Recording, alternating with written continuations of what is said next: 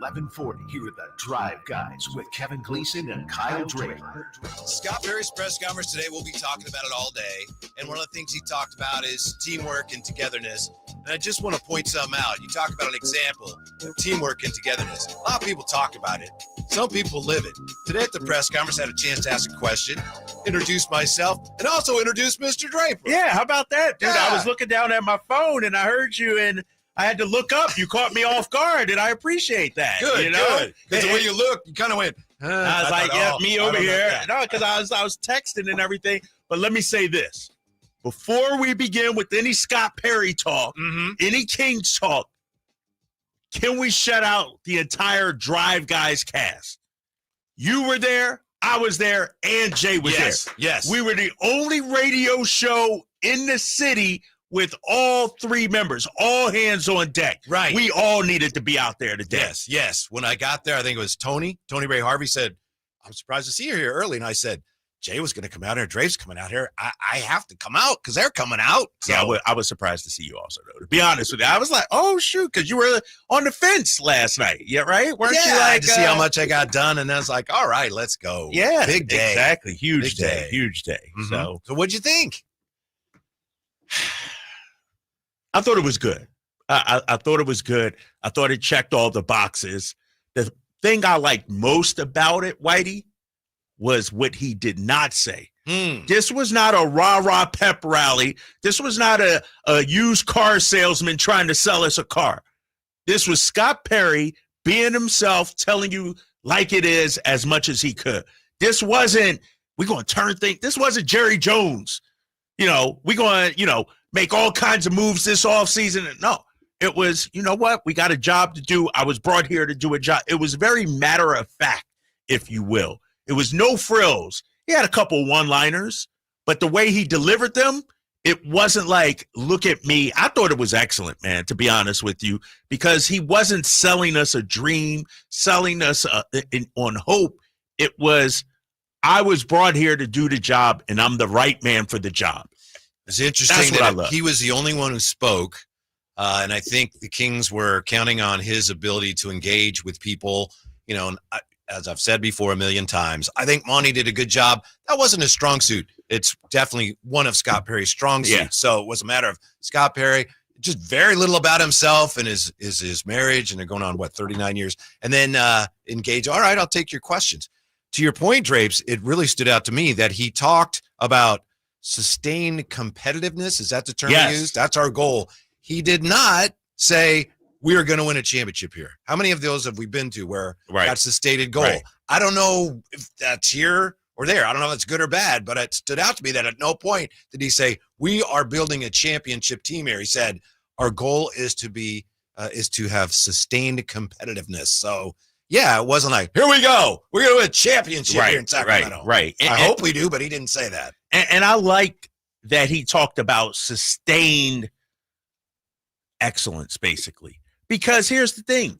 We don't want to flash in the pan. We had that Sacramento in 2023, a beam team year.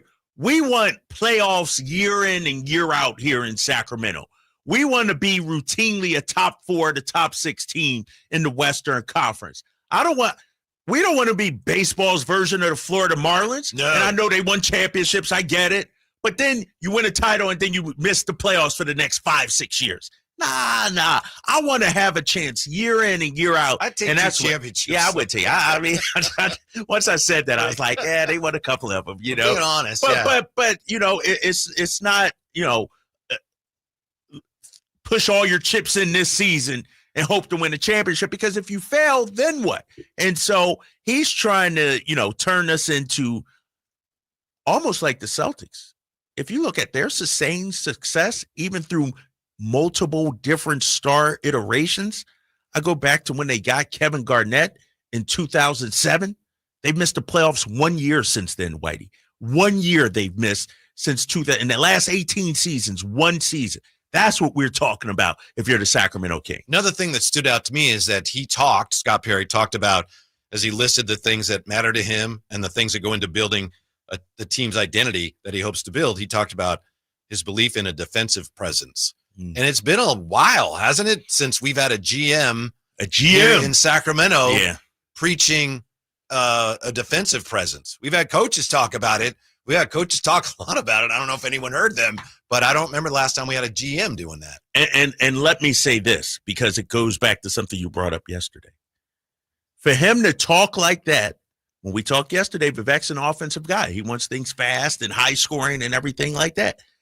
For him to come in talking like that shows me he's comfortable in his beliefs and his way of doing it. And so you look at every NBA team that wins a championship, and Denver may be the outlier. You got to at least be a little bit decent in defense. Yeah. You can't, ain't nobody winning the championship scoring 130, giving up 140. I mean, you got to have, and he talked about size and length on the perimeter, athleticism on the perimeter. That's what you need. Real quick, Whitey, because we got a lot going on. Karina Elder on the YouTube chat. I know you saw that. I know you saw what Karina said. I saw that. Draper is scared of Scott Perry. Didn't even ask a question. Yeah, Jay, adjust the camera, big fella. Get that camera on me real quick, big fella. Karina, as a team employee, that is not my place to ask a question. I was there for informational purposes only. I knew I had Kevin Gleason there. I knew I had Jay there. I knew I had Sacramento media. It was now if Scott Perry comes on this radio show, and Scott, you always got an open invitation to come on the Drive Guys with me and Kevin Gleason here, I'll ask questions. But that was not, dude, there was 100 people in that room. Yeah. In that capacity, Whitey, I was not media. I was a team employee showing up to hear from the new boss. That's why I was there. Yeah. Yeah. And we talked about that yesterday. Yeah. By the way, speaking of team employees, Brendan was there. Chris Watkins was there. Had other people from our station there. Yeah, we were loaded. And Jay, I guess, was going to ask. Well, first of all, I was going to ask him about the Zach LaVine thing. And I was trying to get the mic. And like you said, there's 100 people there. Yeah. So you can ask with the mic. You don't always get it right away. And then Sean Cunningham asked him. So I was like, okay, well, that question's asked. So then I decided to ask him about the autonomy. Autonomy, yes. Autonomy.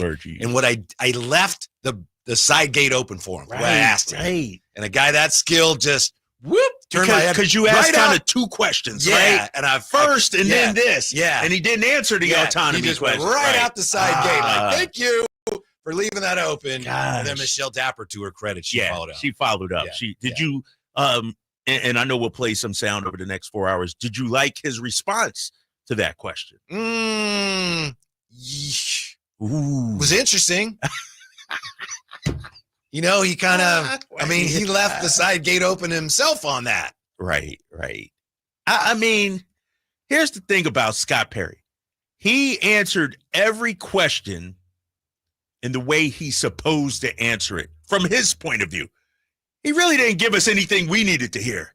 Like, he really didn't tell us yes or no on Doug.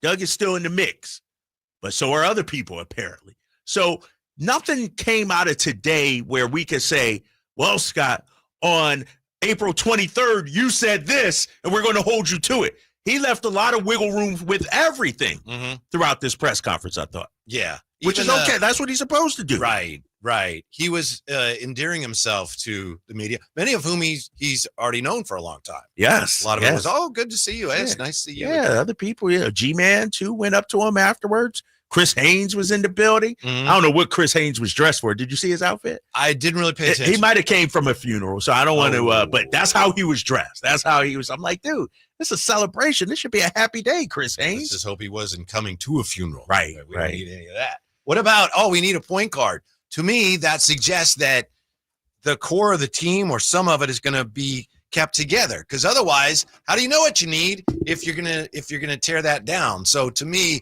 we need a point guard was an indication that I think at least a good portion of the core will be kept intact. Maybe I'm making an assumption. No, and you can make that assumption because I agree with you. It sounds to me like, because he also, when talking about Zach LaVine, said it's my job to put players around Zach to help him become a winner, And so that I heard that, man, it sounds like Zach LaVine's going to be here. Right. So, when he said we need a point guard, the question is, how do you get that point guard, Whitey?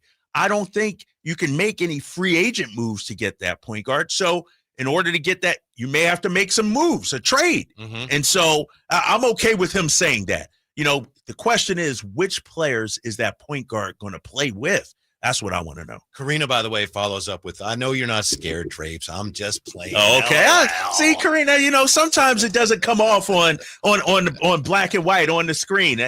Sarcasm doesn't come across as well. That's why you always call, never text. Exactly. Next time, Karina, call in with that comment. Yeah. We'll have some fun with it. 339-1140, 1-800-920-1140. When we come back, how Scott Perry handled a couple of fastballs today. Next, Drive Guys, Sacktown Sports. You never know what you might hear when listening to a Sacramento Kings game. Out of Keegan, going for another triple. Man, is he feeling it. Keegan, can he do it? Yes, there's number 11, Keegan Murray. Keegan steps back. He just knocked down his 12th three-pointer, a Kings franchise record. He's got 45 points. Never miss a moment of Sacramento Kings basketball with Sacktown Sports and the Sacktown Sports app. If you're not looking for a brand new car, at Elk Grove Honda, we've acquired some of the best pre-owned cars we can find. We've kept only the best of our trades, and our buyer has found some of the finest pre-owned Hondas available in Northern California. You can see for yourself at elkgrovehonda.com. Whether you purchase a brand new Honda or a like-new pre-owned Honda, your car buying experience will be the same. We have the right Honda at the right price. You'll find us in the Elk Grove Auto Mall, Highway 99 and Elk Grove Boulevard. I gotta get an Elk Grove Honda. Mike Rowe here with a quick question. Is your concrete sinking? Whether it's your driveway, sidewalk, or patio, those uneven surfaces are not just ugly, they're dangerous. That's where Groundworks comes in. They use state-of-the-art concrete lifting solutions to prevent tripping hazards, and they're the best at what they do. Schedule your free inspection at groundworks.com/row. And while you're there, check out my latest dirty job. It's a good one. Licensed in all states where work is performed. See website for details. If you're 55 and up, T-Mobile has plans built just for you. 2 lines of unlimited for just $30 a line. That's a 45% savings compared to Verizon and AT&T. But don't just take our word for it. It's not just the savings that are great with our T-Mobile plan. There's all this value from all these other things that T-Mobile offers. T-Mobile has been such a savings for us. We love it. Switch today and get 2 free 5G phones like the Motorola Edge with Turbo Power charging that gives you power for the day in just 15 minutes. And customers 55 and up can get 2 lines of talk, text, and data for only $30 a line. Go to T-Mobile.com/55 to learn more. With 24 monthly bill credits and 2 new lines with autopay for well-qualified customers, plus taxes, fees, and $35 per line connection charge. Credits end and balance due if you pay off early or cancel. Contact us, plus $5 per line without autopay. Debit or bank account required. 45% off 2 lines versus AT&T Starter and Verizon Welcome. Plan benefits vary. See details at T-Mobile.com. Motorola Edge requires 68-watt charger. Chargers sold separately. Actual performance will vary based on usage and configuration. Twin Peaks is the best in the game. Here, the Scratch Kitchen delivers lunch in the clutch. I mean, where else can you order a 29-degree draft beer and a quickie combo on your lunch break? Only at Twin Peaks, the #1 sports bar.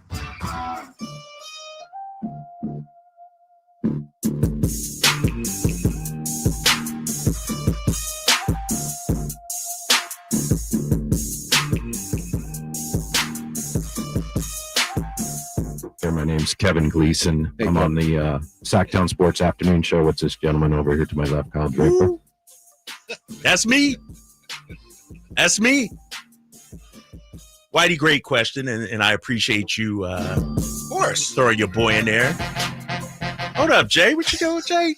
Trying to skip to 5 already. I know. I had a question about this song. Is this slow down Bone Thugs and Harmony right here or something? Is this? Yes, the game. The game remade it. Oh, I didn't know. Yeah. I'll send you the regular cut. Okay, it's called Celebration. Because Bone Thugs coming into town. They are. You saw that? Yeah, coming Ace. Coming Ace of Spades. So I was thinking about checking that out. Friday, if I'm correct. Tomorrow, Tomorrow, Friday? 2 days from now. Yeah, I think so.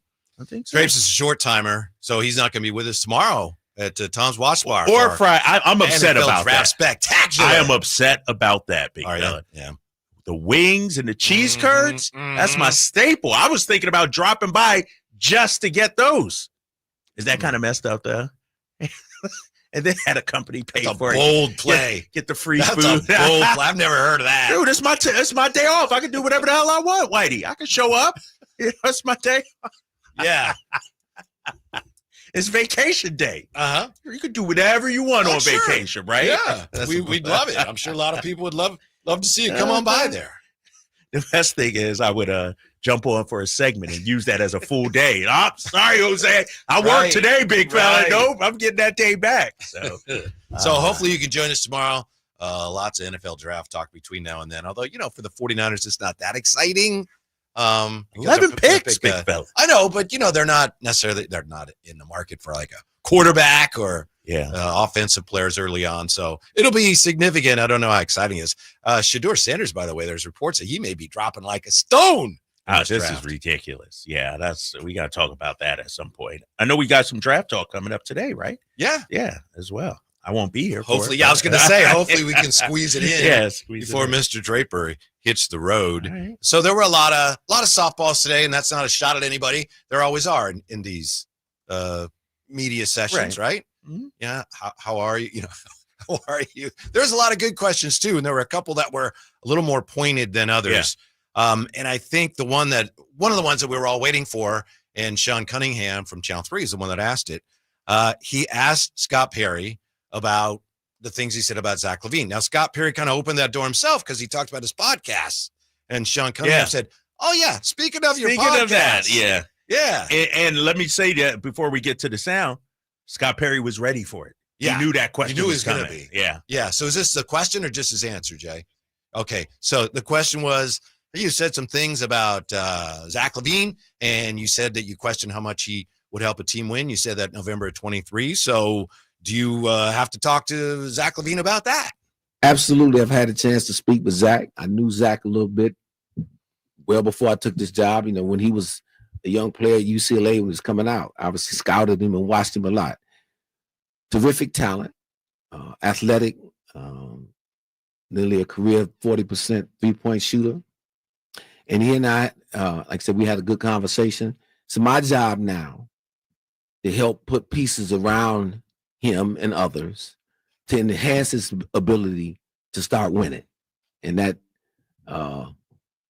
is what you're getting at with the comment that I made, because it was a reflection on him not having won as much. It's nothing personal with me. And the great thing, what I enjoy with my relationship with all players, and that's why so many of them reached out to me, because they know, okay, I might not always agree with him, but he's going to shoot me straight.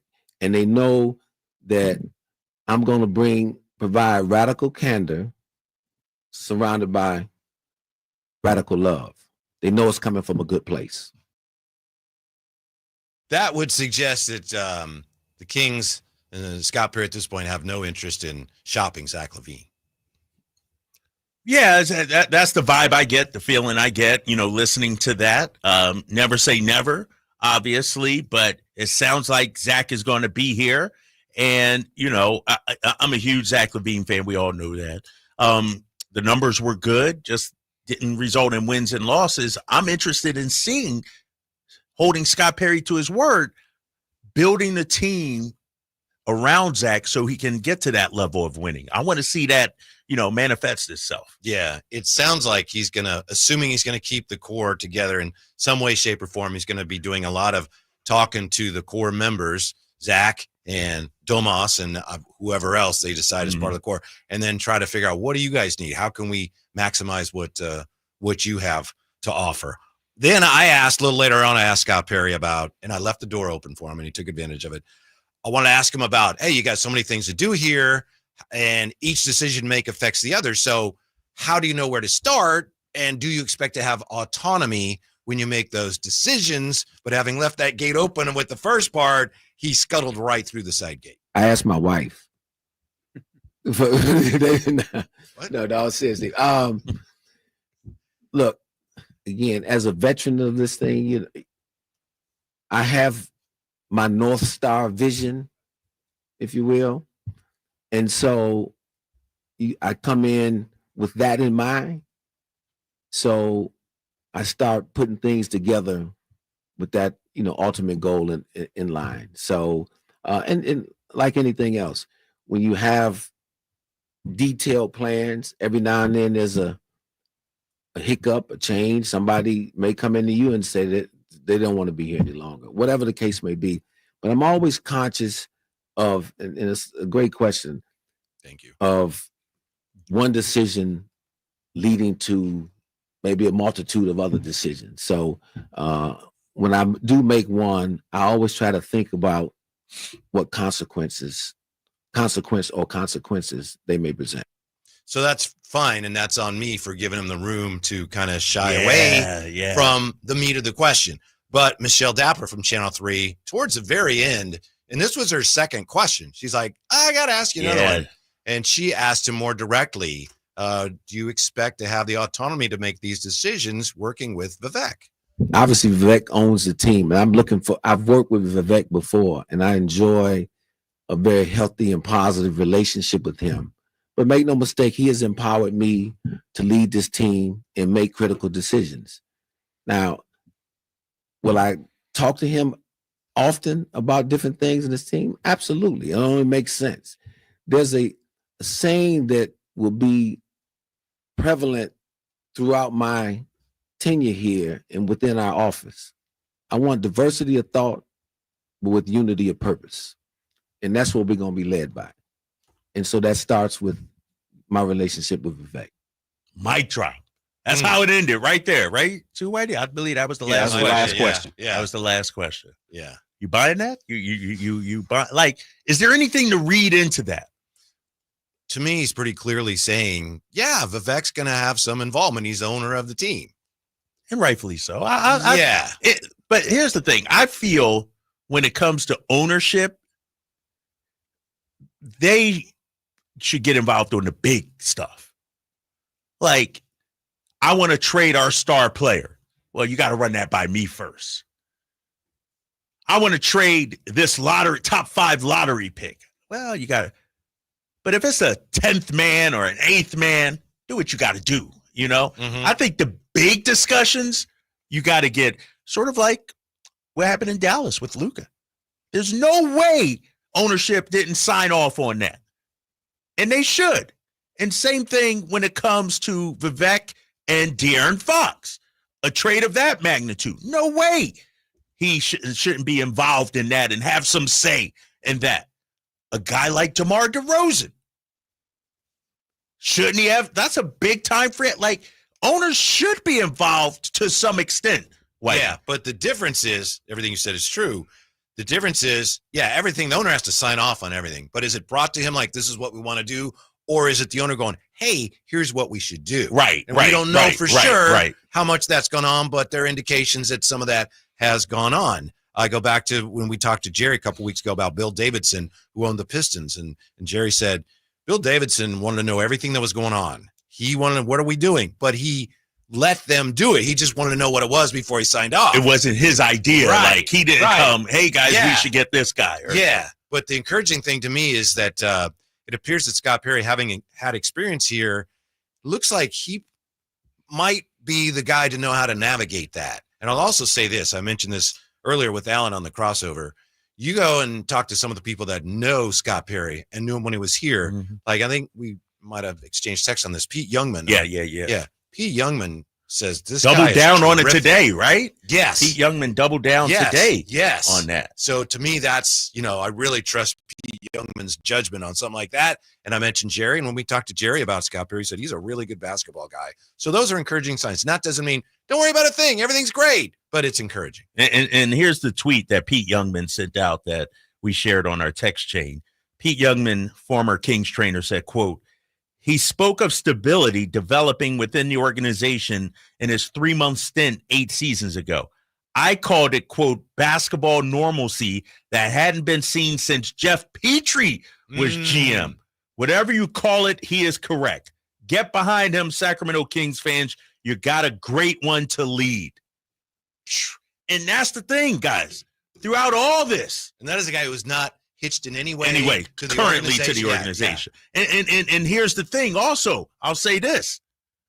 Outside of Peter Vesey, I haven't heard anybody, say, oh, this is a horrible hire or this guy doesn't know. It's been universally like, you're right, that's a good hire for the Kings. So I'm going to listen to everybody else and see what Scott has to deliver now. Yeah. We do have some questions about who's going to be coaching the team next year. And we'll look at that, what Scott Perry did and did not say about that today when we come back to Sacktown Sports with the Drive Guys. It's a myth to think you don't play golf well enough to get fitted for golf clubs. The professionals at the Hagen Oaks Player Performance Studio would argue that playing the game with golf clubs properly fitted to your body and swing characteristics is the best way to improve your game and have more fun on the golf course. With a professional staff of fitters, all the major brands of equipment, and cutting-edge technology featuring TrackMan, the indoor-outdoor Hagen Oaks Player Performance Studio is worth a look. See for yourself, Fulton Avenue at the Cap City Freeway. Schedule your fitting at 916-808-2531, 808-2531. Hey, everybody, Kyle Draper here from Mercedes-Benz of Stockton. Business owners. Hey, listen up, you business owners. Looking for ways to maximize your earnings while keeping costs low? Then you need to go talk to my friends at Mercedes-Benz of Stockton. They offer a full fleet of service vans for all your business needs. Plus, right now, they offer super low rates and great deals on their Sprinter vans and e-Sprinter vans. Mercedes-Benz of Stockton understands the needs of your business in today's market, and they're ready to help you right now. Who wouldn't want to save money? But their vans aren't just for businesses. Because they are fully customizable, you can use them for your everyday needs. They're great for the morning carpool or a night out on the town, and you know summer is right around the corner. Road trip, anyone? They offer the space and comfort you need to make your summer trip epic.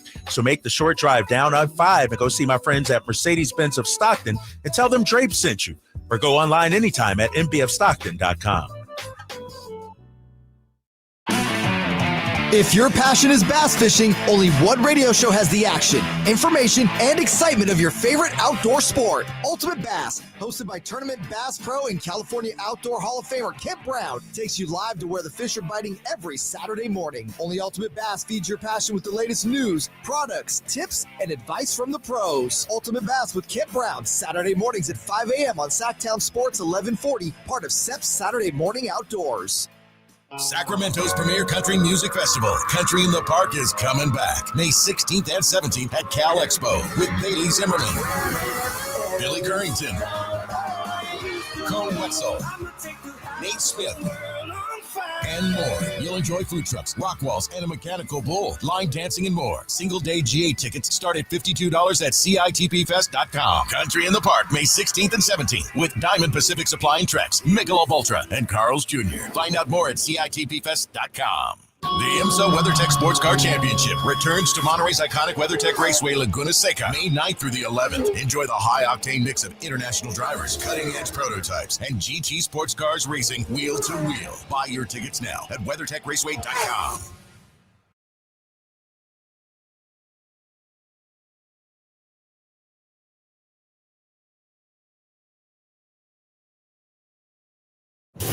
Breaking: the Sacramento Kings and Scott Perry have finalized a deal for him to become the next GM of the Kings. Keep it here for up-to-date breaking Sacramento Kings news. Sacktown Sports 1140. If you're 55 and up, T-Mobile has plans built just for you. 2 lines of unlimited for just $30 a line. That's a 45% savings compared to Verizon and AT&T. But don't just take our word for it. It's not just the savings that are great with our T-Mobile plan. There's all this value from all these other things that T-Mobile offers. T-Mobile has been such a savings for us. We love it. Switch today and get 2 free 5G phones like the Motorola Edge with turbo power charging that gives you power for the day in just 15 minutes. And customers 55 and up can get 2 lines of talk, text, and data for only $30 a line. Go to T-Mobile.com/55 to learn more. With 24 monthly bill credits and 2 new lines with autopay for well-qualified customers, plus taxes, fees, and $35 per line connection charge. Credits end and balance due if you pay off early or cancel. Contact us, plus $5 per line without autopay. Debit or bank account required. 45% off 2 lines versus AT&T Starter and Verizon Welcome. Plan benefits vary. See details at T-Mobile.com. Motorola Edge requires 68-watt charger. Charger sold separately. Actual performance will vary based on usage and configuration.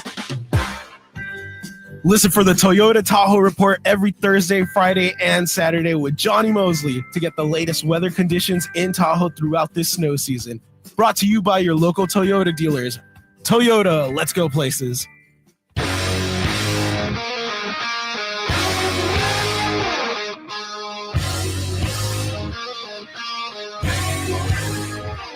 Your afternoon home for Kings Talk and so much more. The Drive Guys on Sacktown Sports. Yeah, and the Kings Talk today is about Scott Perry's introductory press conference. Some comments here in the chateau. Dat Ninja says, I didn't hear Perry say anything about Domas. See ya, Sabonis. Peace and love. Signed, Sacramento fans, LOL. I don't know what's going to happen with Domas, but I'm sure he would have commented on Domas if anyone had asked him. Yeah. And it wasn't outside of the Zach LaVine question. He didn't really talk about any individual players, right? Keegan, and he even took that and said, he kind of took that to the whole thing about everybody's got to look in the mirror. Right. So I'm not reading it. He didn't bring up DeMar, Malik. Like, I'm not reading into that at all. Mm-hmm. We also have this from Jeff M. Probably not a horrible hire, but let's be real. There's a reason he was unemployed, LOL. If he was really good, another team would have hired him by now. This is the best the Kings can get. To me, Jeff, I think because of the way everything went down with Monty, maybe there were not going to be a lot of GMs that wanted to come here. And Scott Perry, given his experience here before, sounds like they've been talking to him for a while. So I think that kind of cuts both ways. I'm not sure how many GMs would have wanted to come here. And Scott Perry was more familiar with the environment. And I will also say, Whitey, I believe the NBA is shifting or has shifted in recent years, where you're not seeing as many longtime basketball guys hired. You're seeing some of the younger definitely analytics guys being hired, but this offseason, we've seen Joe Dumars and now Scott Perry. So maybe there's now a turn back to, you know what, let's get some good basketball minds back in the building also. I was thinking of something you said yesterday, because first of all, I get there and Tony Harvey's pointing at the podium and he's going, does that answer your question? And I didn't know what he was meant. I was like, I'm sorry. He goes, you guys were talking about how many people are going to be here. He said, there's one microphone there. Oh, one mic. Right. Yep. And also you mentioned Joe Dumars in his introductory press conference. I think that was also today. And there were two players there.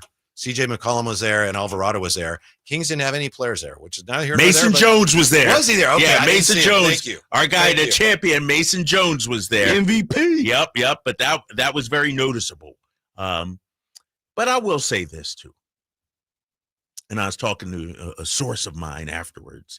I actually went back to the arena because they're having a nice sale going on in the team store right now. Oh man, when you was going to announce this? Dude, I was at home and I got the email and everything. No Kings email. Dude, I'm on the Kings email list. What's the percentages?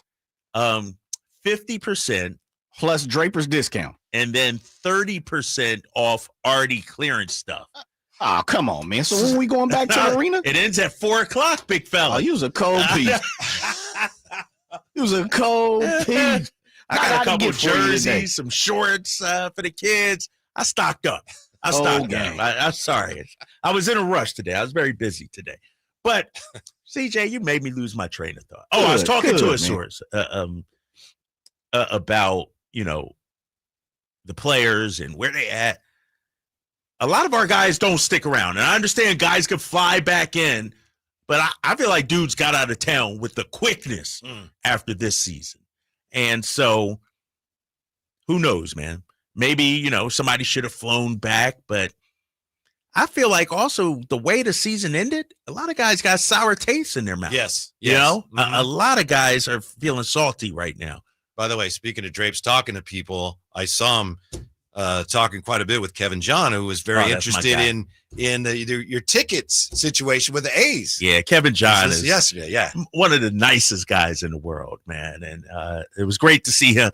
He asked this question, and it took him about a minute or two to get it out. But Kevin John's a friend of show too, Whitey. We had him on before too. So shout out to Kevin John. Yeah, he says he listens. No, he does. I listen to learn things, and I said, you must not listen long. He said, no, it's entertaining too. So thank you to Kevin John. So one of the questions here is, let's see, we were talking about the coaching situation. And Scott Perry was neither here nor there on Doug Christie's future. And it was one of, if not the first question he was asked about. Here's Scott Perry. Well, you're looking at a guy who's a veteran of so many coaching searches, I can't even count them right now. But what I can tell you is I've spent time with Doug Christie already. I first met Doug Christie when he was a player at Toronto. So I admired him as a player, his career.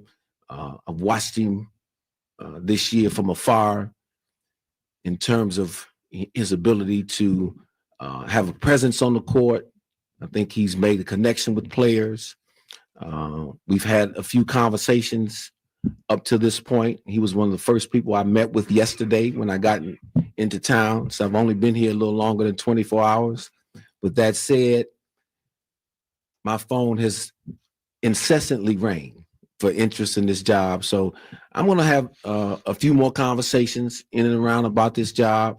And hopefully I can come to some sort of resolution within the next week or so in terms of having a decision or announcement to inform everybody. No matter how you feel about Doug Christie and whether he should be the coach or not, you have to get this resolved quickly, one way or the other. Yeah. That's your first move, right? Mm-hmm. Is figuring out the coach. And I think over the next, he mentioned it, a week or two, we'll have an answer. What's today? Wednesday? I wouldn't be surprised by end of week next week, we have our answer regarding Doug. I'll say this, though, Whitey. I know there are several players that want Doug back as coach, including Zach LaVine. I heard Zach LaVine went to ownership, management, whatever, and said, I want Doug to be our coach next year. So that's what my sources are telling me. Tweet that. Nah, exactly. If I don't tweet it, it's not, I haven't, it's not out real. there, right? It ain't real. But, and so.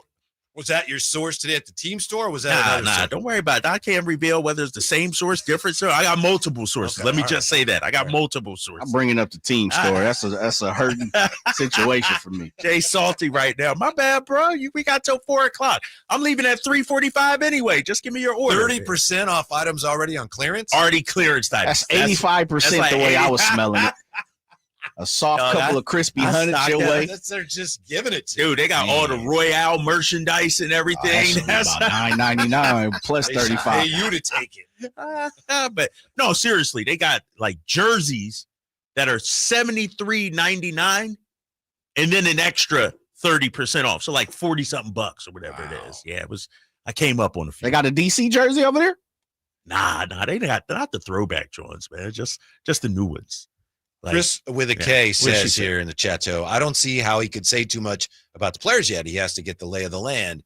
Yeah, but you know that he's been talking to the Kings for a while, and I would hope that as soon as he became aware that he was probably going to take the job, he's probably been studying a lot. Oh, yeah. He doesn't want to talk about it, but, yeah. I got to get to know the players. I'm sure he already has some very solid opinions on just about the whole roster. And he said, if I'm correct, he's been following them, recently, and so we know he's been talking to somebody, Bob's Big Boy 99, hiring a new GM before firing a GM who's trying to get his team into the playoff is low class. Not really. It happens all the freaking time. All the time. Like, you don't fire someone, all right, now let me begin my search. No. You already know, you know what, this isn't working. Who can I target? And they targeted Scott Perry. So I disagree with you, Bob's Big Boy 99. Not to put you on the spot. Put me on the spot. I mean, I feel I'm in the spot as far as putting mood right now. As far as the coaching situation goes, do you feel that it's any less likely Doug Christie will be the coach than you did before the media conference today? I felt.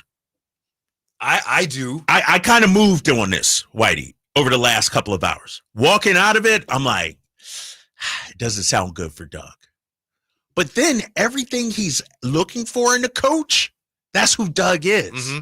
And so he didn't come out, like, I do believe Doug's still in the running, right? He didn't come out and say, right. Doug is still a possible candidate. Right. And so I think, and I was talking to the source at the team store. Ooh. This is the source from the team store.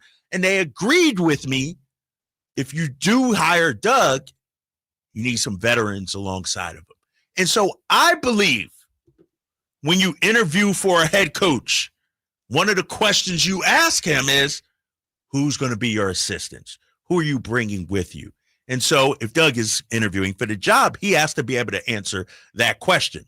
I think it's going to have to be some veterans alongside of him. I'd say, honestly, Whitey, prior to this press conference, I was probably 65. Yes, Doug's coming back. I'm probably at 45 right now. It's changed. You know that if is any kind of coaching search going on, that within the next week, we're going to hear some names. You know, because you know the way this operates. Shams or somebody's going to hear, be like, so-and-so's talking to the Kings. Doesn't mean they'll be hired, but you know that we will hear that. If we don't hear that, then I think this is kind of a dog and pony show, and they've already decided Doug's going to be the coach. But we'll find out. Well, that's what somebody is saying on the YouTube chat here.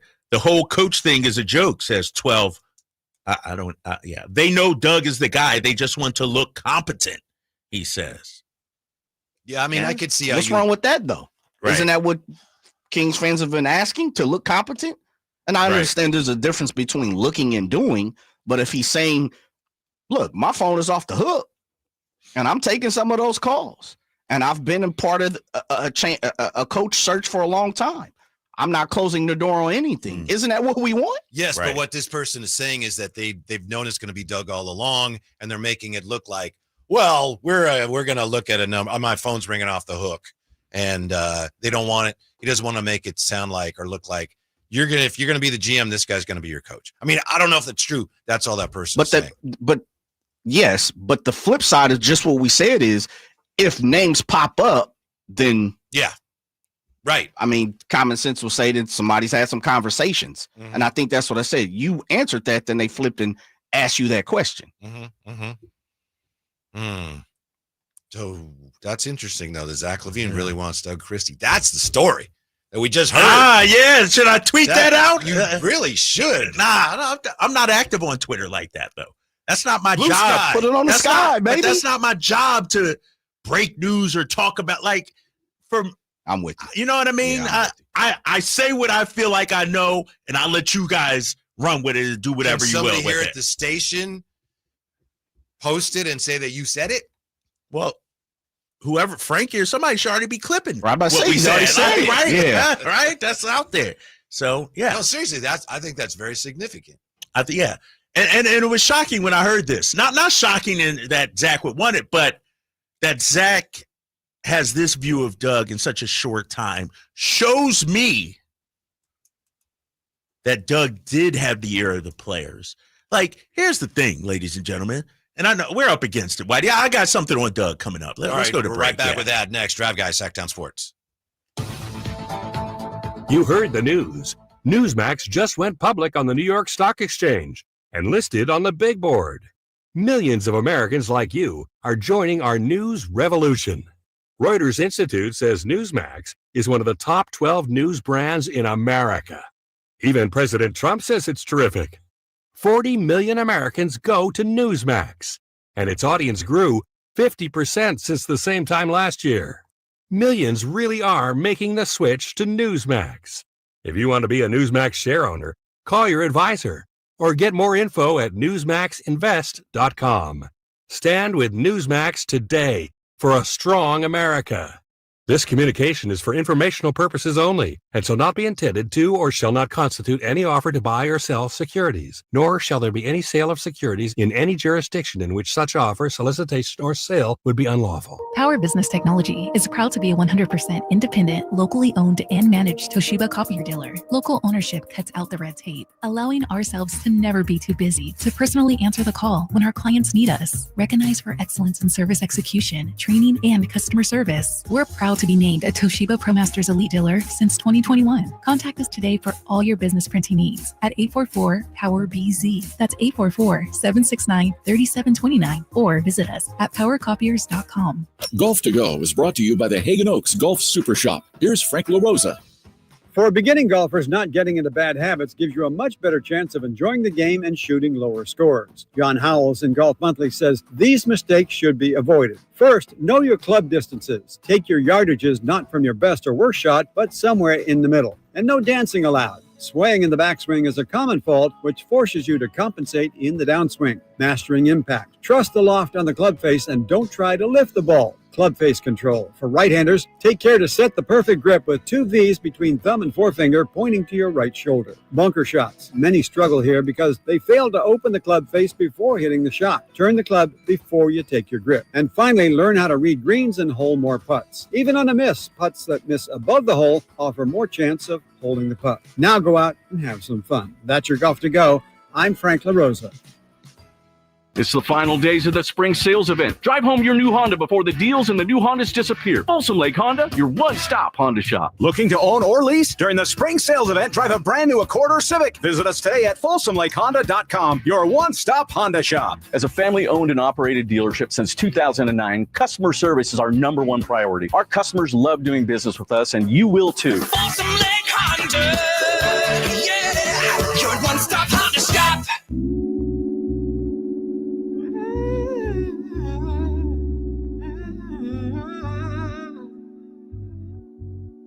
The only station in Sacramento giving you local sports coverage from 6 a.m. to 6 p.m. Monday through Friday. Sacktown Sports. Kyle Draper has something to share about Doug Christie. I just want to say, Kyle Ledbetter came in here a minute ago. We were talking about pickup basketball. And you know, the sport that everyone's playing now. We were in San Francisco over the weekend on Easter. We're driving down 19th Avenue, and there's this park there where there's tennis courts, and they used to be just empty. And it was teeming with people playing pickleball. Dude, I think people are waiting to play. It's unbelievable. Dude, that's the thing right now, big fella. I got to get back out there. I haven't been out since the weather turned good. But, yeah, that's it, man. You know who's playing pickleball now? I saw it today on TV. Andre Agassi. If it's good enough for him, it should be good enough for me and everybody else. Greatest pickleball player ever. Oh, I think Steffi Graf is playing too. You know, and so why not? The thing about pickleball, I would think, I've never played. You probably have to play about 40 games to get a workout because you don't move. It's like you're sorting mail. You just kind of Nah. See, that's from a guy that's never played pickleball, right there. You just stand there and no, you don't, bro. Hit it back. You got it. It's quick. It's so quick. It's like quick movements. Like, like you got to do it like that. That was pretty good. You're like, no, that's how I do. Come on, man. I sweat when I play pickleball. We got to get that drop. Quick movements like, I need to get out there. I told you I got the home pickleball court. I bought the net and the paddle and everything, and we set it up on the street. And me and the kids play sometimes. Yeah. How did you do the lines? No, we just talk or something. No, we didn't actually do that. It's just for practice. Oh, okay. Yeah. All right. And we like line it up with the tree, so the tree is out, and the car over there is out, and you get pretty competitive when you play pickleball. Oh yeah, I'm competitive with everything. Yeah. Yeah. But anyway, you were going to tell us something about Doug Christie. Yeah, because here's the thing. First of all, if you missed it earlier, I said, according to people I've talked to, Zach LaVine told the organization he's on board with Doug coming back as coach. He wants Doug back as coach. That's what I was told. And so everybody's saying Doug doesn't deserve the job or he doesn't know X's and O's. I don't know if we can really accurately judge Doug's X's and O's on what we saw this past season. What I'm judging Doug on is, do the players respect him? Do they respond to him? Do they play hard for him? And for the most part, they did. I'd say about 90% of the time, they did. Now, to me, you know what Doug is like? I'm going to put it in simpler terms for the people listening at work and at home and driving in their car can understand. Thank you. We appreciate it. I'll put it on the bottom shelf. Thanks. I won't leave it on the top shelf. It's going to put it on the bottom shelf. Thank you. Doug Christie is like a brilliant scorer on the basketball court, but doesn't have any other scorers along with him. And so defenses can key on him. Well, if you put other people around him, other scorers around him, a point guard around him, then Doug's job becomes easier and you'll get the best of Doug. He'll become a 50, 40, 90 guy. And that's what I think about Doug as a head coach. We know he's a motivator. We know he's a competitor. Now you bring the X's and O's guys around him. I look at a guy like Ty Lue. Shout out to Ty Lue, one of the game's best coaches. He's got pretty good staff. He got pretty good, damn good staff. Yeah. And it's not no shade on our staff. Just look at the varying degrees of staffs in terms of NBA experience. Jay Triano, we know he has lengthy experience. Shout out to him. But I'm looking at Ty Lue's staff, Van Gundy. I'm looking at J.J. Redick's staff, multiple head coaches. And so where's the support the foundation around Doug to help him out. He really didn't have that this year. He lost one of his lead assistants in Luke Laux. Which is really rare for that to happen. Right. It really is. Middle of the season. Yeah. Exactly. And so as an organization, if you're Vivek and if you're Scott Perry, you need to look at not the job Doug did the last 50-something games, but what can he become in the right environment, in the right support, in the right system. Doug is not a finished product right now, ladies and gentlemen, but neither was J.J. Redick. Neither was Ty Lue when he took over mid-season for David Blatt. Like, Doug, to me, could have great potential. And as an organization, can you recognize that? Scott Perry, do you see the same in Doug? That's not what his one-loss record was last year. What was Luke Walton's record when he took over for Steve Kerr, Whitey? 36-2 or something. Right, exactly, exactly. How'd that work out for you, Kings fans? And so don't base it on wins and losses. Base it on when you look at this person, can he become a great coach? Joe Mazzulla ain't had no damn coaching experience. He ain't coached. He wasn't no head coach anywhere when he took over for Ime Udoka. And look what happened. Come on now. Don't tell me X's and O's and all this. These are yahoos that are watching the game and not really knowing what's going behind the scenes. Of course you're not going to succeed when the foundation around you is weak and crumbling. The fact that Doug kept the airplane in the air, that thing should have crashed down in mid-January, and it didn't. That has to stand for something from an organizational standpoint. Might have hit a couple of high buildings. Right. Clink, clink, clink, but yeah, it stayed afloat. So when are they going to get a staff around? I'm assuming it's him. Right. And who is going to be the coach? They got to figure this out. Week and a half. What did Scott Perry say? Week and a half? 2 weeks? 2 weeks. I will say some assistant coaches were in the building. In the press conference, Jay, Whitey, you guys saw. Jawad Williams was there. My man Chuck Allen, Jimmy Alapag. So there were a few. He's not a coach. Alvin Gentry was there. Alvin Gentry sitting up front right there. Exactly. So there was tons of support out there. I thought it was interesting, too, as we talk about this. Some of the assistant GMs were there. Phil Jabor, Paul Johnson. You know, what's their future going to be like? And so I think a lot is left to be decided, but I don't think Doug not getting the job or getting the job should be based on his X's and O's from last season. Like, I don't think that's a huge factor if I'm deciding that. That's a great point you raised, because a lot of times as fans, we look at a manager or a coach and we look at him, he's great or he's terrible. Right. And typically, no matter who it is, at some point, fans are saying he's terrible, Right. no matter who Right. it is. Right. But coaches and managers improve as well. That's what I'm I saying. remember Tony La Russa when he was with the A's and they won one World Series in 3 years, and they probably should have won more than that. And then when he took the Cardinals in the World Series years later, they were better, and he admitted, he's like, I learned from that. About Andy Reid, Bochy, yes. Andy Reid in football. Yes. You know, Yes. I mean, there's a number of cases where, you know, that's the question. Does the organization want to invest in Doug as a coach? That's what it comes down to me. Yeah. And as far as Scott Perry's concerned, it depends on who else he's thinking of, what other irons he may have in the fire. And, you know, he was very non-committal on Doug. Yeah. Very. Yeah. I mean, he was skillfully non-committal, Yes. so that we're going, I don't know what you think here, which obviously was the idea. Right. And you know, hopefully Doug gets a fair shot at it, but it's hard. You know how it is. A new guy comes in, Scott Perry, who has built relationships over the years, he probably has relationships with tons of coaches out there. He's probably had guys in the back of his mind, if I ever get a GM job again, I have to think about this. Yeah, exactly. And the market is tough right now. I'm not saying this guy will come back, but you got some really good coaches out there without a job right now. Who you think's calling his phone? He said it twice today.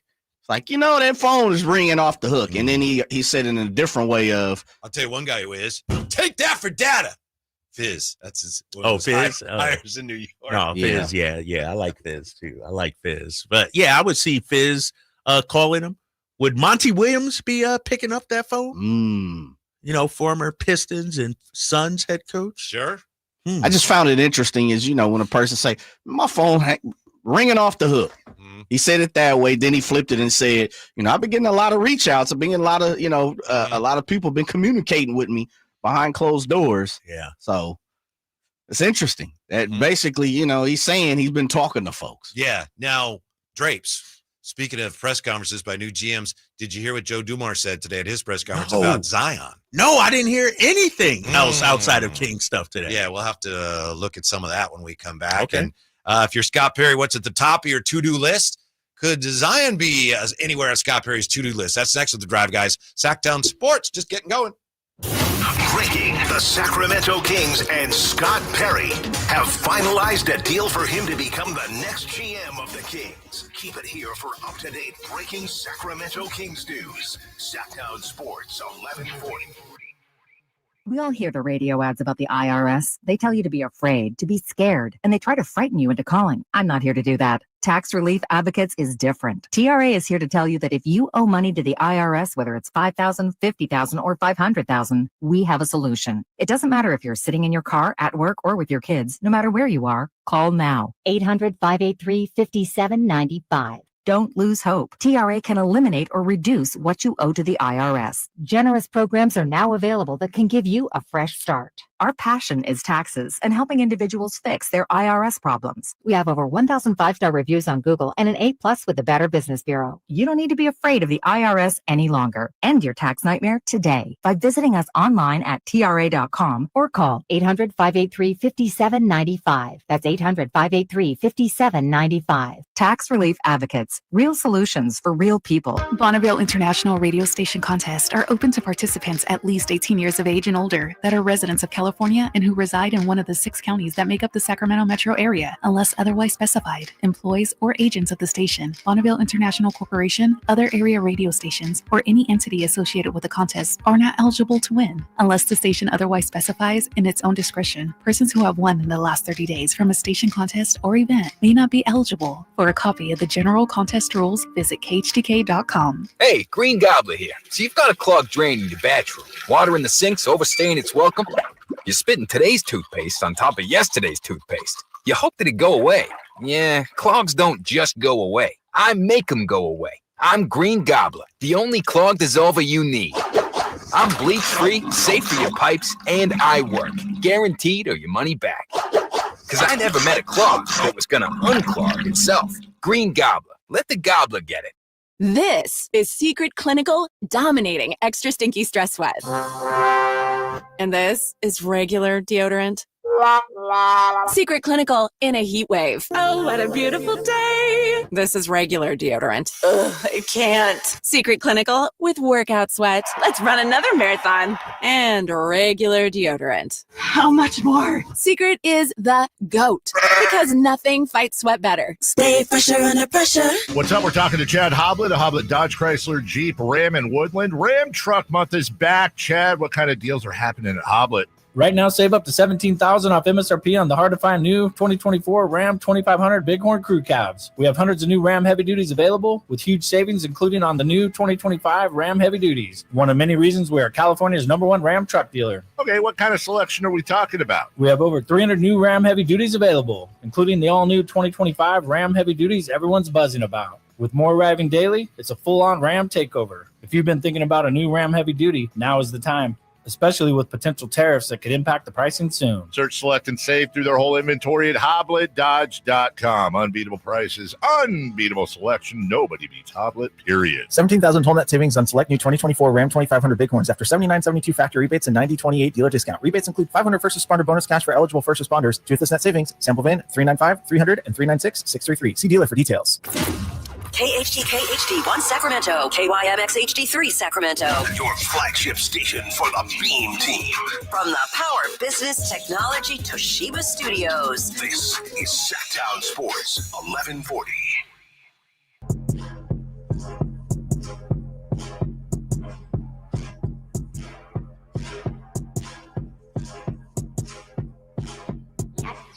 Live and local, it's the Drive Guys.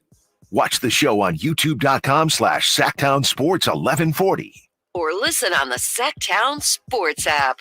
Yeah, Scott Perry met with the Sacramento media today, and Joe Dumars also having to meet with the New Orleans Pelicans media, which I mention only because, some of us are hoping that some way, somehow, one way or another, that maybe the Kings and Pelicans are having dialogue this offseason about Zion Williamson. We have no reason to believe that they will, but it would be nice to see the Kings swing for the fences. I'll just say this about Zion today and Joe Dumars.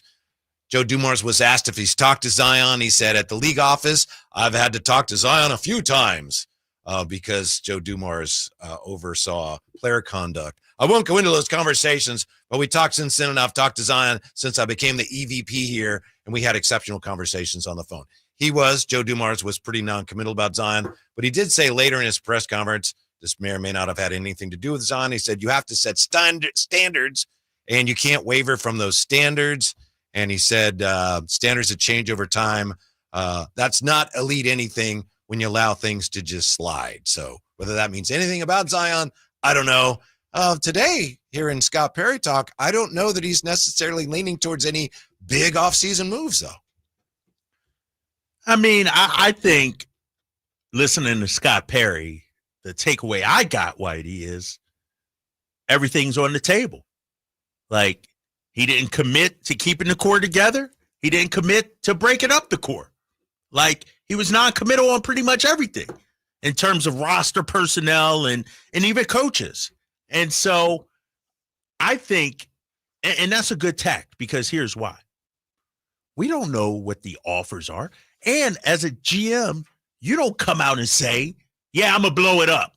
Mm-hmm. Or, yeah, these pieces aren't working well together. So, like, of course not. Right. You don't come out and say that. And so I do believe he'll make some moves. You know how it is, man. New person takes over. They want to put their stamp on it. Yeah, but I got the impression that the moves that he's thinking of, at least now, are, like we said, we need a point guard. Well, point guard, among other things, organizes you, and that speaks to someone complementing what you already have, perhaps. So how do they get that point guard, though? They don't have many options to get that point unless you're talking about a mid-level vet minimum kind of point guard. Mm-hmm. So he didn't just say a point guard. He talked about length and athleticism. Let's hear it, Jay. You got it for me. What you got? I'm just learning this roster again. I've watched them from afar. There's some talent here. There's an obvious need. I think everybody in this room probably would agree to it, that there's not a true point guard on the roster. Also, as I assess it from afar, I think we need to add more length and athleticism to this group to enhance some of the talent that's here. So that's from that standpoint, that's kind of what I'm looking at doing right now. And the second part of your question was the identity. Any successful or pro sports organization, or any company for that matter, has to have an identity. And that's one thing that I don't see here yet, but that's what I'm all about, is establishing an identity. What does it mean to be a Sacramento Kings player? To play here, we're going to require toughness. We want a defensive orientation. We got to play extremely hard, and we got to play together on the offensive end. Share the game is what I like to say. We got to be professional. We got to be disciplined, and we got to have accountability. And so if you fit that profile, you'll see guys wearing that Kings jersey. If not, then we'll figure out how to get guys in here that do. And a line that you may hear me say, and you may have heard this before, I'm looking for volunteers to that, not hostages. Scott Perry. So there you go. Isn't that similar to the type of identity that Coach Christie and Coach Brown before him were trying to develop with this team? Right. 100%. 100%. And that's why, I think Doug has, a shot at this job. I don't know, is it 70%, 50-50? He has a shot. And I like the fact that it seems like whoever he hires, they will be on the same page when it comes to identity, who they want to be. We talked about it yesterday. And so that's something that it seemed like it was clear. And how many times did you say it? Seems like Monty, doubled down on offense, when Mike Brown, we all know, is a defensive-minded coach. Mm-hmm. And so now it seems like whoever Scott brings in, whether it's Doug or somebody else, at least we hope and know that they'll be on the same page, same philosophy on how to win games. Mm-hmm. He also talked at one point in the press conference about his time with the Pistons, and he wasn't there with the bad boy Pistons. We're talking the 04 champion Pistons, but he talked about, and we've talked about that team because that team was a championship team that was devoid of the superstars that we always say, you've got to have those guys to be a champion. And they broke that mold, but it was a very tough team, a defensive minded team. And this team is, to my eye, they're a long ways from that. That the biggest gap to me between what Scott Perry says this team needs to be and what this team is the defensive orientation. Right. And as an organization, they have not emphasized that. That's where I think is the biggest room for improvement based on what he says he wants. Yeah, and the fact that he said, if you fit that profile, you'll be here. If you don't, we want to, find somebody that does. Yeah. And so that's why I think everything's on the table. I don't think it's just small tweaks he's looking to make. While there is some talent, I think he's going to identify one or two of our better players as cornerstones and start building around that. Like that's how I see this playing out. I don't think it'll be a total teardown, and I don't think it'll be let's run it back. I think it's going to be somewhere in between. Here's a couple of suggestions for that point guard from Sacktown: Trae Young and Ty Jerome. Jerome's my guy. Yeah, and Trae Young doesn't fit the defensive hard nose. With Scott Did you see Perry the clip of him in the play-in game? Yeah. And I'm not going to. If you look at every single player, you could pick one clip where they fall asleep. So I'm not going to harp on Trae. But in terms of what Scott Perry's looking for and what he said today, Trae Young doesn't fit that bill. He's talking about size and athleticism and toughness and defense. Trae Young's undersized, small, doesn't play defense. He's the opposite of that. But Ty Jerome, but here's the problem. Ty Jerome's going to be a free agent. How do you pay Ty Jerome, Whitey? Yeah. How do you pay him? That's where the issue that the Kings have right now. And he's also, and I'm a big fan, he's not a great defender either. Right. He's got some size. He's not a He's great a good defender. 6 man to me. I feel. Is he a Played floor this year general? like he might be more than that. Yeah, but he's looking good in that 6 man role. Like I could argue Malik last year, when he came in second, look like he's more than a starter. He's probably a good 6 man, and that's what I view Ty Jerome as. Yeah, I don't even know what Malik is right now. You go back to a year ago, he was, I say a year ago because they just announced the 6th man of the year, Peyton Pritchard. And, Malik was last year. We were all so disappointed. He should have been the 6th man of the year. And now I'm just not sure what he is. Last year, he's a great 6 man. This year, he's a starter. He's a point guard. Oh, I guess he's not a point guard. Right. They don't have a point guard. So I'm not saying it's him, it's me, but I'm not sure what he is and how he fits into all this. Yeah. And that's a good question. I mean, to me, what I look at Keon and Malik as our backup backcourt. Like those are the 2 guys, you got fire and ice, if you will. You got one who is an elite defender, one who's a big time scorer. Like that's a good bullpen to have, coming off the bench. But who's your starting lead guard? That's the big question for the Kings this offseason. One of the things that occurred to me as we heard Scott Perry run down the qualities that he wants from his players, right now, I don't think DeMar DeRozan fits that. He's a fine player, but when I think of the things that Scott Perry said and I think of DeMar DeRozan, to me, those are 2 different things. Is it perhaps possible that DeMar DeRozan can be used to help bring in a point guard, if not the point guard that you're looking for? Yeah, I think so. I think, and that's why I said everything to me is on the table. When I listen to Scott Perry, I heard it, and you heard a point guard, and I heard we need a point guard. And knowing when I look at the cap situation, the lack of draft picks, the contracts and everything, no caps, like, how do you get that then? you got to do it by way of trade. And so if he's committing to Zach LaVine, and he didn't necessarily say that, but he, talked about building around him. It sure seemed like it. Yeah, it seemed like it. And so I got to imagine you got to make some sort of moves to bring in that size and length and athleticism and that point guard. Mm-hmm. And there's only so many assets you have on this roster. Mm-hmm. Yeah. So it sounds like running the offense through Domas we're just making a lot of assumptions here. Yeah. But that doesn't appear to be the plan going forward based on the little bit of the snippet of evidence we got today.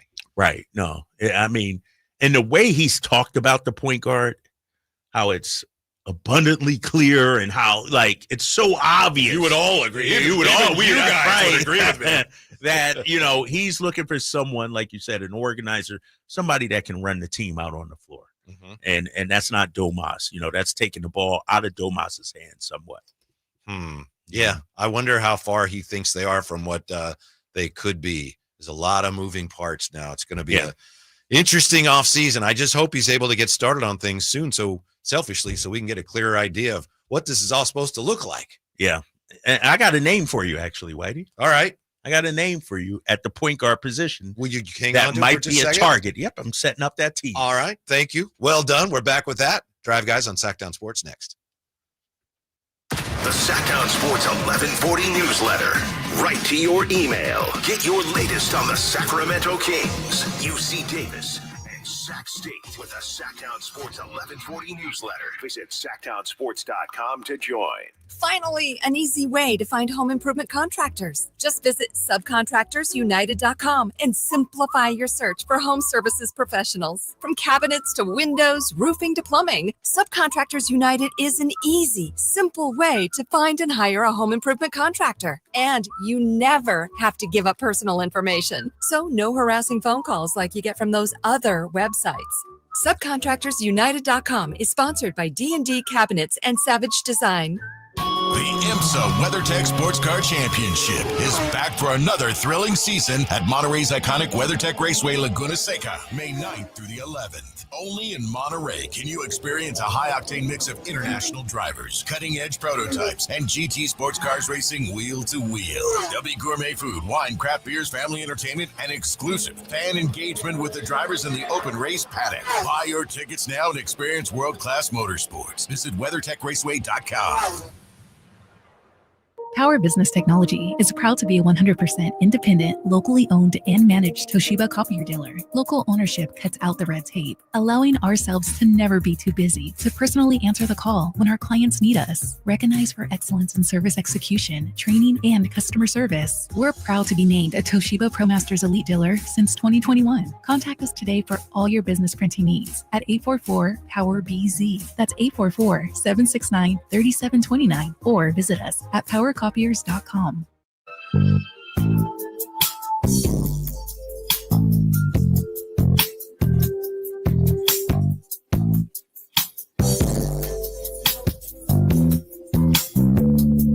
The only station in Sacramento giving you local sports coverage from 6 a.m. to 6 p.m. Monday through Friday. Sacktown Sports. Before we get to your idea on a point guard, Drapes, do you want to hear some of the suggestions here? Yeah, sure. Chat's Let's see what everybody's talking about. Cole G says Lonzo Ball intriguing, but man, he has a bad injury history. That Ninja says Van Vliet, sign him. Nah. Van Vliet owed so much money. Right? He still got money left on his contract. If I'm building right? something, I need somebody to come out, lay the bricks.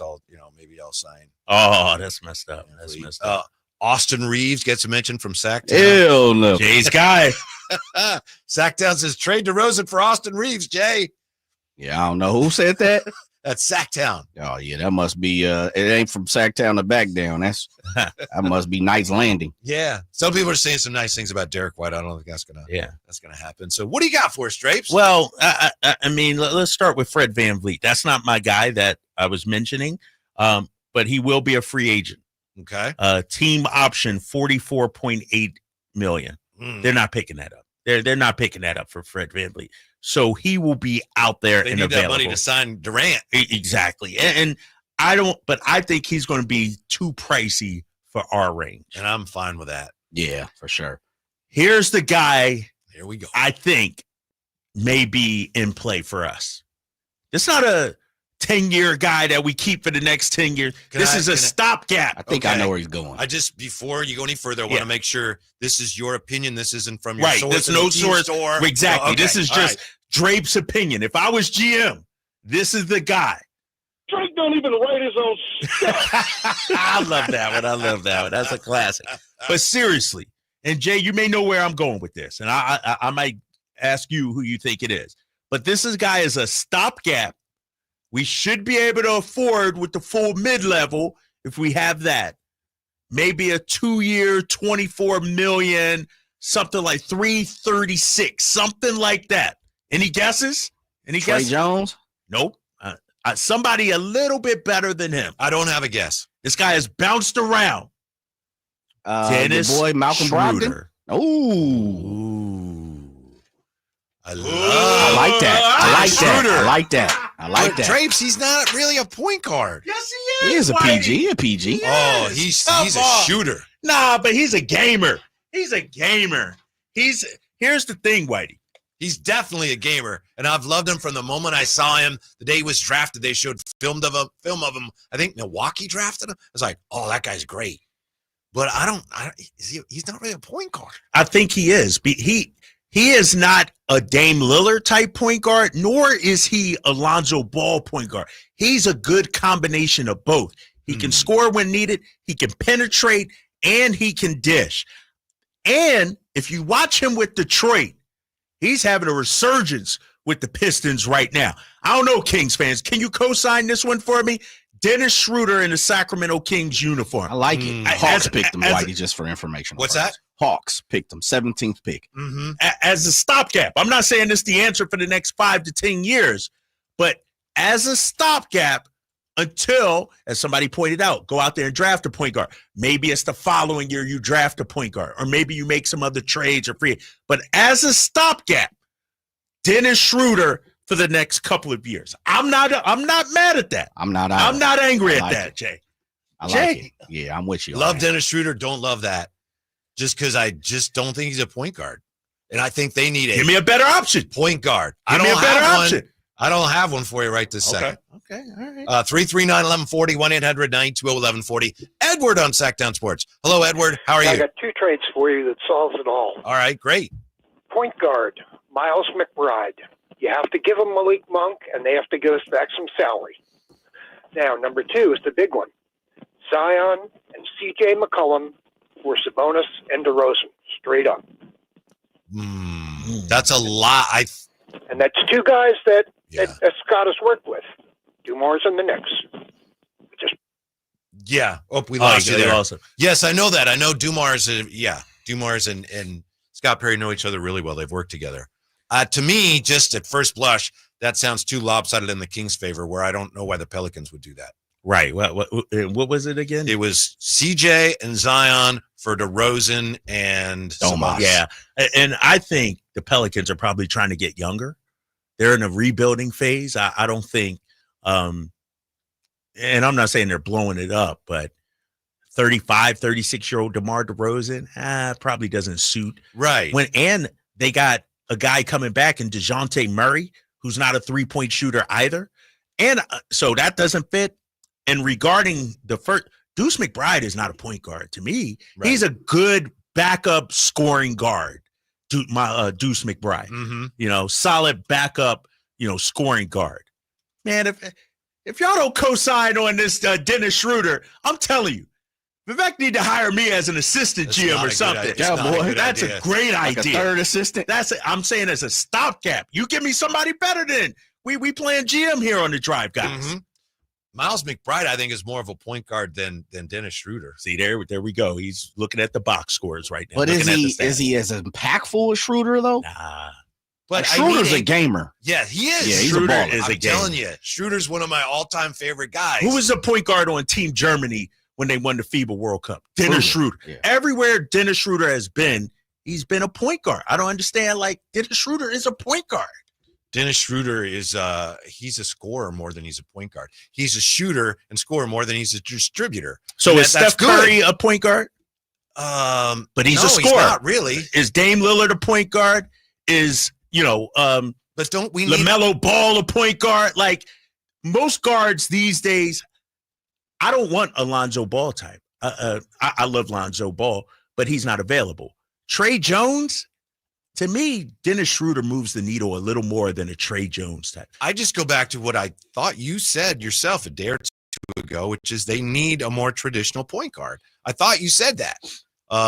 Maybe I misunderstood you, but I love Schroeder, but he's not that. All right, I'm going to let the people speak. 916-339-1140. Are you guys interested at all in Dennis Schroeder as a stopgap? And if you aren't, give me some other names. Tell me somebody else. The good thing about this is it's not just us going, they should get a point guard. You have the new GM of the team saying, we need a point guard. Right, and we have to get a point guard that we can, A, afford financially or B, trade for. So give me something. Yeah, I'm asking the people. I'm thinking a guy that's going to be cheap and as a stopgap, not the answer. I'm talking a year or two can help us. Like Dennis Schroeder, to me, can run the pick and roll. That's what we need. We need a pick and roll distributor, a guy that can run that and defenses respect as a scorer. That's where Dennis Schroeder is.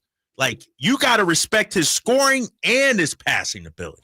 You know, the one that I looked at it a couple of nights ago, fellas, and I've really been trying to study point guards. There aren't that many point guards that are available this offseason for sure that are impactful, Drapes, and I think that's what you're saying. Right. The one that there's a couple that stuck out with me. I'll throw mine out there. Oh, you got some guys? Okay. Yeah, he has an option. And I think one of the things that always sticks with me, Drapes, is what you always say is distressed assets. Somebody that's always a little bit better than what they're probably, gauged at, what they get paid for. Yeah. And it's all about being in the moment, the present. And I think for me, this person is defensive minded. I think he's tough. He showed he can do it in the playoffs. He's really off the beaten path. Most people don't look at him 100%. And he's been hurt a lot this past season. But when he plays, he's a baller. And I think he's affordable. It's Jose Alvarado. I think he's a point guard. And he fits everything that Scott Perry is talking about. As your starter? Now that, and I think he's started enough games in this league to show and prove when he's healthy, he can be a good starter as a stopgap. Drapes. We're talking about a year, hopefully, right? Maybe a two. Maybe you can spin, move one of your bigger names for somebody that's there. Right. But if we're really looking at a stopgap type of guy, I like Jose Alvarado. My guess would be, just off the top of my head, he might be overexposed as your starter. He's small. We know he's, he's really disruptive, but he's small. That's going to cause a lot of matchup problems. But hey, to me, Perry's talking about long and lengthy. You got to go somewhere else. Somewhere else sometime. And I will say, with Alvarado, and Whitey's correct, he is small. Yeah, he's tiny. He's tiny. But I don't know his compete makes him a little bigger. You know what I mean? Sure. Like his heart and his desire makes him a little bigger. I don't know about the starter, but I do like him as a player. 4 years, he's only started 34 games. I don't know. To me, I see him as he's a nice guy to have on your team, but if he's your starting guard, I don't know. But I know we're spitballing here. We're looking for answers. Yeah. You got somebody else, Jay? Nah, everybody else that I've looked over, for the most part over this free agency, I'm not impressed. I'll be honest. The Corey Josephs, the guys like that, they're fringe starter point guard type guys. Yeah. Somebody asked on the YouTube chat, I think it was, or maybe it was the text line, excuse me. Why would we want a stopgap? Because I don't think we have the means to get our point guard for the next 10 years. Like, unless we're trading a big name for another big name, a la LaMelo or somebody like that. How about your boy, restricted free agent here? Oh, we can't afford him. He's showing me Josh Giddey. Oh, yeah. Chicago will re-sign that guy. He about to get paid, brother. Like, to me, Schroeder is in that $12 million range. You got somebody else? I'm just looking at the list of free agents. Tyus Jones, D'Angelo Russell. He ain't do nothing for D'Angelo Russell. You got to have a strong locker room. Yeah. Okay. Who else you got? And he's a shoot first guy anyway. Another restricted. I'm sure you're familiar with Davion Mitchell. Trey Jones. Yeah. Ain't much out there. The point guard, and really this off-season free agency, there's no really heavy hitters. There are very minimal heavy hitters. Just on behalf of Carmichael Dave, I'm going to say, I don't mean this, but I'm going to say on his behalf, Ben Simmons. Yeah. We are. How about this one? Odyssey Fryer. What about LaVine for Tyrese Maxey? Good luck. I'll just recite what's on the YouTube. I love it. I'm in favor of that. I think Tyrese is someone you can build around. Yeah, sure. yeah. Sixers ain't letting him would go. do that. Maybe Slate's has a few point guards that might be available in mind. Anthony Slater from The Athletic joins us next on Sacktown Sports. Sacramento weather is brought to you by Elk Grove Honda. I'm meteorologist Heather Waldman in the KCRA3 Weather Center. Cool start Thursday morning, mostly cloudy too. Temperatures will be in the low 50s first thing. Afternoon highs staying in the low 70s. Get the latest forecast on the KCRA News and the KCRA app. At Elk Grove Honda, we've acquired some of the best pre-owned cars we can find. Whether you purchase a new Honda or a like-new pre-owned Honda, Elk Grove Honda has the right Honda at the right price. In the Elk Grove Auto Mall, Highway 99 and Elk Grove Boulevard, or elkgrovehonda.com. I gotta get an Elk Grove Honda. Twin Peaks is the best in the game. Here, it's bigger game days and bolder fight nights. I mean, where else can you find a scratch kitchen that always comes in clutch every day from lunch to late night? Only at Twin Peaks, the #1 sports bar. Switch to Comcast Business Mobile and save hundreds a year on your wireless bill. Comcast Business, powering possibilities. Restrictions apply. Comcast Business Internet required. Compares 2 unlimited intro lines and lowest price 5G plans of top 3 carriers. Taxes and fees extra. Reduced speeds after 30 gigabytes of usage. Data thresholds may vary. Listen for the Toyota Tahoe Report every Thursday, Friday, and Saturday with Johnny Mosley to get the latest weather conditions in Tahoe throughout this snow season. Brought to you by your local Toyota dealers. Toyota, let's go places. Sacramento's premier country music festival, Country in the Park, is coming back May 16th and 17th at Cal Expo with Bailey Zimmerman, Billy Currington, Cole Wetzel, Nate Smith, and more. You'll enjoy food trucks, rock walls, and a mechanical bull, line dancing, and more. Single-day GA tickets start at $52 at CITPFest.com. Country in the Park, May 16th and 17th with Diamond Pacific Supply and Trex, Michelob Ultra, and Carl's Jr. Find out more at CITPFest.com. It's the final days of the spring sales event. Drive home your new Honda before the deals and the new Hondas disappear. Folsom Lake Honda, your one-stop Honda shop. Looking to own or lease? During the spring sales event, drive a brand new Accord or Civic. Visit us today at FolsomLakeHonda.com, your one-stop Honda shop. As a family-owned and operated dealership since 2009, customer service is our #1 priority. Our customers love doing business with us, and you will too. Folsom Lake Honda, yeah, your one-stop Honda shop. Finally, an easy way to find home improvement contractors. Just visit subcontractorsunited.com and simplify your search for home services professionals. From cabinets to windows, roofing to plumbing, Subcontractors United is an easy, simple way to find and hire a home improvement contractor. And you never have to give up personal information. So no harassing phone calls like you get from those other websites.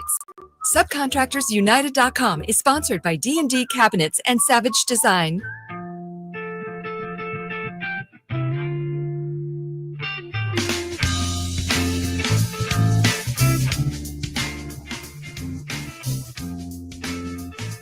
Your afternoon home for Kings Talk and so much more.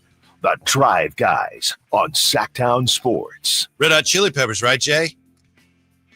Drapes, I've told you this before. When I hear the Red Hot Chili Peppers, I remember the time that Sheeny and I went up to the amphitheater at Stone Temple Pilots opening for Red Hot Chili Peppers on a Sunday night. A big STP fan. They get done with their set, and I said, all right, we're going home. She's like, what are you talking about? Red Hot Chili Peppers are playing. Said, yeah, I gotta do the morning show in the morning. You left? We did leave, and before the Chili Peppers? It didn't go over well. To this day, it's not something. That's pretty bad. Right, that was not a good move on my part, right there. That's pretty bad. It was a misstep. Yeah, you left before the Chili Peppers. I wanted to go to bed. Come on, man. Why go to the concert? I wanted to see the opening act. Big STP fan. All right, we're out. That's messed up. Are you serious? And she wanted to stay. I guess apparently I didn't realize. Yeah, why do you that?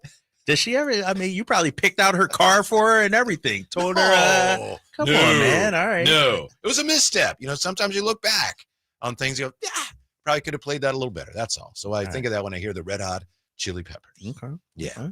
It's going to be red hot tonight in Houston, right? Yeah. The Rockets. Yeah. They need to even that series against the Warriors. Are we good to go? With slates? Yeah, let me see. Jay, are we good to go? Yeah. Okay. Nice yet? enough to join us. Oh, yes. all right. Of course, from The Athletic. Wonder if he has any thoughts on what's going on with he in Texas. Yeah, he's in Houston, right? Yeah. It's Anthony Slater. How you doing, Slates? I'm good. I'm on a pool deck it's a lazy river shaped like Texas. It's very famous here. The Marriott Marquis here, right near the Astros Stadium, and it's just a monster pool shaped in the size or in the shape of Texas. Gotcha. So the calm before the storm, right? Because things might get a little heated on the floor tonight. Maybe, it felt like a mildly tame in game one. There was a little Sengun Draymond mix up, but Dylan Brooks was tame enough. I mean, it's physical defense, but there wasn't enough arguments and fireworks. Mm-hmm. Anthony Slater joining us. Slates, we don't give a damn about the Warriors, man. We're trying to talk about the Kings right now. Yeah, there you go. Right. Yeah. We had a big day here in Sacramento Yeah. with Scott Perry. Did you at all catch any of the press conference? Yes. What did you make of it? Yeah. It was pretty forthright. He's been on TV a little bit recently, right? You could tell. I mean, he's a good talker, smooth, and came with like kind of some firm answers and directions, and even talking about the Doug Christie thing like that, just to even say, hey, I want to decide in the next week. Like, you don't get that a lot from management in the NBA, like giving you a timeline like that. Usually it's much more vague. Mm-hmm. So, again, I think Kings fans and fans of all sports have learned, like, you don't win, or you can win press conferences, but that does not win ball games. But I thought it was a good press conference. Slates, what did you think of the fact that he kind of danced around the questions on autonomy a little bit? And I know, because I asked one of them, what's your guess here? How much autonomy do you think Scott Perry or anybody has working for Vivek Ranadive at this point? Good question, right? That's a level of it. I mean, his voice will be heard early on. I think part of the reason, it seems like with Monty, like his autonomy dwindled in the years. Like, he had more early on, right? Making the Domantas Sabonis trade, making the Mike Brown hire. I think as the failure of the last year and a half, whatever, kind of piled up, I think he lost some of that autonomy. So I think Perry probably comes in with Vivek listens to people. The question is, who is he? It's always who is he listening to at the time. And right now, I will just say it seems like Scott Perry comes in with a fresh slate, and he's somebody that Vivek will listen to for at least now. Okay. Slade says Perry did talk about getting a point guard, desperate need of a point guard. How do you think they'll go about doing that, considering their situation? And are there any point guards on the move that you can think about right now? De'Aaron Fox, pretty good. Wow. From the top rope. That's one of the major, that is the major failure of the last year, you'd probably say, right? Yeah, they lost their star franchise point guard. Like, it just is what it is. We don't need to rehash how it happened, but it happened. It's going to be difficult, because there's not going to be, in my opinion, I don't know how they go out and find like a real needle moving point guard. They'll get, probably placeholder type point guards, and, maybe that's moving a contract like, DeRozan someplace that gets you in the door, a middle of the road, like 22nd best starting point guard in the league type player, or, if DeRozan to Miami for Terry Rozier or something like that, does that do it for you? Probably not really. They'll get somebody in the door, but they don't have a first round pick. And to me, they don't have the trade assets to go hunting down like a high level point guard. They've traded two out the door over the last 4 years in Halliburton and Fox. So it's kind of the flaw of the roster that, at least for now, I don't really know how they fix it to such a degree that point guard is such a positive. They just need literally a point guard at this point. Well, let me ask you about a specific guy I just brought up and threw out there as a stopgap, somebody you're familiar with. We've seen him a lot this year. Yeah, we saw him in Golden State. What do you make of Dennis Schroeder?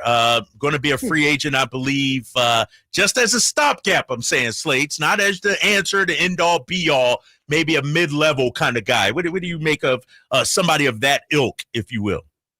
Yeah, I like Schroeder. He didn't work for the Warriors partly because you have to play a certain way with the Warriors, which isn't a Dennis Schroeder way, which is like, split cut action and, pin down screens for Steph Curry. And like, it's, you have to be a certain type of player or else it doesn't. But if you look at his other 2 stops this year, Brooklyn, he was great. He was so good, Brooklyn had to trade him because they needed to lose games. He was winning them games. And then, you're seeing what he's doing as kind of an off the bench guy in Detroit right now. Problem is he's kind of shoot first. And he's worked well as a starter either on bad teams or as a bench guy on good teams.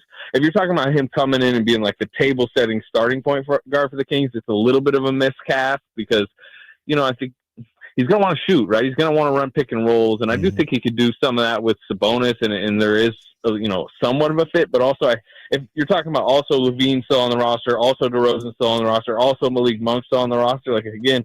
Like, you need to go find a pass first, set the table type point guard. And I'm not sure Schroeder is that, but again, it's not a bad name for their lack of resources that they're going to have. Yeah, Slate's following up on something we've talked about before, and you kind of referenced it. I mean, how robust would you guess the market would be for DeMar DeRozan if the Kings were in fact interested, and if he was interested in going somewhere else?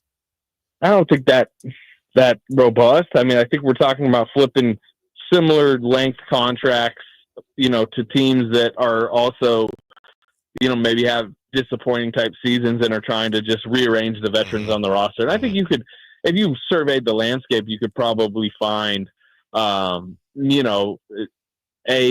a fit where that team needs more of like kind of a scoring wing, and maybe you get a point guard that way because maybe they're like, again, I mentioned Rozier, right? He's had a disappointing year in Miami. Miami has at least been rumored to be interested in DeRozan in the past, something like that. But if you want to, really maybe like get a younger upgrade type, I mean, you could throw a first-round pick. You could attach a first-round pick to him. I'm not sure you should be in the business of trading future first, but, with Cam Johnson's name, right, we've talked about forever.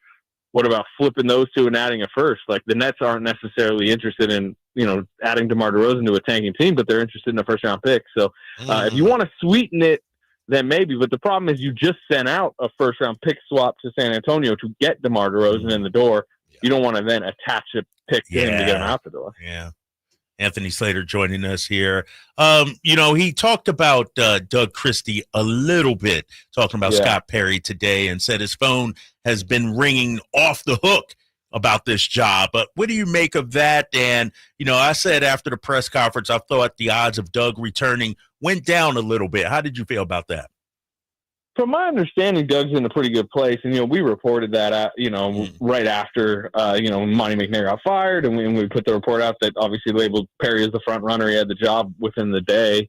I think Doug does have a good chance of this. Number one, because I think he has some momentum from the people that matter in the organization, Vivek. And, I know Vlade doesn't have necessarily an official title, but he matters. And the sense is that he, wants to potentially give Doug a shot. And also, like, if we're just honest, like, just dollars and cents, like, Doug theoretically would, in the coaching market come cheap, and they're paying Mike Brown a lot of money next year already. So I think that probably, benefits Doug. And I think, again, the other thing is, and if you're a GM, you don't necessarily want to start the clock sometimes on, like, your hire, right? I think if you're Scott Perry, you can give Doug Christie a chance next year. If he succeeds, that's great. If he doesn't, then your clock on your coaching hire doesn't necessarily start till the following year. You know what I mean? But it also doesn't, if they're still wanting to wait and see, and there's a lot of like intriguing coaching candidates that were let go this year, right? Including Taylor Jenkins. Name your veteran coach out there.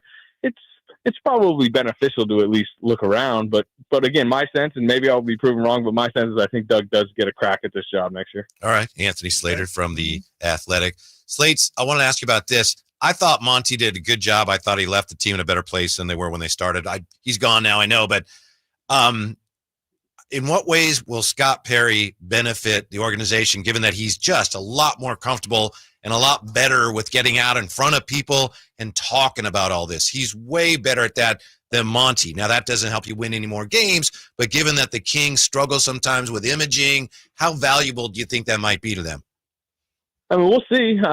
It can be. I think, maybe that's probably more important as far as like relationship building with agents and players and some of the messaging behind the scenes. But it's going to come down to like the moves, right? If some of the draft picks over the last few years hit better, if they were able to swing a trade for Pascal Siakam or OG Anunoby at a time where it felt like they had a chance, like it wouldn't really matter how well or not well Monty was messaging to the public. If they're winning games, they're winning games. So to me, it's about closing the correct deal at a time that you're going to need to. But it's a difficult job Scott Perry's walking into, rearranging a roster that for an organization that still has win now desires, where like we've talked about it every week, right, for the last probably couple months. Like you could make the argument that a full rebuild should be in the cards, but we kind of know that they're not going to. So it's a difficult job. Yeah, speaking of how difficult it is, when can Kings fans expect this organization to be returned to respectability, sniffing the playoffs? Are we one move away? Is it going to take a couple of years? What do you think?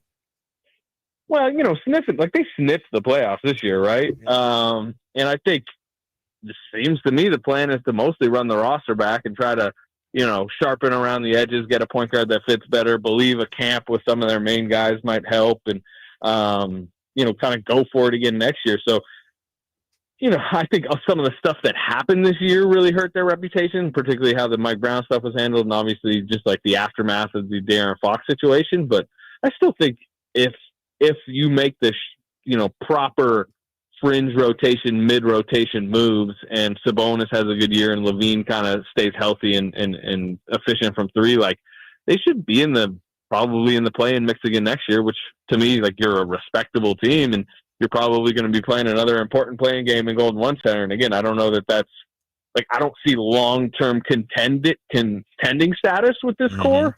But to get to that, you got to completely redo what's going on, and they don't seem motivated to do that. So to answer your question, I don't know if that to you is respectability, but I think that's what they're heading towards next year, which is kind of in that playing bracket again. Yeah, Slates, I thought it was really interesting that Scott Perry talked today about consistently being competitive. That's the goal. He never once mentioned, we want to win a championship. So neither here nor there, but it did stand out to me.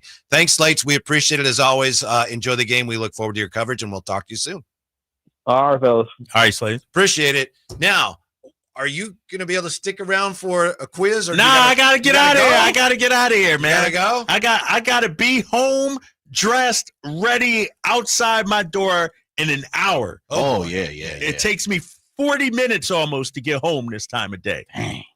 Unless you want me to be on the phone, and I'll beat them if necessary. Don't worry about it. I'll slap them around. Real quick, Drapes, while you're here, man, I hold in my hand something that I think was beneficial to the Philadelphia Eagles this year. This book that everybody talked about that Mr. Brown had in his hand. We'll be having the author on, and they want to make sure that we blessed you with a copy of that. Shut up. You an Eagles guy. Get out of here. And I told him no at first, but because you're my guy, I was like, all right, we'll accept a copy. Damn, that's awesome, dude. I'm so excited about that. Thank you so much. Happy belated birthday. Thank you, fellas. From the Philadelphia Eagles. Thank you. Yeah. When we come back, what Tyrese Halliburton thinks will be named the NBA's most overrated player. As the Drive Guys roll on here, Sacktown Sports. Don't miss it. Breaking: the Sacramento Kings and Scott Perry have finalized a deal for him to become the next GM of the Kings. Keep it here for up-to-date breaking Sacramento Kings news. Sacktown Sports, 1140. Progressive knows when you're on your boat, you're already on vacation. And Vacation You forgets all your worries. Vacation You doesn't even keep track of time and knows that time is a meaningless construct designed to control us, man. But Regular You knows you don't want to be too far out in the water after the sun goes down because Vacation You doesn't know how to navigate in the dark yet. Vacation You and Regular You really need to get on the same page. So bundle your boat with your home or auto policy and earn an automatic discount from Progressive. And spend the savings on the both of you. Progressive Casualty Insurance Company affiliates and other insurers. Not available in all states or situations. Still getting around to that fix on your car? You got this. On eBay, you'll find millions of parts guaranteed to fit. Doesn't matter if it's a major engine repair or your first time swapping your windshield wipers. eBay has that part you need, ready to click perfectly into place for changes big and small. Loud or quiet. Find all the parts you need at prices you'll love. Guaranteed to fit every time. But you already know that. eBay. Things, people, love. Eligible items only. Exclusions apply. Saving for retirement was tough enough for us. Yes, and navigating markets can be challenging at times. I understand. That's why at Fisher Investments, we take a disciplined approach with your investments. Tell us more about that. We take an active approach to money management, positioning your portfolio for opportunities we see ahead. So all your clients get the same portfolio? No, we tailor your portfolio to your individual goals and needs. What about communication? We don't like being left in the dark. We check in regularly to keep you informed on the markets and your portfolio. Which means you'll help us stay on track. Yes, our goal is your comfortable retirement. And as a fiduciary, we always put your interests first, because we do better when you do better. At Fisher Investments, we're clearly different. Learn more at FisherInvestments.com. Investing in securities involves the risk of loss. Progressive knows if you have to choose between everyday life and your RV wins. What, are you going to take the RV to the mountains or go pick up your dry cleaning? RV wins! Are we cleaning the gutters or taking the RV camping? RV wins! Are we getting a new passport or cruising up the coast? RV wins! Don't forget, you got that trip to Sweden coming up. Oh, yeah, passport, then RV. With Progressive, you can bundle your RV with your home or auto and save with a discount and spend more time enjoying those savings in your RV. Progressive Casualty Insurance Company affiliates, other insurers, not available in all states and situations. You know what's better than a limited time deal? An unlimited time deal. That's why the Wendy's $5 Biggie Bag with a Junior Bacon Cheeseburger, 4-piece nugs, Junior Hot and Crispy Fries, and small soft drink is available all the time. Because the best time for fresh, never frozen beef and Applewood smoked bacon is all the time. Duh. I feel like I'm repeating myself a lot. For the best deal of all time, gotta be Wendy's. Unlimited time does not mean forever. U.S. price and participation may vary. Prices may be higher in Alaska, Hawaii, and California and via third-party delivery. Fresh beef available in the contiguous U.S., Alaska, and Canada. And now a brief history of the garage door. Garage doors could date back to 450 BC when chariots were stored in gatehouses. Here in the States, they became a thing around the start of the 20th century. You could find a float-over door in a catalog way back in 1906. National Garage Doors have been around since 1974. They're family-owned and operated, so you can trust them to solve any garage door issues you may have. Squeaky door, malfunctioning door, or a need for a new door, which is what prompted us to give them a call, 916-638-4554. At National Garage Door Service is their number one priority. I've witnessed that commitment in my own home, certainly in our garage. National Garage Door sells quality Rainer branded garage doors. They are the nation's BSE broken spring experts. So if you have a garage door that looks and sounds like it dates back to 450 BC, National Garage Door can help, whether it's a garage door tune-up, repair, or replacement you need. They'll take care of you at National Garage Door. 916-638-4554. That's 916-638-4554. National Garage Door.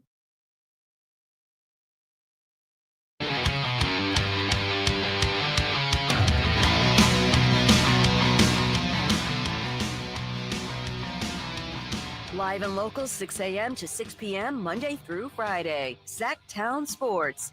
What do you think of this, Jay? This is from Frankie yesterday. NBA playoff wins over the last 20 years. Sacramento Kings 6, Tyrese Halliburton 10. I think Frankie was mean like that. Yeah, why Frankie bringing up that negative stuff?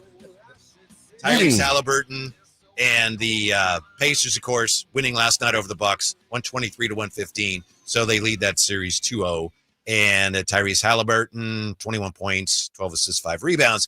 He also found out yesterday, earlier in the day before the game, that he had been named in the athletic poll that we talked about, the NBA's most overrated player. And he doesn't really seem to care about it too much. Let's see.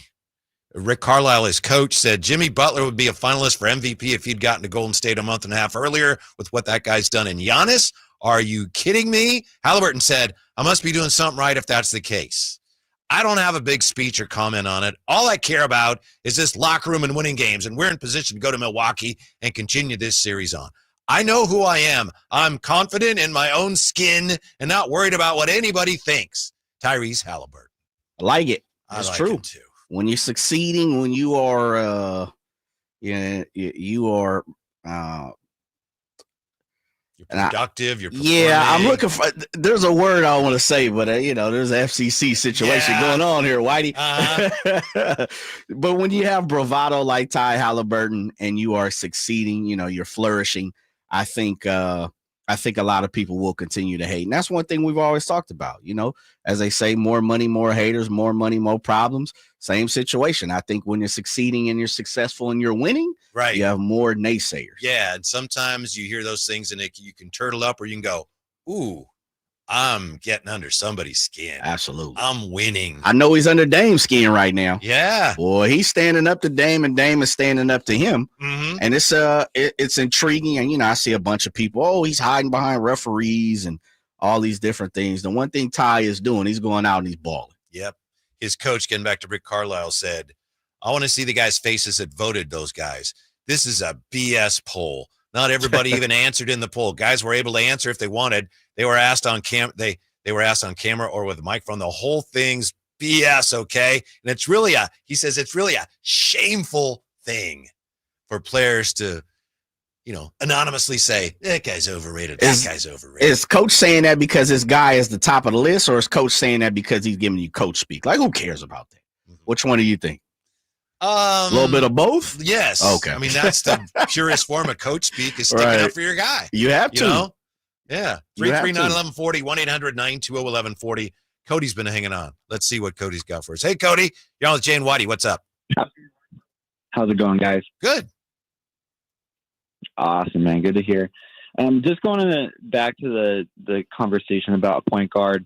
You guys were obviously talking a lot about free agents and the potentials there. I kind of think that if we are going to hold on and try and go for the playoffs and not blow it all up, I think the real value out there is actually going to be on the trade market, especially with some teams taking a deep look at themselves and saying, hey, we've got Houston, we've got San Antonio, all these players that are going to be really relevant for years to come. Should we blow it up ourselves, right? And so for me, my number one thought is actually a player that's somewhat similar to De'Aaron, but kind of a cheaper / watered down version of it, and that is DeJounte Murray, who could be on the market considering that New Orleans might blow it all up. Wanted to get your guys' thoughts on that and just see what your guys' thoughts are on DeJounte. Thanks, Cody. Drapes isn't here, but I know he loves DeJounte Murray. Yeah, and I love the same boat. Yeah, there was a period last year when we were going through all the possibilities of the trade before it, nearly became Pascal Siakam, and we talk about this guy and that guy, Jeremy Grant, OG Anunoby, and I remember we talked about DeJounte Murray a lot. I think he'd be a wonderful addition here. I mean, and to be completely honest, I think DeJounte is the type of player that you begin to build around. And I know he's jumped around a couple of teams already, San Antonio, Atlanta, which it's tough to, at this point, I think it's tough to figure out what Trae Young is and who he needs to be and what you can put around Trae Young to be successful. I still think that's the last piece for Trae Young, and he may never, it may never come to fruition, but I think that's the tough part with Trae. DeJounte Murray is everything you need, and everything that Scott Perry talked about today is definitely DeJounte. We know he's all defender, all defensive team. He's made it before. We know he definitely is probably a pass first guy, but he's still going to get, average in the teens. At the same time, I think you pulled it up, Whitey. I just pulled up his contract. Oh, okay. Yeah. So let's see. This year he's at 29.5, and of course he got hurt early in the year. Next year, 31.5. Year after that, 33.5. That takes him up to his year 30, age 31 season, and he has a player option. So you'd have him for the next three at 29, 31, and 33. Which at this point, it sounds crazy, but that's not the biggest deal. I know. That's really, that's nothing. Yeah. Fair exchange, no Robert. You probably have to fair exchange that with DeMar's contract. That's pretty much spot on with DeMar's contract. And as we know, in the NBA, you got to be plus or minus $2 million connected when we're talking about money. And so I love DeJounte Murray. I do agree with Cody. And, we didn't specify this, and maybe we should do that now. We were talking about free agents. We weren't talking about trade bait and, who might be a trade asset, because I think that gets a little tougher without us knowing, if they're available. Yeah. The weird thing about DeJounte Murray, maybe weird's too strong of a word. It's definitely a little off-putting. He's with the Spurs, played really well. They moved off of him. Okay, then he went to Atlanta and had 2 years there because Atlanta was thinking, we're set now with Trae Young, DeJounte Murray. 2 years there. He averaged 20.5 points a game and 22.5 points a game, and they moved off him. And he went to the Pelicans this year. He played only 31 games, 17 and a half points a game. I'm not sure how satisfied they are with him. Yeah. So I'm not sure what it is about him, but a guy that good, you'd think he would have stuck with one of these teams. You know what? And I don't know why that is. You know what I think my guess is, and Drape's kind of talked about it a little bit. I think we've had these conversations on this show before. I'm a big proponent of this.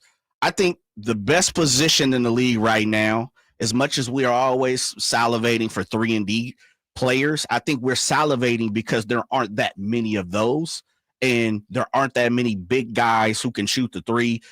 As much as we see it every single day, we're talking about at a high clip, high percentage. The leading position in the NBA for me is point guard. You look around and you look at stars in the league and you look at most teams' best guys, pretty much if it's not one, it's two, it's the point guard. To me, DeJounte Murray is a perfect 3, and he's also not a shoot-first point guard, which is what Drapes was kind of getting into when it came to defending Dennis Schroeder and all that type of stuff. When you really look at the point guard situation, I really think you kind of need that dude to be a scorer. DeJounte's not that guy.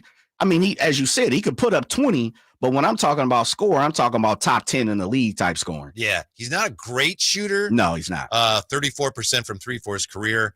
He was just a 29.9 this year. But here's something that stands out, Jay. Do you know where he's from? Yeah, he's from Texas, right? Well, he was born. Oh, no, Seattle. He's a Seattle guy. My apologies. Yeah. Yeah. So he's a Seattle guy. Right. Yeah. So I'm thinking Doug probably knows and he knows him. him. Game Yeah, he does know him. Very, he does know him. well. I can sources tell me, now I can confirm that Doug knows DeJounte. And if I'm not mistaken, and I might shoot DC a text, I'm pretty sure Doug knew his father. Oh, really? And I think that's how he worked with DeJounte a few times. I'm not 100% sure, but I do remember, I feel like I've had that discussion with Coach Christie, and the point of he knows DeJounte and he knows, because he came through the same high school and all that jazz. But I'm pretty sure he knows DeJounte has a good feeling for who he is. I'm not sure what the Kings have that the Pels would want, but there could be a fit there. Yeah, he was born in Seattle, played at a college in Washington, and he high school Rainier Beach, which same Seattle, thing as DC, same thing as Jamal Crawford. So they've all come through that super south of Seattle. I'm putting him on my list. Well, he was on our list last year. Yes, and to me he's a perfect fit for what the Kings need. And I think Cody said, did he say a bargain basement De'Aaron Fox? How did he say? How did he compare him to Fox? Yeah, something like that. Yeah, he was like a poor man's Fox, I think is what he said. However you want to call it, I love DeJounte, and he gets after it defensively. Yes, and I was going to say he's long and lengthy. Exactly. Jay loves length. I love it. And someone from the 916, DeJounte is not on par with LaVine's contract. No one said that. I think you might want to go back and you said DeMar's contract, which DeMar's making $30 million. We continue more first impressions of Scott Perry 2.0 next with the Drive Guys. Do you have an invention idea but don't know what to do next? Call InventHelp now for free information on how to get started today. InventHelp provides invention services that help everyday inventors get started with their idea. We have representatives nationwide who will explain the InventHelp process step by step. Over 10,000 patents have been secured through InventHelp's patent referral services. Our services include professional materials needed to showcase your invention, and 3D animation and prototype modeling that help you demonstrate your idea. Get down to the details of your idea with a technical drawing. The InventHelp Data Bank includes thousands of companies who have agreed to review new ideas. We've been helping inventors since 1984. Let's help you next. Take advantage of the opportunity to get started today. Call 1-800-217-4380. That's 1-800-217-4380. Again, 1-800-217-4380. Progressive knows if you have to choose between everyday life and your boat, boat wins. What are you going to do? Take the boat out for a spin or go mail something? Boat wins! Are we cleaning the patio or taking the boat out fishing? Boat wins! Are we skipping that eye exam to go sailing? Boat wins! Rescheduling eye exams can be a nightmare. All right, fine. Eye exam, then boat. With Progressive, you can bundle your boat with your home or auto and save with a discount and spend more time enjoying those savings on your boat. Progressive Casualty Insurance Company, affiliates, and other insurers. Not available in all states and situations. What up, fellow Gen Xers? Elizabeth Banks here. As the original Latchkey kids, we took things into our own hands, like house keys and video game controllers. And now it's time for us to do it again, because the recommended age to get vaccinated against pneumococcal pneumonia has been lowered to 50 and older, even if you're healthy. We're at over 6 times greater risk compared to adults under 50. So go to vaxassist.com and schedule. Gen X, this is our shot. Sponsored by Pfizer. Alan Stiles here with your Sacktown Sports Injury Update, brought to you by Downtown LA Law Group. Second baseman Zach Geloff, out with that fractured right hand, has started up baseball activity, including fielding grounders and throwing. He has been cleared to start a hitting progression, and the A's remain hopeful that he could return in early May. Ken Waldichuk, left-handed pitcher, out with that left elbow sprain, threw all fastballs in his last bullpen. He's targeting a return before the All-Star break. This injury report was brought to you by Downtown LA Law Group. Hey, I'm Alan Stiles. Have an injury? Call Downtown. Downtown LA Law Group, an injury law firm, has many happy clients in Sacramento and the surrounding areas who have called Downtown. Get paid for your injuries from slip and falls or auto accidents. One of their most recent settlements was $1.5 million for a motorcycle accident. Have you had an auto accident? Call Downtown. Text injury help to 40222. That's injury help to 40222 and visit them at calldowntown.com. Power Business Technology is proud to be a 100% independent, locally owned and managed Toshiba copier dealer. Local ownership cuts out the red tape, allowing ourselves to never be too busy to personally answer the call when our clients need us. Recognized for excellence in service execution, training, and customer service, we're proud to be named a Toshiba ProMasters Elite Dealer since 2021. Contact us today for all your business printing needs at 844-POWER-BZ. That's 844-769-3729, or visit us at powercopiers.com. The IMSA WeatherTech Sports Car Championship is back for another thrilling season at Monterey's iconic WeatherTech Raceway, Laguna Seca, May 9th through the 11th. Only in Monterey can you experience a high-octane mix of international drivers, cutting-edge prototypes, and GT sports cars racing wheel to wheel. There'll be gourmet food, wine, craft beers, family entertainment, and exclusive fan engagement with the drivers in the open race paddock. Buy your tickets now and experience world-class motorsports. Visit WeatherTechRaceway.com. KHD1 Sacramento, KYMX HD3 Sacramento. From the Power Business Technology Toshiba Studios. This is Sacktown Sports 1140.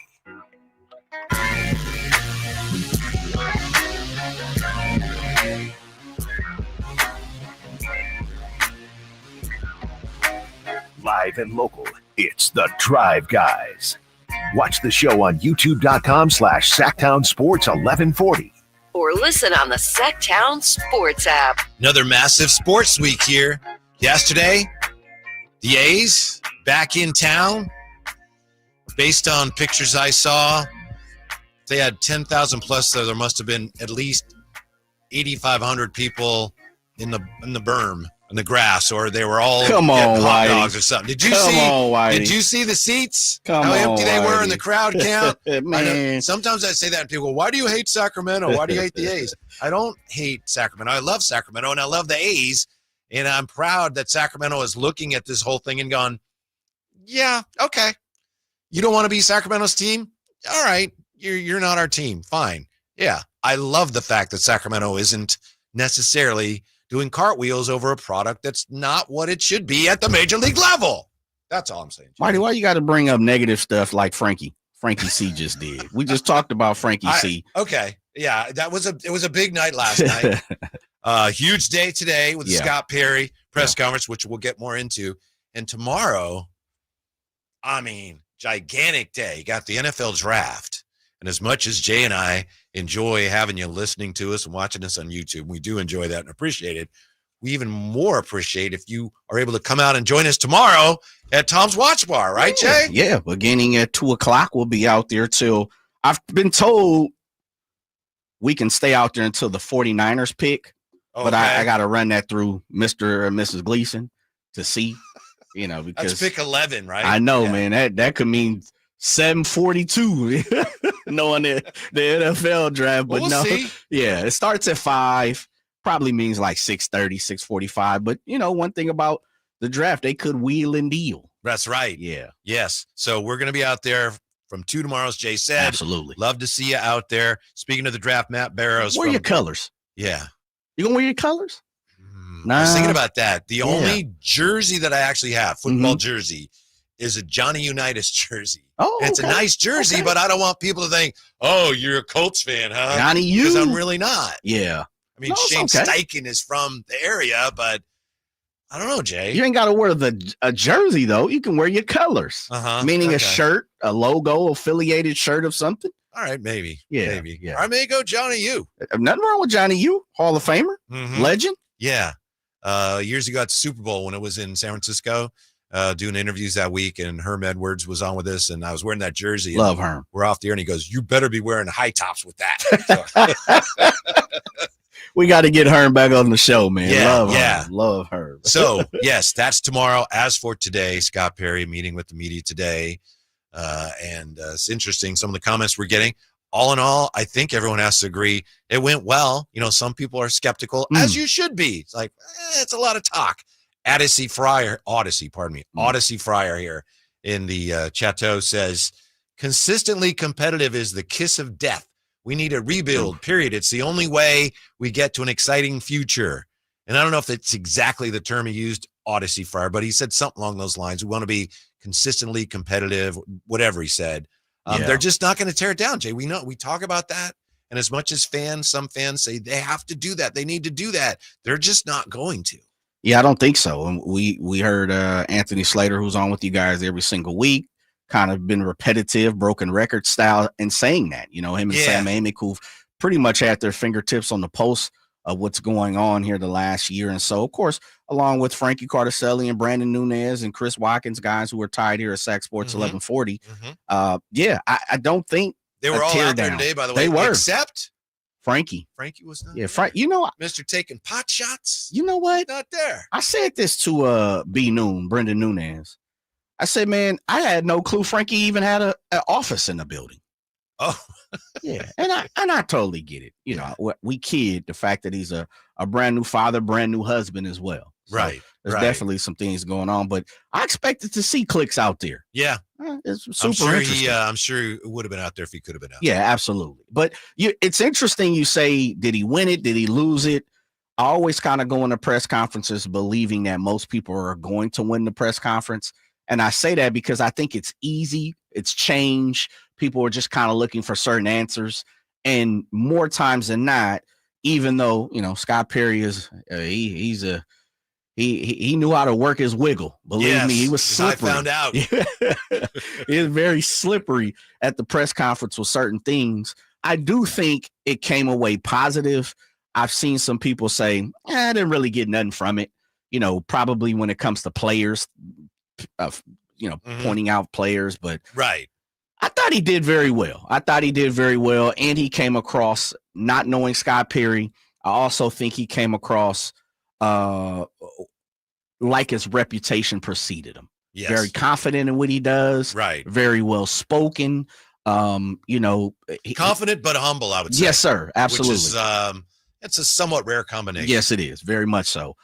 And the other thing is he spoke with confidence, not so much as just who he was, but he spoke in confidence of what he knows so far of what this job is going to entail. Yeah. So let's just look, and I know we've talked about this for the last couple hours or so, at what he definitively said in terms of what he will or won't do, in terms of what he says the team does or does not need.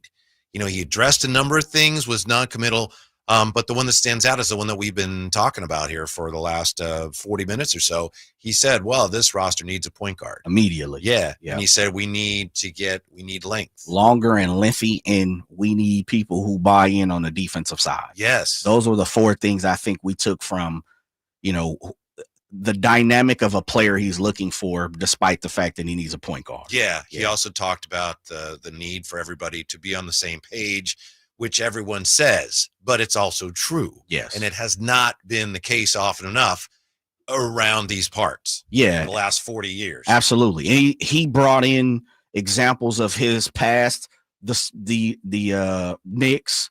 He definitely talked about the Pistons and, going to Eastern Conference Finals and winning one championship, the early 2000 Pistons. He definitely leaned on his examples of, listen, this is what a team looks like when everybody's on the same page. And these are the things, and I think he even said it going into the Pistons job, or excuse me, the Knicks job, it resembled like the Kings job of what he's taking over now. And he was like, there were a lot of naysayers. There was a lot of negativity surrounding the Knicks. So I'm no stranger to this. Yeah. I'm not sure he used the word. I don't think he did. And maybe he did, and I forget.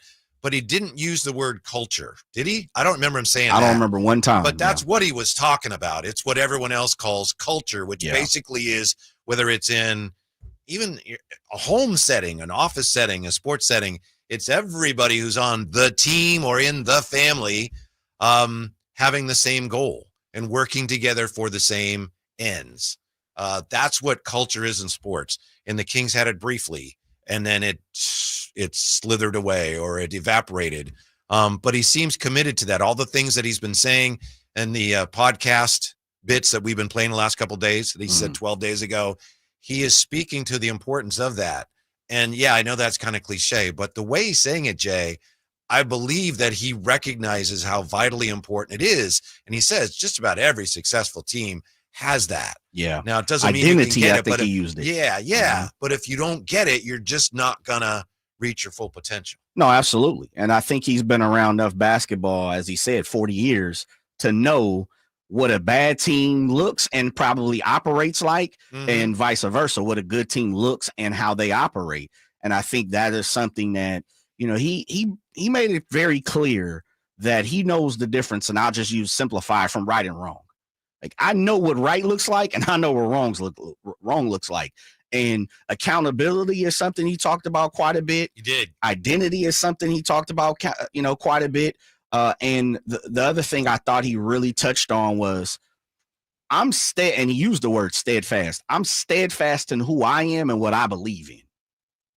And I don't want to say he wasn't unapologetic, because that's not how he came across, but that's where I say he was confident. You speak about confidence. I think he was exuberating confidence in the fact that I'm okay with who I am and what I believe in basketball. And he didn't come across and saying, and if you don't believe it, then I'm not on board with you. He's just like, look, I'm good. I'm good in my position. Kind of like what Tyrese Halliburton was saying. Yeah, he definitely said. Yeah. Right. Yeah. So accountability and autonomy. We'll come right back and share what Scott Perry had to say about those things with the Drive Guys. We got Matt Barrows, bottom of the hour 2 on Sacktown Sports. Whitey here with another great grilling tip. The Napoleon Stainless Steel Prestige 500 Connected Propane Grill with infrared side and rear burner featuring Wi-Fi and Bluetooth connectivity brings you closer to your grilling experience than ever before. The Napoleon Connected lets you monitor temperatures, set timers, and receive high temp warnings. Boop, boop. All from your smartphone with temperature probes and LCD display. You'll always know exactly what's happening inside your grill. Napoleon's LED control knobs even illuminate for nighttime entertaining and feature safety glow. Napoleon Grills, simply the best. Spring is here, and that means gigantic savings for all your oil change needs at Jiffy Lube today. Get a $25 gift card with the purchase of any Pennzoil Platinum full synthetic oil change through May 31st at your local Jiffy Lube service center in the greater Sacramento areas. And don't forget about the additional $30 off online coupon at jiffylube.com. Terms apply. Valid email address required. See pennzoil.com/rewards for details. Jiffy Lube, huge spring savings for you today. Mike Rowe here with a quick question. Have you noticed cracks in your drywall, chimney, or exterior walls? I hope not, because if you have, they could be indications that you've got a much bigger problem with your foundation. That's where Groundworks comes in. They can honestly assess your situation and create a plan to stabilize your foundation. Schedule your free inspection at groundworks.com/row. And while you're there, check out my latest dirty job. It's a good one. Licensed in all states where work is performed. See website for details.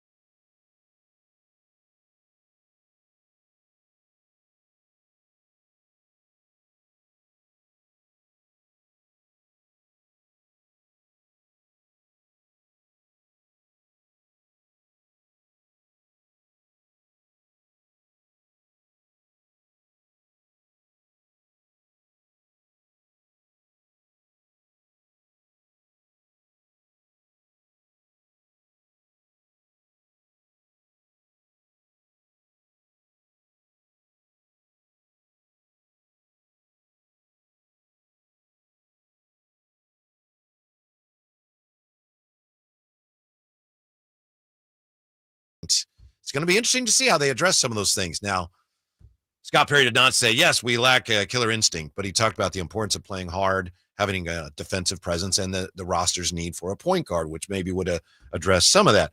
I think it was in response to a question about Keegan, if I'm not mistaken. He kind of pivoted to accountability.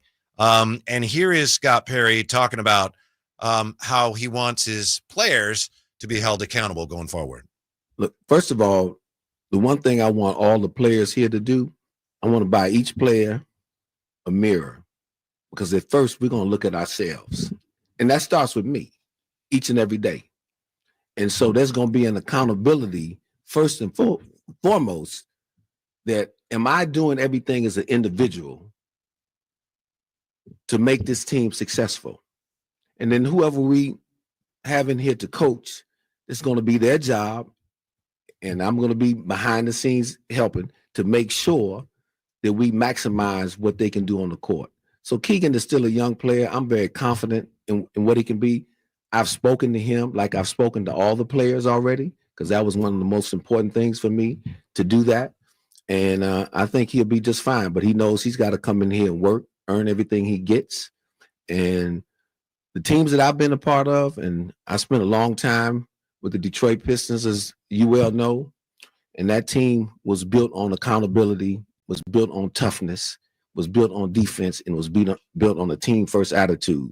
So when players come in this building, and when staff come in this building, starting with me, when I get out of my car and they get out of their cars, we're leaving our personal agendas and egos inside those cars. When you come inside, it's about the collective.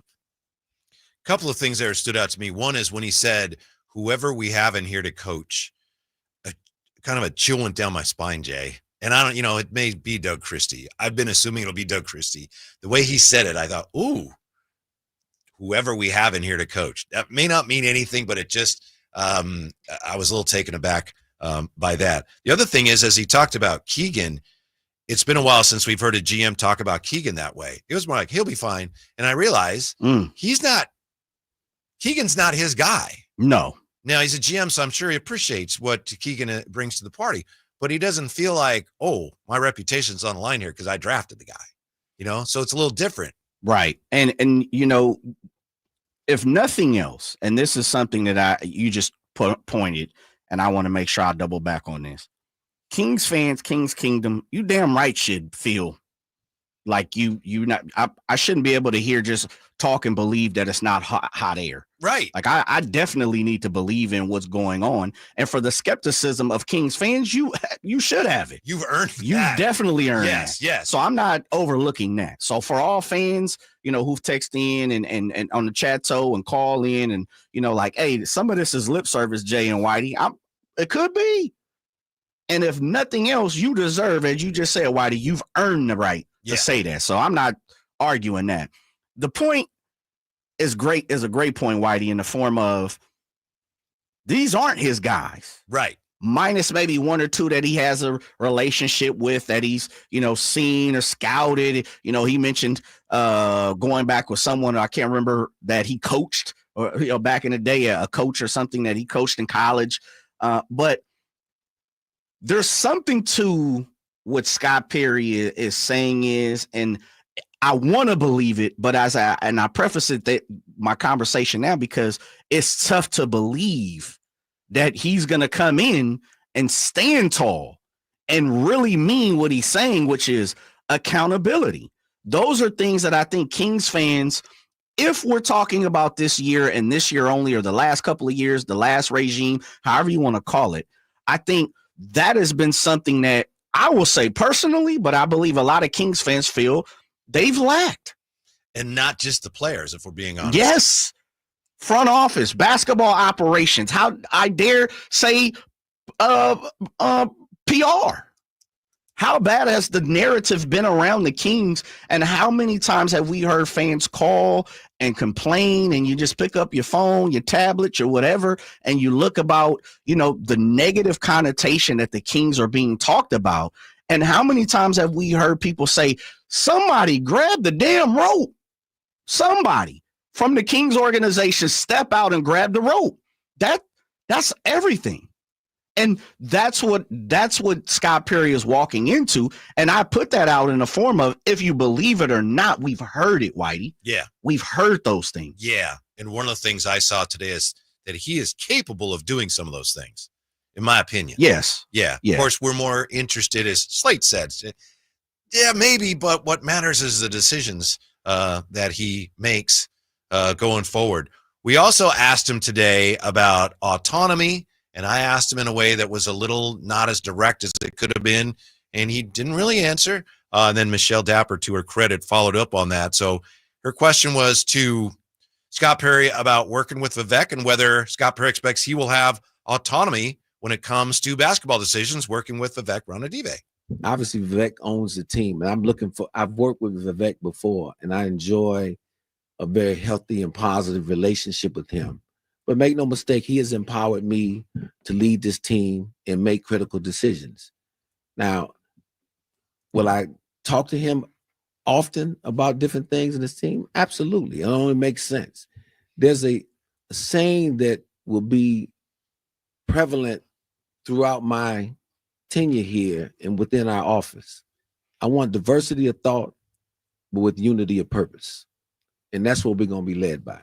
Sure. And so that starts with my relationship with Vivek. Yeah. So that's one that kind of leaves the door open to a number of things. It's just obviously well-intentioned. We're going to have a lot of people helping us make decisions.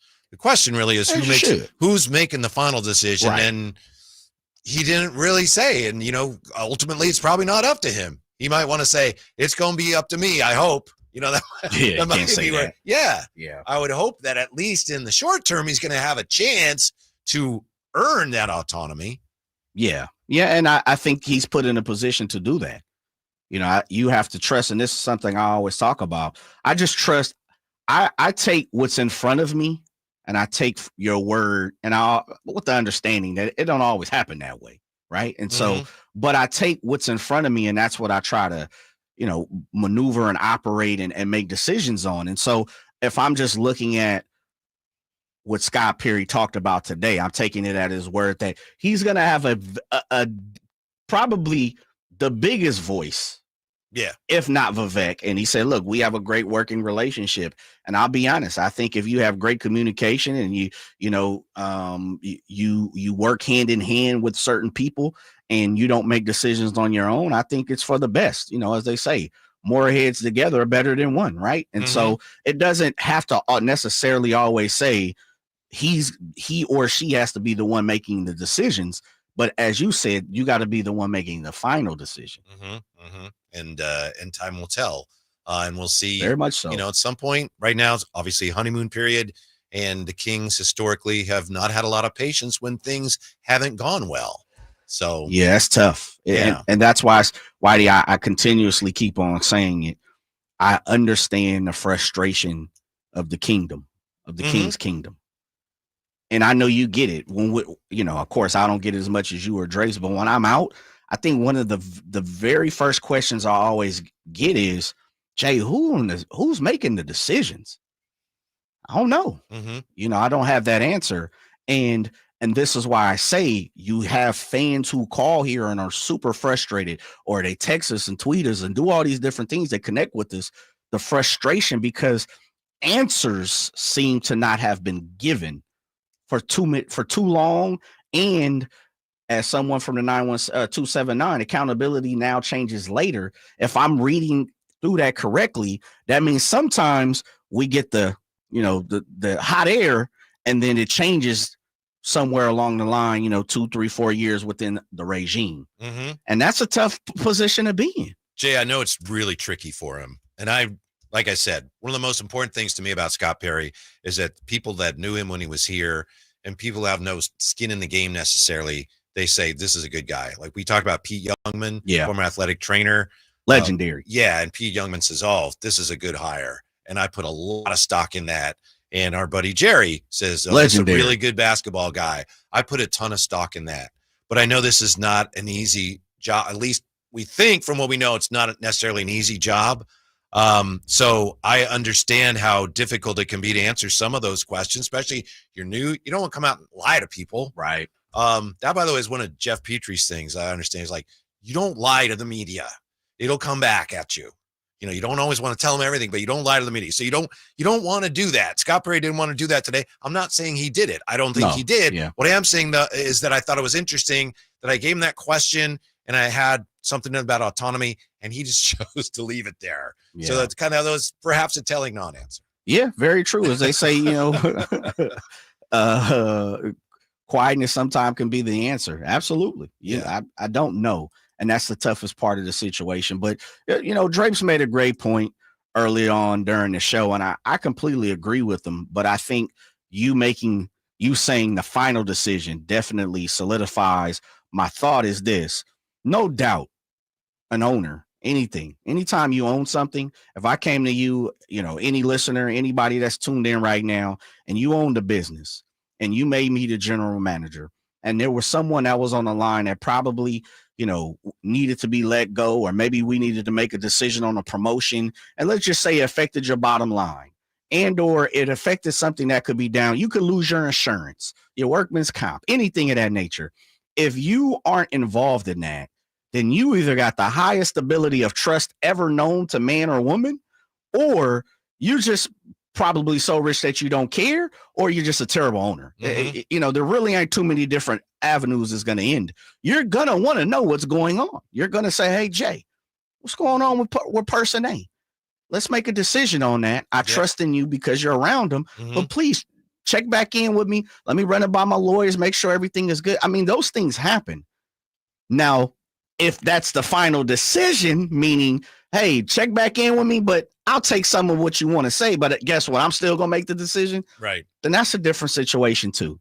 And that's a tough place to be in. And I think that's a telltale thing when you said Scott Perry did put it on the table. Right. Right. He left himself some wiggle room. He did. That's sharp. He's very good at that. 3-car Monty. Yes. We didn't even call it. Forget Monty McNair. 3-car Scott. Like I said, I asked the question, left that side gate open. I look away. He did. Where'd he go? Where'd he go? I left the side gate open. Yeah, he hit you with the Houdini. He did. Matt Barrows from The Athletic, 49er beat writer, with a draft preview joining us next on Sacktown Sports. Breaking: the Sacramento Kings and Scott Perry have finalized a deal for him to become the next GM of the Kings. Keep it here for up-to-date breaking Sacramento Kings news. Sacktown Sports 1140. Welcome to Staples. Hi, I hear Staples prints it all. Oh, you bet. Posters, banners. Can you print it all for Mother's Day? Oh, of course. Photo gifts like canvas prints, photo puzzles. Can you print it all for graduation? Sure can. Custom cards and invites. Can you print a huge banner with the grad's picture? Oh, definitely. Even an embarrassing baby picture? Oh, those are the best kind. I know, right? Print it all for moms and grads at Staples. And right now, get 40% off custom cards, invites, and photo gifts. N75 exclusions apply. Visit staples.com/print for details. Progressive knows when you own a boat or RV, it's like you're automatically on vacation, even if you're actually a marriage counselor in the middle of couples therapy. But in your mind, you're camping in Acadia, puttering around Frenchman Bay. Your boat and RV are both protected. You're lobster drenched in butter and... Uh-oh, did your clients just notice you weren't listening? Quick, do the thing where you just repeat back exactly what they said, but as a question. They bought it. Now back to Maine, earning an automatic discount bundling your boat or RV with your home or auto. Progressive Casualty Insurance Company affiliates and other insurers. Not available in all states or situations. By texting 64,000, you agree to receive recurring automated marketing messages from IQ Bar. Message and data rates may apply. No purchase required. Terms apply. Available at eatiqbar.com/policy/terms of service.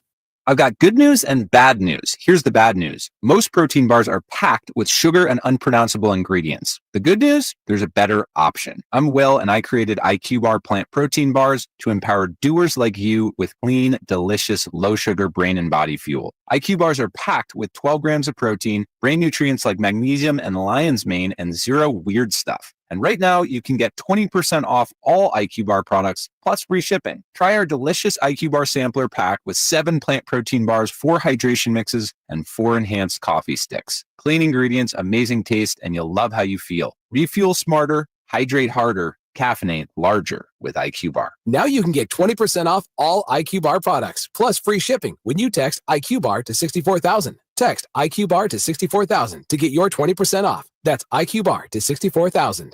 Save $12,750 off MSRP. Every new 2025 Silverado 1500 LT and RST 5.3 in stock at the Maida Chevy Silverado Super Center. After all rebates. And Maida Chevy still has one of the largest selections in the Sacramento area. $12,750 off new Silverado exclusively at the Maida Chevy Silverado Super Center. Now that's big, huge. See them all at MaidaChevy.com. Together, let's drive. First trading 2011 renewal. Not available with special financing, lease, and some other offers. Golf to Go is brought to you by the Hagen Oaks Golf Super Shop. Here's Frank LaRosa. You've probably heard the word, but do you know what a stimp meter is and how it works? Invented by Edward Stimpson in the 1930s, a stimp meter is a device used to measure the speed of putting surfaces. His version was made of wood and was simply a chute on which a golf ball would roll onto the green. Roderick Easdale writes in Golf Magazine, today's stimp meters are made of aluminum. They're 36 inches long and have a V-shaped chute down which the ball can roll. It has 2 notches on which the ball rests. After a flat area of the green is selected, a golf ball is placed in the notch and the end is slowly lifted until the ball rolls down the chute and across the green. The average of 3 distances becomes one of the measurements. The process is repeated in the opposite direction, and the measure of both directions is added and divided by 2. That figure in feet is the stimp meter reading. Most courses average 9 or 10 on stimp meter, which is neither too fast or too slow, just right for most recreational players. That's your Golf to Go. I'm Frank LaRosa.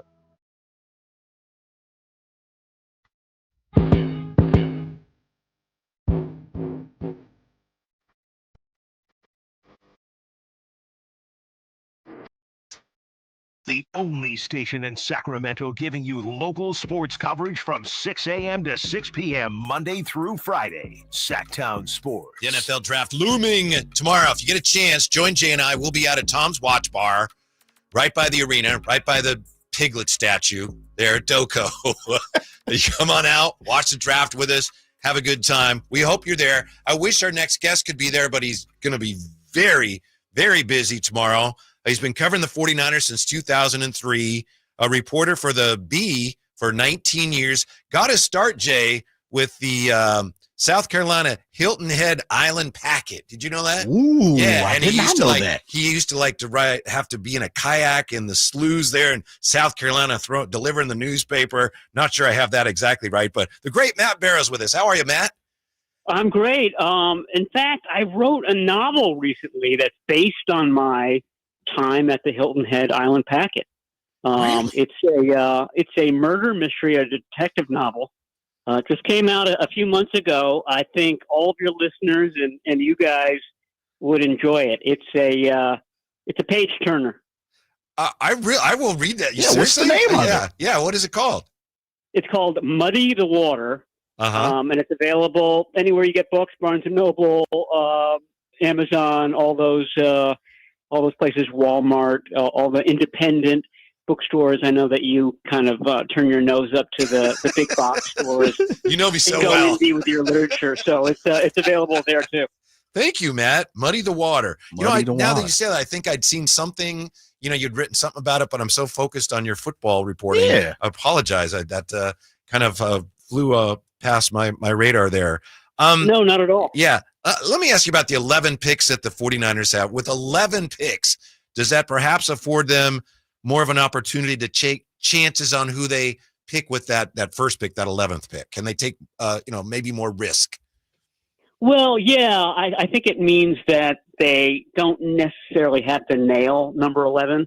That's sort of the critique of this draft, is that there's not a lot of high-end talent at the top of the first round or anywhere really in the first round. There's a few, but it is a good draft as far as depth, and certainly at a few positions. Defensive tackle, for example, is one of those where you probably can get a good starting caliber defensive tackle, certainly someone who's going to contribute in the third round, maybe even in the fourth round.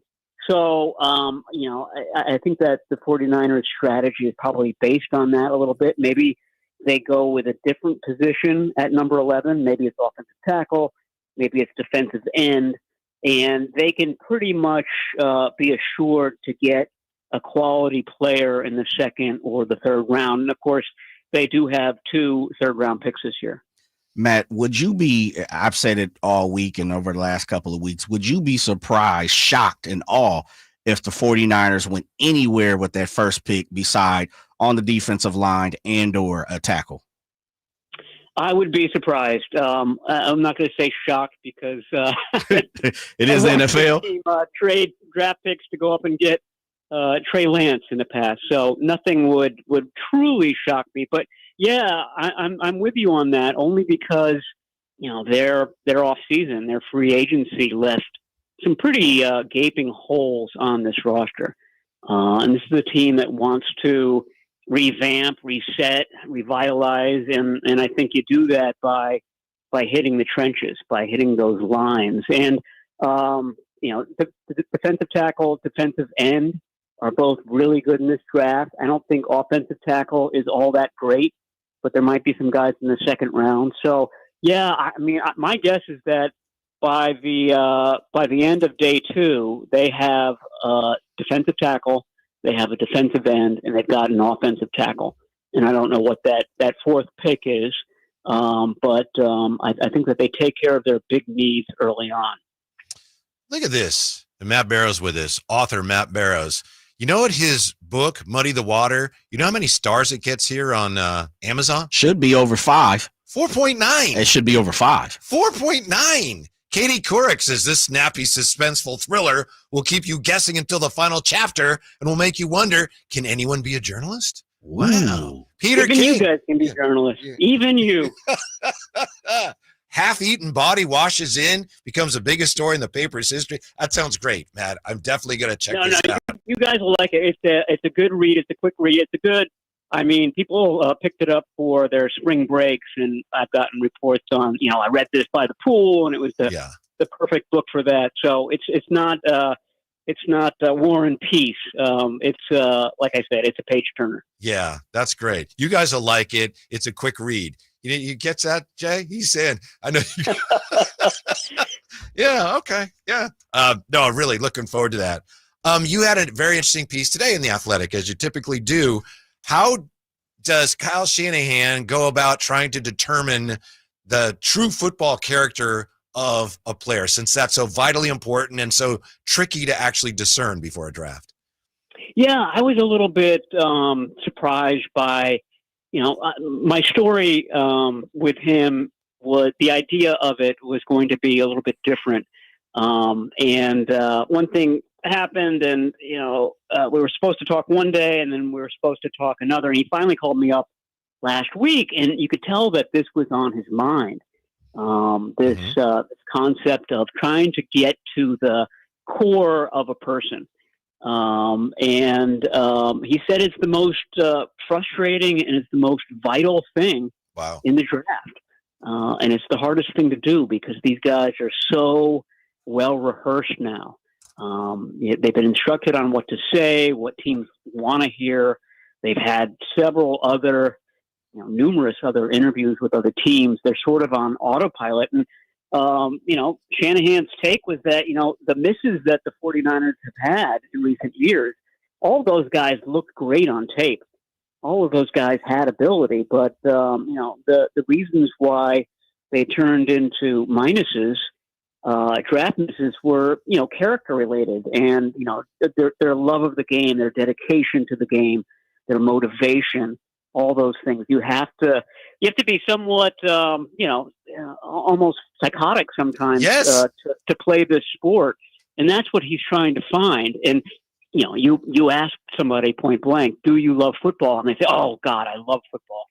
My life is built around football, but it only takes a few months, Shanahan said, of practice. And you realize, oh, okay, this guy's not going to work out. I mean, it's pretty clear right away in some cases. So the point being, he finds this really pivotal and really important. And, they do all sorts of different things. I mean, Shanahan said that the best thing is to find somebody that you trust, find someone who's been in the NFL, for example, like Herm Edwards at Arizona State. He was Ricky Pearsall's coach there, and ask them. And Edwards has a good relationship with John Lynch from the Tampa Bay Buccaneers days. He's a trusted source. So That's priority one is finding somebody who knows these guys, who will give you a real honest answer. Because a lot of times the college coaches, they want to do right by the prospect, and they'll tell you whatever you want to hear. And that's what Shanahan is trying to avoid: getting told what he wants to hear and finding the right pick. Yeah, it's a great piece in The Athletic. Check it out. Joined by Matt Barrows of The Athletic, Do It All 49ers Insider. Matt, I saw you talk to John Lynch the last couple of days is while he was talking about Kyle, and two of the things that you reported on was setting the edge was something that was important for John. And then the second thing was he believes, just as you've mentioned already, this draft is super deep and you can find starters heading later in some of the middle rounds. Was there anything else that you picked up from John that you haven't reported? No, I mean, that was all in the press conference. And, these GMs are required to hold a pre-draft press conference, at a time when they don't want to talk about what their draft plans are and things like that. So they're usually not filled with a lot of hints. But I thought that the defensive end question, and I think the question was something like, obviously a defensive end has to be able to sack the quarterback, but what other criteria are important to the 49ers? And the first criterion that he mentioned was being able to set the edge. They run this wide 9 scheme. They have the defensive end out wide. He's sort of the last line of defense on the corners, and he has to be able to hold that point, and certainly can't be blocked by a tight end. I mean, I think that's job one. So, I'm reading the tea leaves here, but that seems to suggest a bigger bodied guy, like a guy, 265, longer arms, has got some power, and there's some great pass rushers in this draft. Mike Green out of Marshall, 17 sacks last year. James Pierce out of Tennessee. He reminds me a lot of D Ford. Just really quick, but both of those guys aren't huge. They don't seem like run stuffers on the edge. And so, I mean, again, this is just my take on it, but I think that those guys wouldn't be circled at number 11. If they fell to the second round, all bets are off. But at number 11, if they go D-end, I see them going for a bigger bodied guy like Mikel Williams out of Georgia or Shamar Stewart out of Texas A&M. Oh, you're just saying that because that's who Mayoko has them picking in his 6.0 mock, right? You're just lifting off of Mayoko, right? I'm cheating. No, I went with the other guy. I went with Mikel Williams. So okay, all right. It's the battle of the insiders here on Matt Thursday. versus Matt. Yes, absolutely. Yeah, I cannot lose this one. I cannot lose it. The Mattle. It's the Mattle battle. Yeah.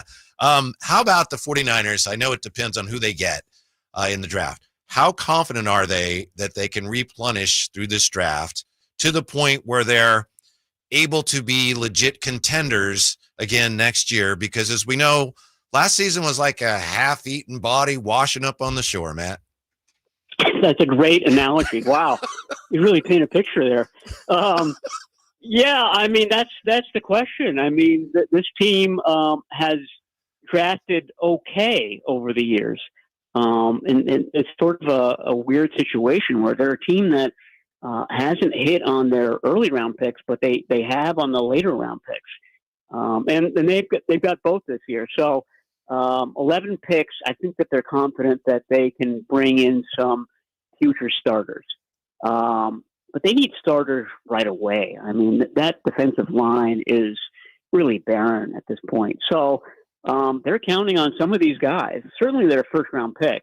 Let's say it is Matt Mayoko, Shamar Stewart. That guy better deliver, or else it's on Mayoko. He really whiffed on that one. Well said. Because of that, but I will say that we talked to Christian McCaffrey yesterday, for example. He says he's 100%. He's there for the day one of the off-season program. He's a multi-year veteran, married to a supermodel, et cetera, et cetera. He's there for the duration of this off-season. My point being is that they do have good momentum, I think. They've had a long rest. They're playing a weak schedule. They still have Christian McCaffrey. They've still got George Kittle. They've still got Fred Warner, who talked yesterday as well. There's still a lot of talent on this team.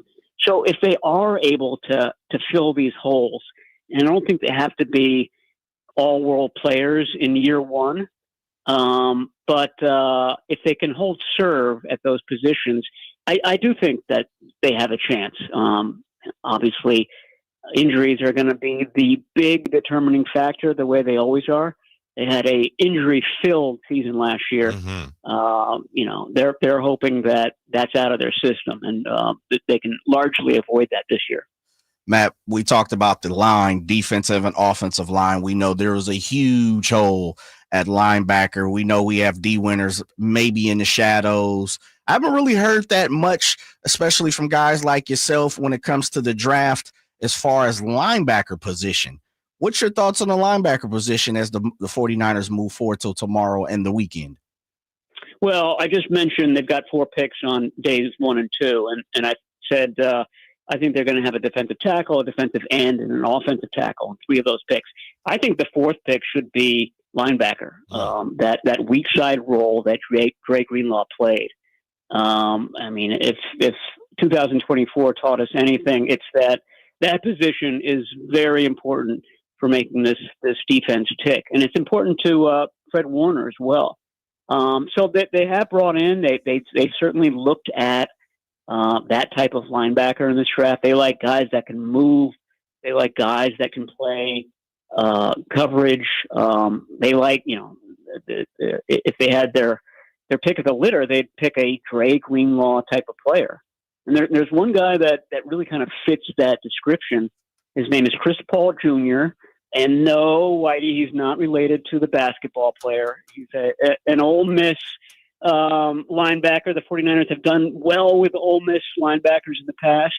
And this guy could be available there at the end of the 3rd round. I think the 49ers have picked number 100 in that round. So that would seem to be a really good fit and would make sense. And, that player would compete with the Winters for that weak side spot, which is an every down spot. Yeah, that kid can leave, because I remember in the commercial with Chris Paul, remember where he dunks and Chris, no! And his friend takes the picture of it. So Chris Paul Jr., he's got a crazy vertical. He showed it off at the combine. Yes. Matt Barrows is our guest from The Athletic. We're catching up on Matt's predictions and thoughts on the NFL draft and what the 49ers will do. Have to ask you about Brock. I apologize. I know that's a very cliche thing to talk about, but fans are interested. Where do you suspect, Matt, things currently are in terms of Brock Purdy's contract negotiations? I know he showed up at camp this week. Yeah, I mean, I was at the owners' meeting early this month, and it didn't seem like they were close at all, the two sides. And I think things have picked up since then. And he was there. He was on hand. His kind of bargaining power is if he stays away, it's very hard for this offense to get in sync over the offseason. Pearsall didn't get a terrible number of reps with him last year. That's something that they want to fix this year. He's got leverage in this, and he didn't use it yesterday. And I think that does suggest that, I don't know if you can say that a deal is close, but I think it's heading in the right direction, at least enough so that he felt like he could come in and not make a big deal about it. So hopefully that continues throughout the off season. Basically all the 49ers business items, a George Kittle contract, a Fred Warner contract, are coming after this Purdy deal. So once the Purdy deal is done, then they can get to the rest of their business. Matt, I love to stay on the defensive side. I'm a defensive-minded guy. One of the things coming into the season is definitely the backfield. Looks like Renardo Green's going to be the starter on the opposite, of course, the all-world Deommodore Lenoir at this point. Safety, we know they've drafted, over the last few years, the young guns. It looks like Mustafa is locked and loaded. Is there any question opposite of Mustafa? Yeah, I do. I think so. I mean, look what happened last year. Jair Brown was a starter until Talanoa Hufanga came back from his injury.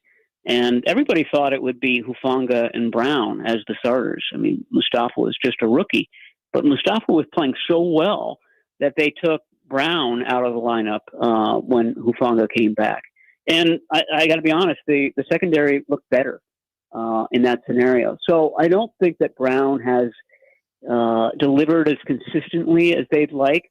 I'm not saying that they're trying to replace him, but I think that that's a possibility. And they signed two pretty well-traveled safeties in free agency. I don't think that they brought in any safeties for official visits, which usually is a tip-off of kind of what they're thinking as far as the positions that they're going to draft. But I do think that it's certainly not cinched up for Jair Brown at this point. I think that, like I said, they just want to see more consistency out of him. Mustafa really came on last year. It was a good 2024 draft class. Those guys got a lot of repetitions because the roster was so banged up, and for the most part, that group delivered. So I think that's a positive going into the spring. Matt, we appreciate your time. What do you think? At my mock, I have the 49ers at 11 taking young deckhand Ben Broom. Do you think he's going to be available at 11? Oh, I've heard that there's some character issues there.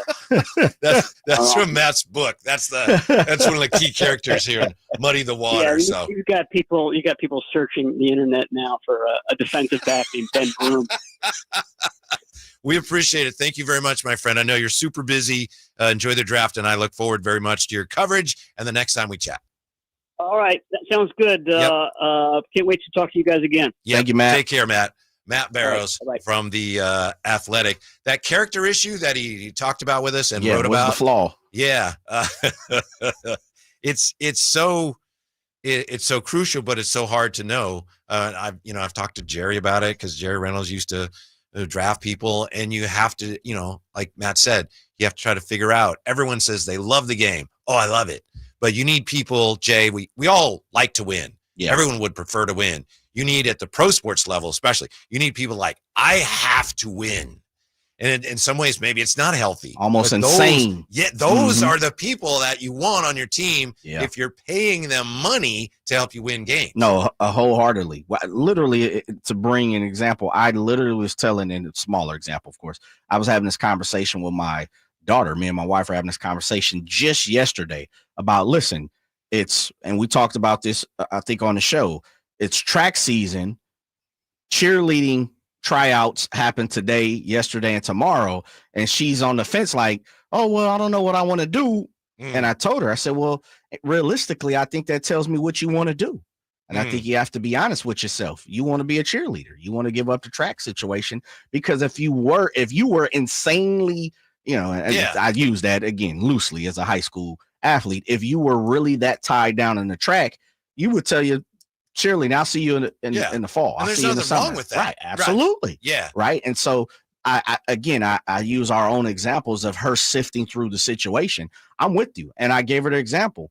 I played everything growing up. Absolutely everything. The big three, I should say. Mm-hmm. But baseball, no matter what, if I got a phone call about baseball, I was giving up the hoop. I'm not going to AAU. I'm not going to, Salvation Army practice. I'm not going to none of these things. I'm going to baseball. Mm-hmm. And it could have been just a scrimmage. I'm going that way. And so I'm with you. I think, if that is something you absolutely can't live without, then that's who I'm looking for in this draft. Right. For sure. How do you figure that out? I don't know. Making the picks. Especially when Matt just said, people are saying the right things. Yeah. Oh, yeah. They're fooling people. I love football. Please draft me number one and give me billions of dollars. Need that check. Yeah. Jason Anderson from the Bee is going to join us a little after 5 when we come right back to Scott Perry. Will he usher in a new Kings era or more of the same? Next on Sacktown Sports Drive, guys. Hey, what's up, everyone? It's Kyle Draper. Have you ever been driving along, listening to some tunes, or even better yet, your favorite sports talk radio show, when all of a sudden Bam! You hit a pothole or something on the freeway and your car starts making a funny noise or it just doesn't run as smoothly anymore? Well, one of the first things you probably think about is how much it's going to cost to service your vehicle. Well, I know the perfect people to help you out. The service team at Mercedes-Benz of Stockton is top-notch. Their convenient and quality care will help your Mercedes-Benz stay running like new. They have genuine parts, expert technicians, service savings, and personalized care. And they're open on Saturdays, too. But maybe you're ready for something new. Well, Mercedes-Benz of Stockton has you covered. They have a full selection of brand new and certified pre-owned vehicles, which will fit your budget. Plus, their rates are unbelievably low, and they have special consumer cash deals right now. But hurry up, because these deals won't last long. Head on down to Mercedes-Benz of Stockton and tell them Drape sent you, or go online anytime at mbfstockton.com. Go from daydreamer to industry leader with Amazon Business. From office supplies to IT essentials, Amazon Business provides tools that help you save costs and make insight-based decisions. Learn how to bring your visions to life at amazonbusiness.com. Hi, I'm Smokey Bear, and I made an assistant to help you out, because only you can prevent wildfires. Hey, Assistant Smokey Bear, call me Papa Bear, because I'm grilling up dinner. Do you get it? Yes, good job. So, what should I do with all these coals? Don't just toss them out. Put them in a metal container because those embers can start a wildfire. I understand. The stakes are high. Ha, ha, ha, ha. Learn more at SmokeyBear.com. Brought to you by the U.S. Forest Service, your state forester, and the Ad Council. Whether you're shaping up a small yard or tackling serious acreage, Steel walk-behind, zero-turn, and stand-on mowers are built to get the job done. Shop online or at your local Steel dealer. Steel, let's go mow. Available at participating dealers. This is Secret Clinical Dominating Extra Stinky Stress Sweat. And this is regular deodorant. Secret Clinical in a heat wave. Oh, what a beautiful day. This is regular deodorant. Ugh, I can't. Secret Clinical with workout sweat. Let's run another marathon. And regular deodorant. How much more? Secret is the GOAT because nothing fights sweat better. Stay fresher under pressure. Welcome to Staples. Hi, I hear Staples prints it all. Oh, you bet. Posters, banners. Can you print it all for Mother's Day? Oh, of course. Photo gifts like canvas prints, photo puzzles. Can you print it all for graduation? Sure can. Custom cards and invites. Can you print a huge banner with the grad's picture? Oh, definitely. Even an embarrassing baby picture? Oh, those are the best kind. I know, right? Print it all for moms and grads at Staples. And right now, get 40% off custom cards, invites, and photo gifts. N75 exclusions apply. Visit staples.com/print for details. Come check out Capital Casino, Sacramento's #1 poker room with the most variety of table games in the region in a safe and friendly environment. Plenty of well-lit parking available, conveniently located in downtown Sacramento. And remember, Capital Casino has the best food, the best service, and the best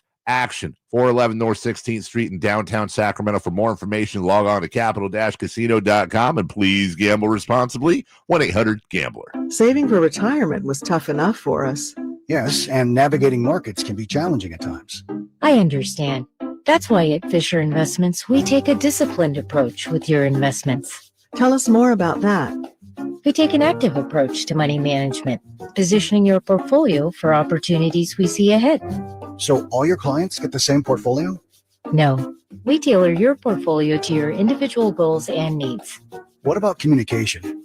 We don't like being left in the dark. We check in regularly to keep you informed on the markets and your portfolio. Which means you'll help us stay on track. Yes, our goal is your comfortable retirement. And as a fiduciary, we always put your interests first, because we do better when you do better. At Fisher Investments, we're clearly different. Learn more at FisherInvestments.com. Investing in securities involves the risk of loss.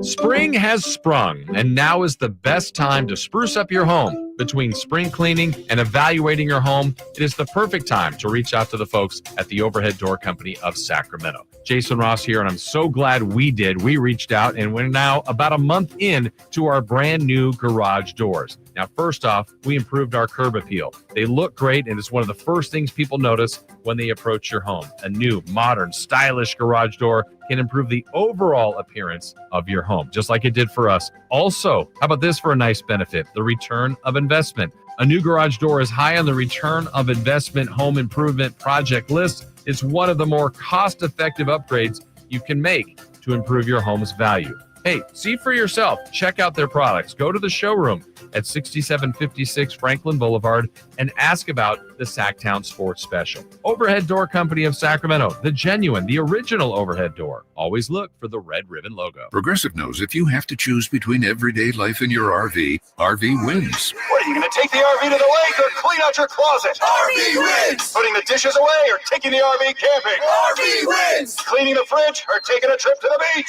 RV wins! You might want to clean the fridge real quick because, mold. We clean out the fridge, then take the RV out. With Progressive, you can bundle your RV with your home or auto and save with a discount and spend more time enjoying those savings in your RV. Progressive Casualty Insurance Company, affiliates, and other insurers. Not available in all states and situations. Hey, Green Gobbler here. So you've got a clogged drain in your bathroom. Water in the sink's overstaying its welcome.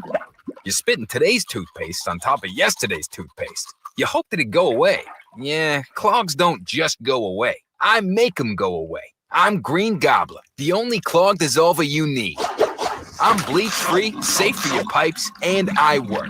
Guaranteed or your money back. Because I never met a clog that was going to unclog itself. Green Gobbler. Let the gobbler get it. Grab the keys to a new Toyota. From city streets to open highways, Toyota's legendary reliability is built for every road ahead. Right now, get a low-cost lease on a versatile 2025 RAV4 hybrid. Or shop the industry's best lineup of hybrid SUVs with a 2025 Grand Highlander hybrid and stylish 2025 Toyota Crown Signia. Toyota, let's go places. Offer available through TFS to buyers with premium rated credit. Offers end 4/30/25. When I want to stretch out after a long day, my sofa needs to be comfortable, but it also needs to look attractive and inviting when guests come to visit. Hi, I'm Frank LaRosa with a word about Naturewood Home Furnishings. We spend so much time on our living room sofas that we forget they're a focal point and a hint to our decorating tastes. Right now, during Naturewood Home Furnishings sofa sale, you can save on every sofa, including gallery-exclusive custom-ordered flex steel furniture. Whether you're interested in a new sofa, sectional, or recliner, you can choose from hundreds of colors and fabrics. Nobody has more styles and choices than Naturewood Home Furnishings. And when it comes right down to it, it's all about choices and always about quality. Shop Naturewood for the look you love at a price you'll love even more. Visit Naturewood Home Furnishings right now for this remarkable sofa sale. Off Highway 50 at Hazel, look for the water wheel. Whitey here with another great grilling tip. The Napoleon Stainless Steel Prestige 500 Connected Propane Grill with infrared side and rear burner featuring Wi-Fi and Bluetooth connectivity brings you closer to your grilling experience than ever before. The Napoleon Connected lets you monitor temperatures, set timers, and receive high temp warnings. Boop, boop. All from your smartphone with temperature probes and LCD display. You'll always know exactly what's happening inside your grill. Napoleon's LED control knobs even illuminate for nighttime entertaining and feature safety glow. Napoleon Grills, simply the best. KHD1 Sacramento, KYMX HD3 Sacramento. From the Power Business Technology Toshiba Studios. Sacktown Sports 1140.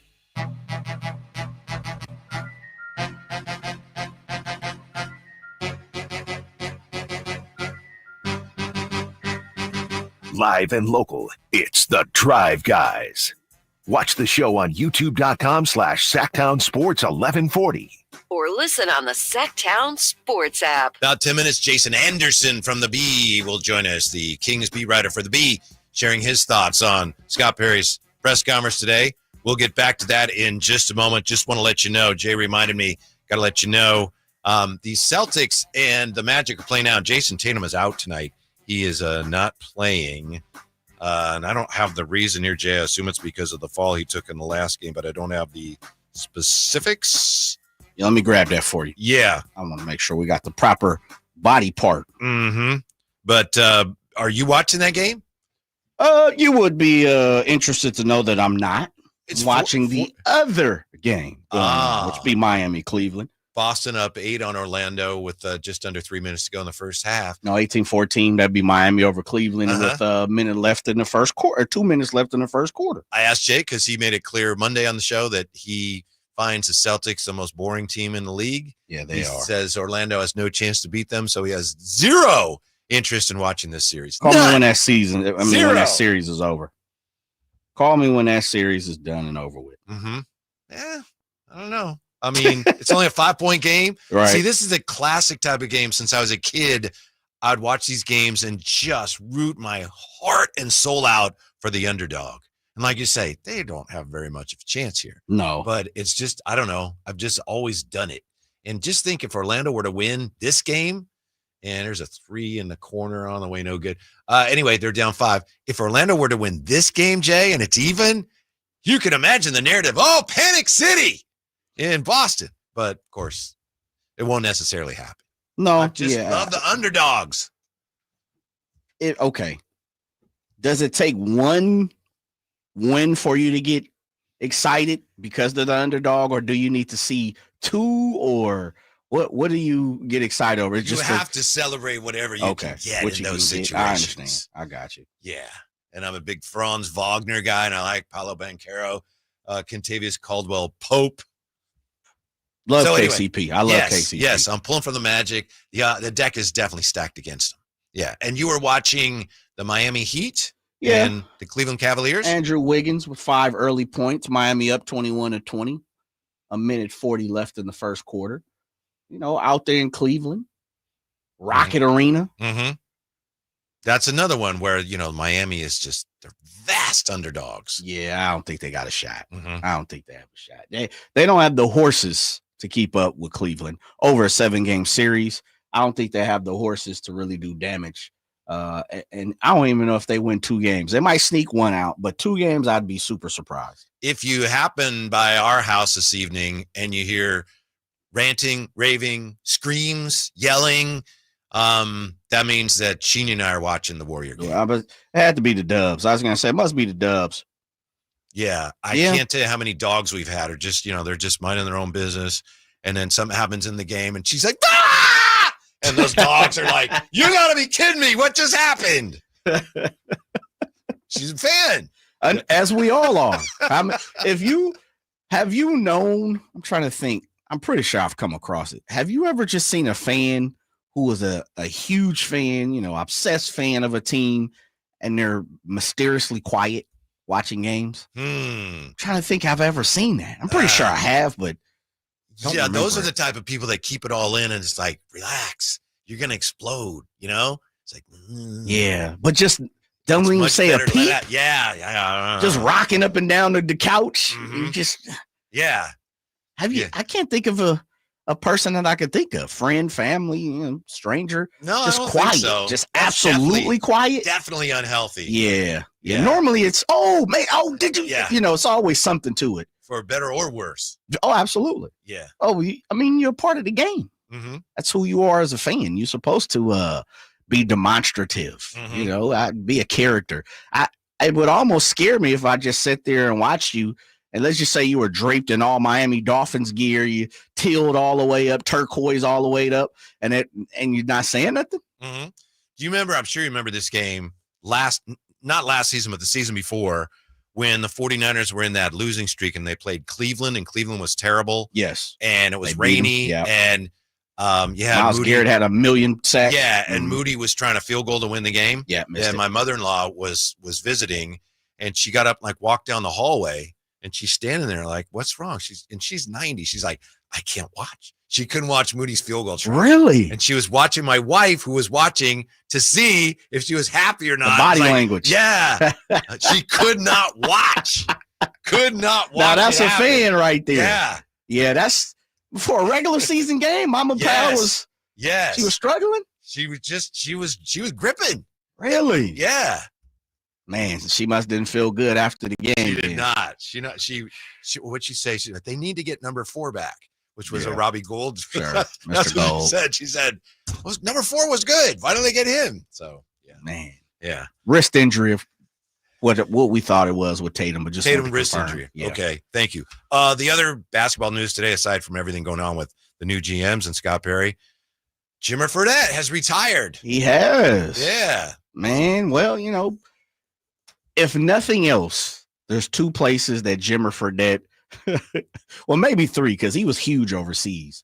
Like people loved him overseas. I believe it was China. Was it China? He scored a lot of points in China. Yeah, China. It's college China in here in Sacramento. Mm-hmm. People, you know, because the Kings chose Jimmer Fredette, He's always going to be the type of player that people use an example of we don't want. Mm-hmm. Fortunately, and I guess there's a few of those for Kings fans. Yeah, Jimmer Fredette when he was in China, Chinese Basketball Association. I'm trying to get his team name here. Played for the Shanghai Sharks, of course. He put up 75 in a game, Jay. Balling. Yeah. And unlike Wiltz, we could probably find the film on it. After a slow start, Fredette found his groove, went on a scoring spree in the second half of the game, netting 40 points in the fourth quarter. Yes. Klay Thompson, like, man. Don't compare him to Klay Thompson because that's who the Kings could have. Anyway, I know. You see where I was kind of going. Yes, yeah. I did. Tough part. Shouts out to Jimmer. Long. A great top ranked in the world 3-on-3 player. Yes, he is. Yeah. Even I went to the tournament, was that last year or 2 years ago at the G1C? And, that was like the Olympic qualifier. Yeah, it was a qualifier. So and his team was down there balling, went out and checked their squad out. I believe they, obviously qualified, but I think he got hurt in the Olympics. Yes, he did. He hurt something. Yeah. Injury. Core injury or something. Which adductor strain. It just makes it easy for Kings fans to continuously rip Jimmer for that. Can't even play 3-on-3. Yeah. That's what it wasn't his fault. He didn't draft himself. That's true. Mm-hmm. Very, very true. Mm-hmm. We'll come back with Jason Anderson from the B. What stood out to him about today's press conference with Scott Perry next on Sacktown Sports. It's Carmichael Dave talking to you about my good friends at American Energy. You're in the Sacramento area. You know how the seasons work. They are a-changing right now. So American Energy wants to help you stay warm for the rest of the cold season, but help you stay cool during the warm season. Best way to do that, make sure your system is operating safely. So right now is the time to take advantage of half off a tune-up, $24.50. They cut that right in half, and if you want a diagnostic, guess what? You can't beat free. If it's free, it's me, and now it can be you. And also, it's the end of the season blowout. $4,000 off a new system plus any rebates. That $4,000, that's a direct drop from the sticker price. It's a great deal. Check them out at theaeway.com or an instant quote or give them a call at 916-520-9990. That's 916-520-9990. Tell them your good buddy Carmichael Dave sent you. Call 916-520-9990 now. Finally, an easy way to find home improvement contractors. Just visit subcontractorsunited.com and simplify your search for home services professionals. From cabinets to windows, roofing to plumbing, Subcontractors United is an easy, simple way to find and hire a home improvement contractor. And you never have to give up personal information. So no harassing phone calls like you get from those other websites. Subcontractorsunited.com is sponsored by D&D Cabinets and Savage Design. The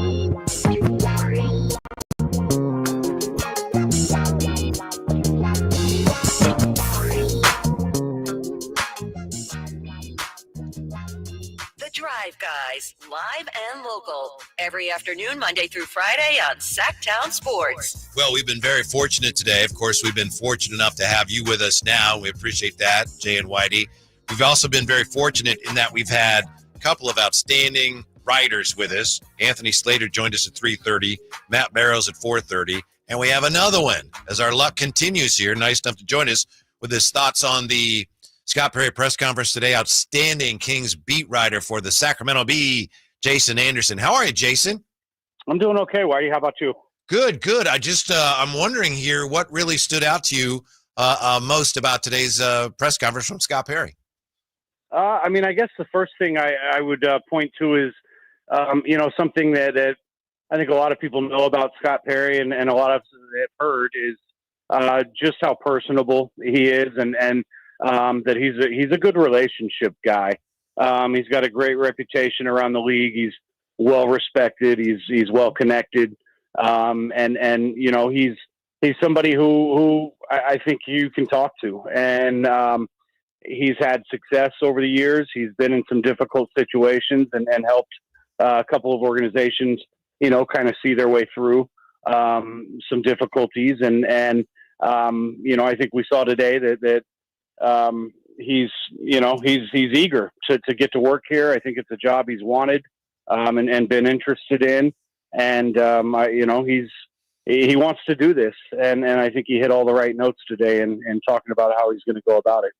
J.A., you are someone that has the opportunity in many different realms to be around the team more than even some of the other beat writers and insiders here for Sacramento Kings. Your take on, and this is something we've talked about today, just so much of the brass of the Sacramento Kings being in attendance.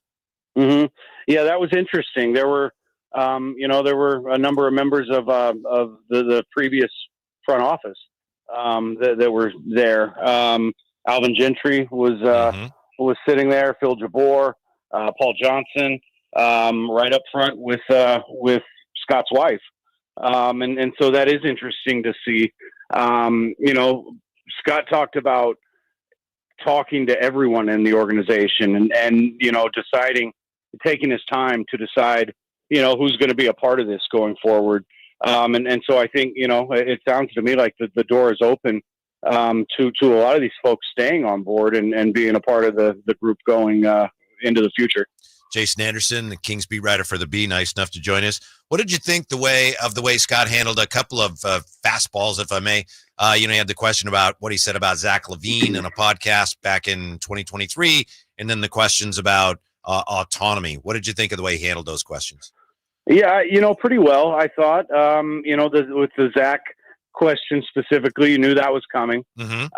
And I don't think that what he said was unfair. Really in the first place, it's just sort of a fact that, Zach hasn't won at the level that I'm sure even he wants to. And so I don't know how awkward that conversation was, and I'd be curious to know, whether it was something they laughed about, when it came up or whether it was just, Scott was on the defensive at all or whatever. But I thought that what Scott said was great. It was like, look, now it's my job to put the pieces around Zach that help him win at a higher level. And, and certainly that is what his job is now. I think Zach's going to be a part of this thing going forward, and Scott's going to be looking to find the right, complementary pieces. And as far as what was the other, the autonomy. Yeah. He did tap dance a little bit, but look, Vivek owns the team, and owners are entitled to have a say in what happens in their business. But at one point, Scott said in no uncertain terms, make no mistake, Vivek has empowered me to lead this team and make critical decisions. Mm-hmm. And so, I think that's where they're at. He's going to have room to do that, especially early on. I think Monty did early on, and then, as things went sideways a little bit, that's where that dynamic begins to change. But I would fully expect that Vivek's going to trust Scott, again, somebody with a great reputation, and a proven record of being able to do this job. I think Vivek's going to entrust him to do that, at least early on. Yeah. Yeah. J.A., one of the pressing questions, I think, and I believe it was the very first question that was asked, was head coaching position and where that lies in the search. Not to put you under the spotlight, and of course you don't have to mention any names. Have you been getting any fruition that you've heard any other names outside of who our interim head coach is right now? The interim head coaches right now. Well, are you referring to David Adelman? Well, for Coach Doug, Christie is technically, I guess a filler at that position right now, or it could be a coin flip. But have you heard any other names being mentioned your way? And even if he doesn't want to mention the names, you have to mention the names. You just want to know if he's heard of it. Have you heard any whispers? Yeah. I'm going to say no, not specifically. Okay. I think there's a good chance Doug keeps this job. Scott said he's going to take about a week. At least that's his plan. A week's not a very long time to conduct a job search. I think that I think he wants to settle in. He probably wants to talk to Doug some more. He probably wants to talk to some other people some more. He wants to make sure that's the direction. that they want to go. And you know, it is possible he's got, you know, somebody else in mind that he also would like to talk to. So I don't, you know, I'm not going to rule that out. But, you know, I do think that Doug's in a position to keep this job. A lot of what Scott said in describing what he wants was he was describing, you know, what he was describing Doug in a lot of senses. And he was very complimentary in terms of the way, you know, he connected with the guys in the locker room. And I think, you know, I think we all saw that and we heard that from players during exit interviews. You know, I was very impressed with Doug's ability to lead, you know, and inspire guys, you know, and that the results were mixed over 51 games. It's sometimes very good. And then at other times, you know, not so good, but you have to remember what he was dealing with in terms of the roster turnover and just this series of injuries where you keep losing guys and you're trying to establish continuity with a new group and you keep losing pieces like Domas and Malik and Keegan for a few games here and there. And so that was just a very difficult position to be in. And yet after 51 games, Doug's record is 27-24. And, you know, I think you have to look at that. You have to appreciate it. And, you know, he's not going to, I'll tell you this, Scott's not going to find anybody out there whose love, for the organization, the city and the fan base, is any higher than Doug's is. Mm-hmm. And that should count for something. You got to be able to coach too, you know, and, you know, but that's for them to sit down and discuss and, you know, figure out if Scott trusts him to do that going forward. It's Jason Anderson, of course, from the Sacramento Kings beat writer. When Scott Perry said the Kings need a point guard, as he pointed out, if you watch the team, you know there's a need there.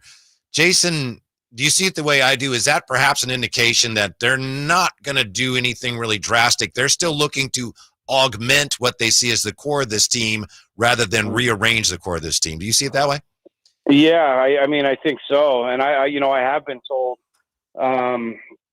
you know, in the latter portion of the seaing that there was just no desire to rebuild. And I don't, you know, I don't think I don't think anybody who was in place previously or still maybe, you know, in place and you know, top, at the top of the organization. I don't think that's what they want to do.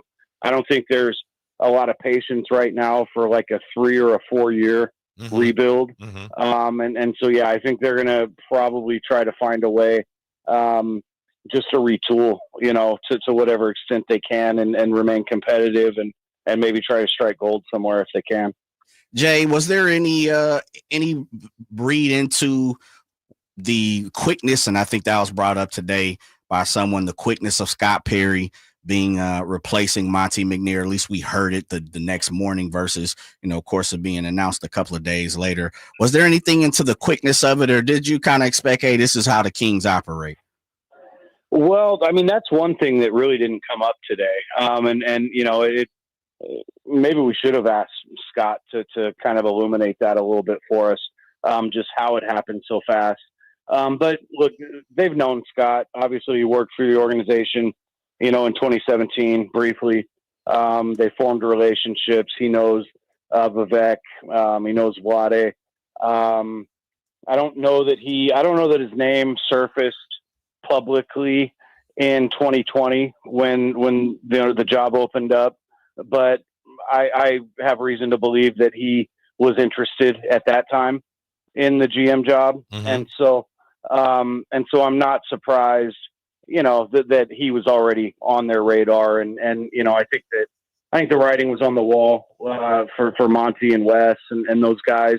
And so, you know, I don't think anybody should be shocked that, you know, Vivek and the powers that be were out, you know, maybe trying to see what was next for them, when and if, you know, they parted ways with Monty and the rest of that group.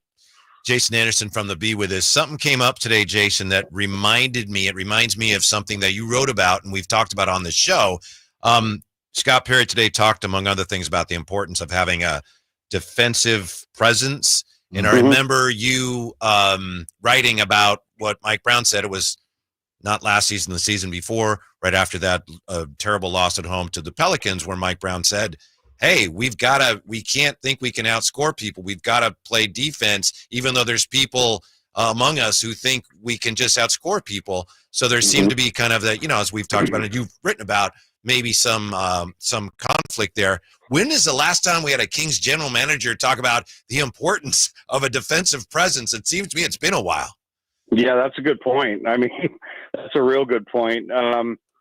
Because I don't know, not in my time, covering the Kings, it just has not been a big point of emphasis. And everybody knows, you got to play some defense. But, I think from the time Vivek bought the team, they wanted, he came from the Warriors system where it was, the offense was what it was. And that was exciting. And it was, extreme, highly successful for them. And, it almost seemed like they were trying to recreate, some of that magic here. But look at the playoffs right now. Look at some of these scores. Like they're not, a lot of these games are 94-88, and Mike wasn't wrong. Like Mike was not wrong. I remember Mike, we were on the road somewhere one night and he handed me we had a discussion and he handed me a printout of like the last 10 or 20 NBA champions. And there was like one on the list that wasn't top 10 in defense. And, so he wasn't wrong. And Scott sees that and knows that too. I think that that's good. Like they have to get better defensively. One other thing he said, 2 words, length and athleticism, was music to the ears of like, when he said that, I could, out of like my peripheral vision, I could see heads start to nod in the room. And people are like, yeah, we've been saying this for 2 years and they couldn't find a way to, to sort of round out the roster in that way. And so again, I think he hit all the right notes. I think he sees, what needs to be done. And, now and try to do it. Enough of the Kings talk from me, Jay, before I let you go. It's off season, baby. Go ahead and take a trip down to Cancun, as they say. But I want to ask you, this Kings team will never let you do. Fresno State grad, man, we haven't had the opportunity to talk about the move of your school going to the Pac-12. Any thoughts on that? Yeah, man, let's go. Go Come Dogs. Yeah, I mean, I don't know what the Pac-12 is anymore. Right. I thought it was the Pac-2. It's Fresno State, baby. Yeah. Hey, we're going to run this thing. It's yeah, I don't know, man. I just college sports is almost unrecognizable to me at this point. When you've got Cal and Stanford in the ACC, they're not on the Atlantic coast. Okay, I do not understand what they're doing, and it's hard to watch. I hope they make it make sense someday, but not right now.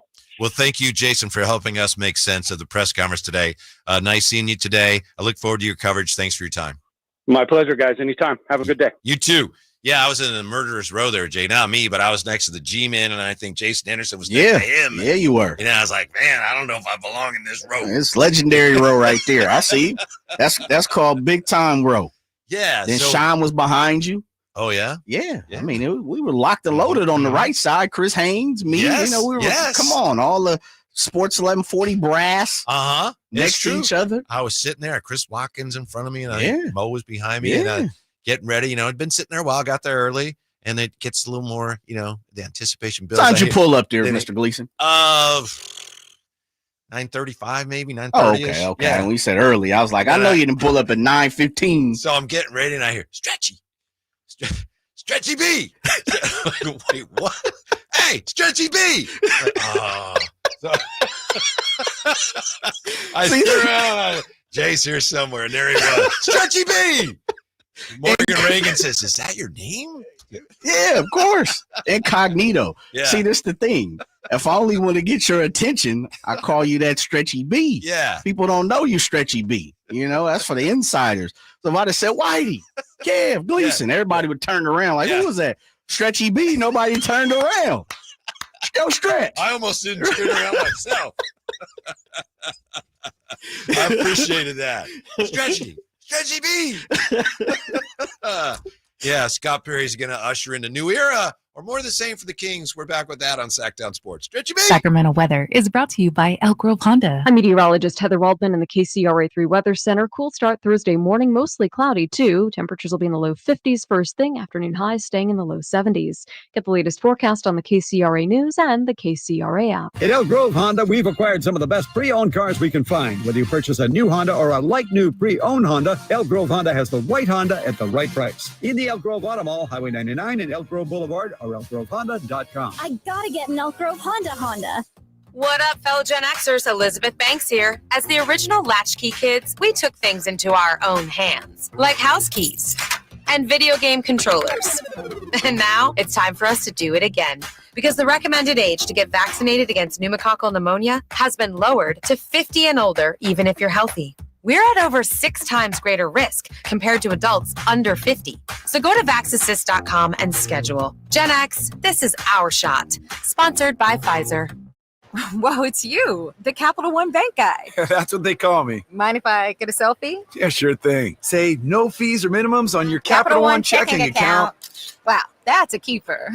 So, where are you heading? I'm off to spread the good news that Capital One helps people keep more money in their wallet with no overdraft fees. Oh, you're the best Capital One Bank guy. Hey, mind if I get a selfie? Sure. Say, Capital One, what's in your wallet? Terms apply. See CapitalOne.com/bank for details. Capital One NA, member FDIC. Alan Stiles here with your Sacktown Sports Injury Update, brought to you by Downtown LA Law Group. Second baseman Zach Geloff, out with that fractured right hand, has started up baseball activity, including fielding grounders and throwing. He has been cleared to start a hitting progression, and the A's remain hopeful that he could return in early May. Ken Waldichuk, left-handed pitcher, out with that left elbow sprain, threw all fastballs in his last bullpen. He's targeting a return before the All-Star break. This injury report was brought to you by Downtown LA Law Group. Hey, I'm Alan Stiles. Have an injury? Call Downtown. Downtown LA Law Group, an injury law firm, has many happy clients in Sacramento and the surrounding areas who have called Downtown. Get paid for your injuries from slip and falls or auto accidents. One of their most recent settlements was $1.5 million for a motorcycle accident. Have you had an auto accident? Call Downtown. Text injury help to 40222. That's injury help to 40222. And visit them at calldowntown.com. Thunder, feel the thunder. It's the energy all around you. Lightning and the thunder.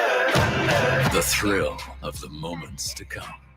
Introducing all new high-limit slots, showcasing over 260 exciting slots, impeccable service, premium amenities, and action that's unmatched. Thunder, feel the thunder. Lightning and the thunder. Thunder Valley Casino Resort. Feel the thunder.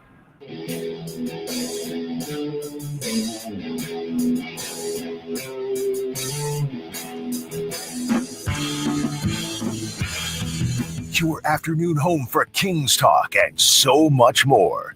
The Drive Guys on Sacktown Sports. The NBA announced another award winner today. Yesterday, Peyton Pritchard was named the Sixth Man of the Year, which for me just kind of brought back memories of Malik last year and how close he was. And remember, I think we were even King of the Kings. We were calling up voters. Yeah, trying to figure it out. Yeah, and now I don't know, what Malik's role is. And now today we have the Clutch Player of the Year, and the winner is Jalen Brunson. And it just reminds me of De'Aaron Fox winning the first Clutch Player of the Year. So, dang.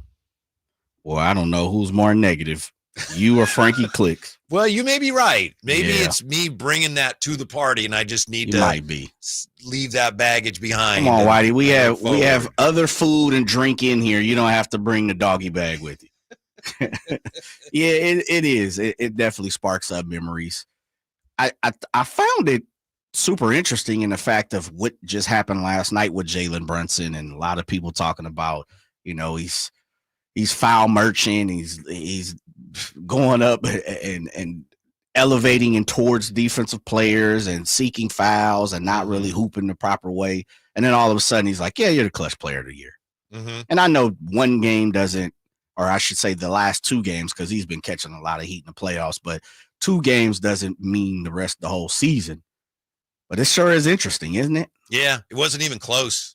He was landslide. There's 100 total ballots. He was on 98 of the ballots. Man. and he got 70 of 100 first place votes, with Jokic second, and then Anthony Edwards third. How about the Lakers last night? Even in that series, up. Yeah, as they should have. Yeah, whatever. Yeah, but you're 100% right. Come on, Ant-Man. Yeah. We need you to fall in line, baby. Game 3. Put the pressure on the Lake Show. Now, bottom line here, Jay. Yes, sir. Your opinion. We're hearing from a lot of fans, of course, that are, excited, optimistic, and we're hearing from fans that heard everything that Scott Perry had to say today, and they, being longtime Kings fans, they're kind of, I've heard it before. Eye roll. Let's just talk. Same old, same old. What is your sense? Do you think Scott Perry will bring in a new Kings era, or do you think we're destined for more of the same? What's your gut tell you? That's tough. Nobody knows. Yeah. You just told me not to be so negative. Yeah. I'm optimistic.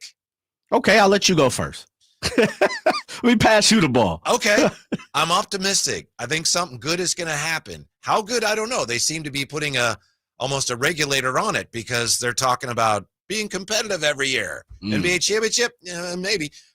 Being competitive every year. And we'll take that, given what we've had the last 40 years. Being competitive every year, and maybe some bust-out years here and there, I get the wisdom of that.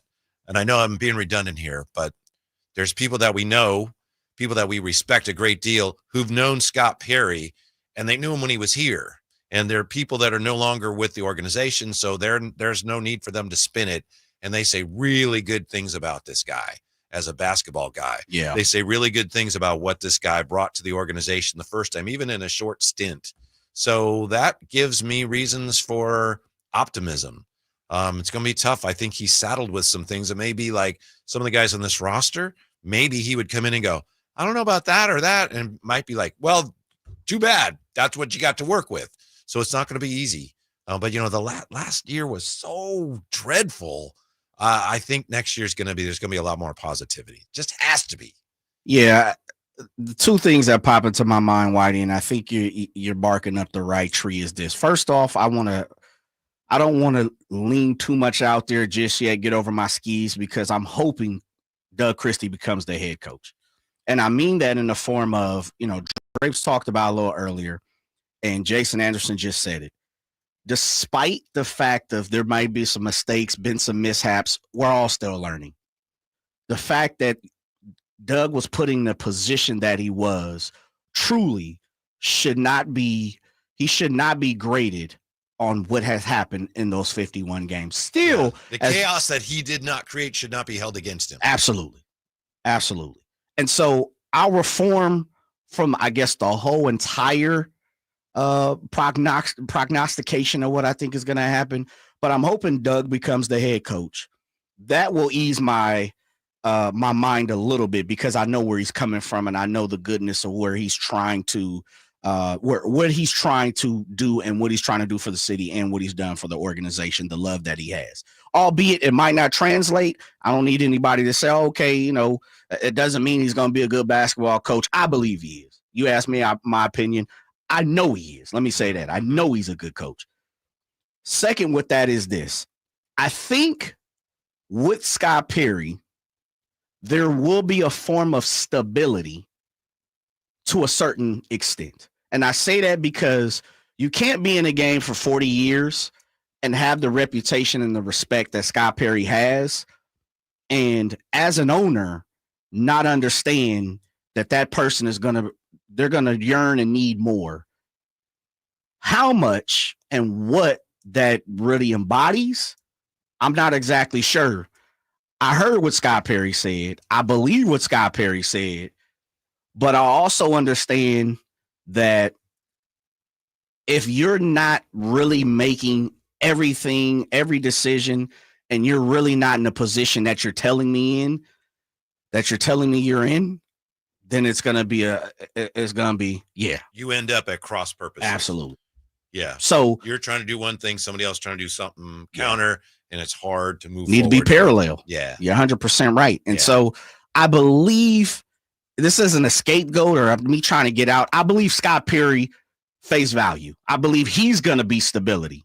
I'm hoping we as an organization, as a team, as a fan base, whatever, however you want to say it. I don't want anybody to take it personal, I hope we have learned that we need to be better, meaning myself. I got to be better in certain situations. Get your mirror out, Jay. Absolutely. Accountability, right? And so that's what I'm saying is not fans need to be better because they've been great. Kings fans have been great. But I mean the organization, the people that's tied to the organization is, listen, it hasn't worked the way that you believe it should work. Stop bumping your head. Learn. Change the narrative. And I continue to keep on talking about it, Whitey. That doesn't just go for basketball operations. That goes for being in the community. That goes for the promotion and the PR of the squad. Damn, how bad and how long are we going to have negative connotation about who we are? Somebody stand up and do something a little different, right? And so I'm hoping what Scott Perry is saying is, listen, I know it's been some troubling times, some trying times, Whitey, but if nothing else, I'm bringing respectability and I'm bringing some stability to the table, meaning me, basketball operations. I'm hoping everybody else jump on board with me. So I'll take Scott Perry, for face value. Again, I hope Doug Christie gets the head coaching job because I believe he has unconditional love for this city and the organization. And third part of it is the fans deserve it. Yes. They truly deserve it. Yes, they do. I mean, they're the best. People say, how many times do we hear all these different fan bases, Raider Nation and all these different things, Giants? Man, the Kings fans are unbelievable. Unbelievable. It is crazy how they continue to show up when this organization, and they can take it however they want to, whoever's listening. They haven't given back to the fans as much as they needed to when it comes to winning. Come to winning. And I'll be the first one to say community as well. I challenge anybody. I continue to keep on saying, you want to win? You want to continue to dictate and continue to have fans and continue to say, you know what, we're the best in town. You got to dive into the community too. Believe me, I'll be the first one, man. I'm born and raised from here. I ain't seeing a lot of that in the community around here right now. That's just me though. The commissioner of the City of Trees? Well, that's just me. I'm just saying. And when you talk to older Kings, you talk to people, man, I remember how many times have we had people talk about, you know what, when I was in elementary school, that Lawrence Funderburg pulled up and read a book. I'll leave it there. There's some comments here in the chat about Scott Perry mentioning selflessness. And so people are wondering about, well, is that an issue with this team? Selflessness and selfishness. Was that an issue? Is he alluding to some of that? I know people are asking Tony Ray Harvey about that. So we will just examine that when we come right back and wrap things up here on Sacktown Sports Drive, guys. You never know what you might hear when listening to a Sacramento Kings game. Out of Keegan, going for another triple. Man, is he feeling it. Keegan, can he do it? Yes, there's number 11, Keegan Murray. Keegan steps back. He just knocked down his 12th three-pointer, a Kings franchise record. He's got 45 points. Never miss a moment of Sacramento Kings basketball with Sacktown Sports and the Sacktown Sports app. Hey, Green Gobbler here. So you've got a clogged drain in your bathroom. Water in the sink's overstaying its welcome. You're spitting today's toothpaste on top of yesterday's toothpaste. You hope that it go away. Yeah, clogs don't just go away. I make them go away. I'm Green Gobbler, the only clog dissolver you need. I'm bleach-free, safe for your pipes, and I work. Guaranteed or your money back. Because I never met a clog that was going to unclog itself. Green Gobbler. Let the gobbler get it. Progressive knows when you're in your RV, you're already on vacation. That's when you become Vacation You, who just camped where there's absolutely no shade. Even though regular you burns easily. In fact, Vacation You burns too, but is too stubborn to admit it, which is why regular you gets in trouble at the dermatologist because Vacation You doesn't do doctors. So bundle your RV with your home or auto policy and earn an automatic discount from Progressive. And spend the savings on the both of you. Progressive Casualty Insurance Company affiliates and other insurers. Not available in all states or situations. How can you free your team from time-consuming office tasks? Amazon Business. Smart business buying tools enable buyers to find and purchase items fast so they can focus on strategy and growth. Free up your team and focus on your future. Learn more at AmazonBusiness.com. Get 5 quarts of O'Reilly Full Synthetic Motor Oil and a MicroGuard oil filter for $29.99. In-store only. Limit supply. O'Reilly Auto Parts. Confidence is knowing you're ready to handle whatever comes your way. That's what it feels like to take on your workday with Cintas. They make sure your AEDs are up to date, your fire extinguishers are tested and inspected, your floor mats are cleaned and delivered, and your workwear looks good, feels good, and is freshly laundered with the Cintas Apparel Plus program. So are you ready to take on today? Visit Cintas.com. Oh, I'm ready! And get ready for the workday. Diabetes, high blood pressure, anxiety meds, everyone's on them. If you're a 50-year-old male, maybe a bit porky, and you may even have type 2 diabetes, $1 million of term insurance may only cost you about $200 a month. Call Term Provider. Speak with Big Lou at 800-568-2790. Big Lou will find a term life policy for you even if you have type 2 diabetes, are overweight, or have high blood pressure. Term Provider has helped thousands of people like you who think they can't afford term life insurance. To buy $1 million of affordable term life for you, all you need to do is call Big Lou at 800-568-2790. Lou will make sure the scales are tipped in your favor. Call 800-568-2790. Big Lou will answer your call and work to fit you into a term life policy that you can afford. Remember, Big Lou's like you. He's on meds too. Call 800-568-2790, 800-568-2790, or biglou.com. It's the final days of the spring sales event. Drive home your new Honda before the deals and the new Hondas disappear. Folsom Lake Honda, your one-stop Honda shop. Looking to own or lease? During the spring sales event, drive a brand new Accord or Civic. Visit us today at FolsomLakeHonda.com, your one-stop Honda shop. As a family-owned and operated dealership since 2009, customer service is our #1 priority. Our customers love doing business with us, and you will too. Folsom Lake Honda, yeah, your one-stop Honda shop.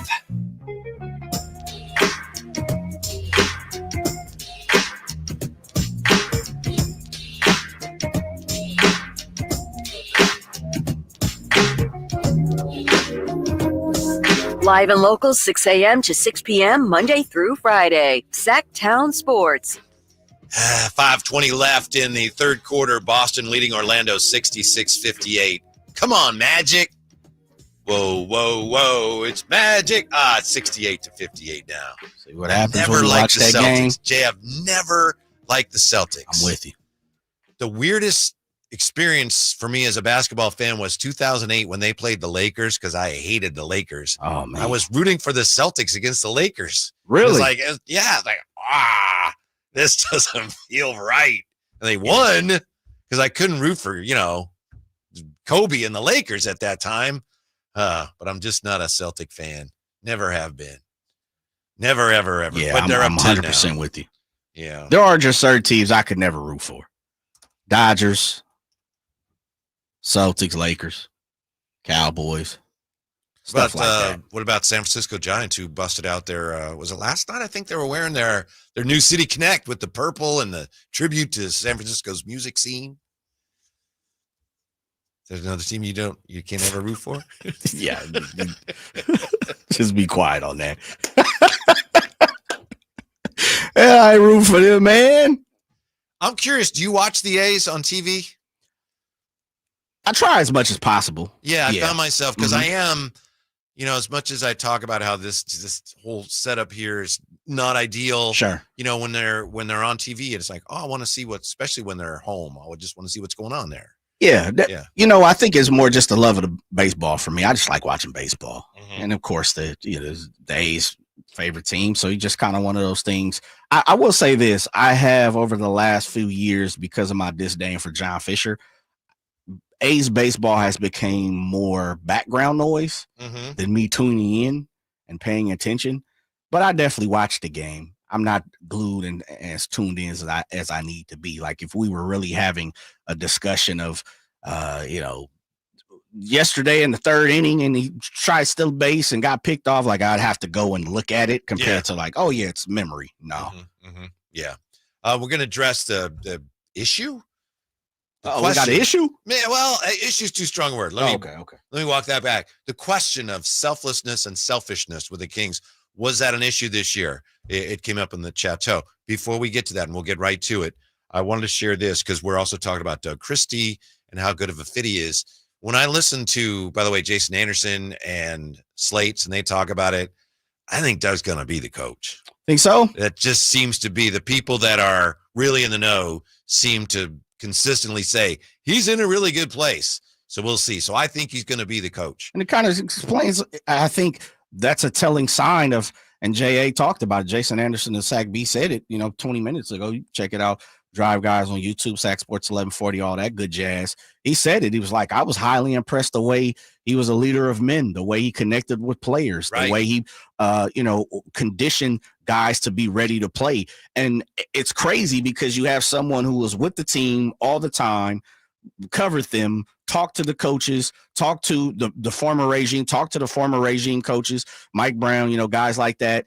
And it just didn't translate to the floor every single night. Mm-hmm. But, to the casual eye, if you really aren't dived in, if you really haven't listened to the Drive Guys, you haven't listened to the morning show, you aren't following Jason Anderson, you would think these things are not being said and told and being done and translated to the team. It's crazy. Mm-hmm. It is crazy how it works. There's also this, and Drapes mentioned it today, and he's like, yeah, I don't want to tweet it or anything. Yeah. But he said he knows that according to his sources, Zach LaVine has gone to management and said, I want Doug Christie to be the coach. But looking at the way they ended and the way the play and mm-hmm. you would imagine, and we get it all day. You talk about the chateau. I don't really look at the chateau too as much because it moves so fast, but I look at the text line. Of course, we have calls, we get, tweeted and hit on Instagram and all that other stuff. You just hear some of the naysayers like, oh man, what's going on? Yeah. What's happening? Is that even happening? But then you get guys on, it's like, no, that's absolutely happening. Yeah. Just in translating to wins. So here's Scott Perry today. I know you've probably heard this before, but you listen to it in this context. Matt George made this point on X, and I think we may have talked about it too. I must be wrong then. Oh, come on. Here's Scott Perry talking about what this team needs. And as he talks about, specifically positions and then gets into other things. You tell me if you think Doug Christie sounds like a match for what Scott Perry says this team needs. I'm just learning this roster. Again, I've watched them from afar. There's some talent here. There's an obvious need. I think everybody in this room probably would agree to it, that there's not a true point guard on the roster. Also, as I assess it from afar, I think we need to add more length and athleticism to this group to enhance some of the talent that's here. So that's from that standpoint, that's kind of what I'm looking at doing right now. And the second part of your question was the identity. Any successful or pro sports organization, or any company for that matter, has to have an identity. And that's one thing that I don't see here yet, but that's what I'm all about, is establishing an identity. What does it mean to be a Sacramento Kings player? To play here, we're going to require toughness. We want a defensive orientation.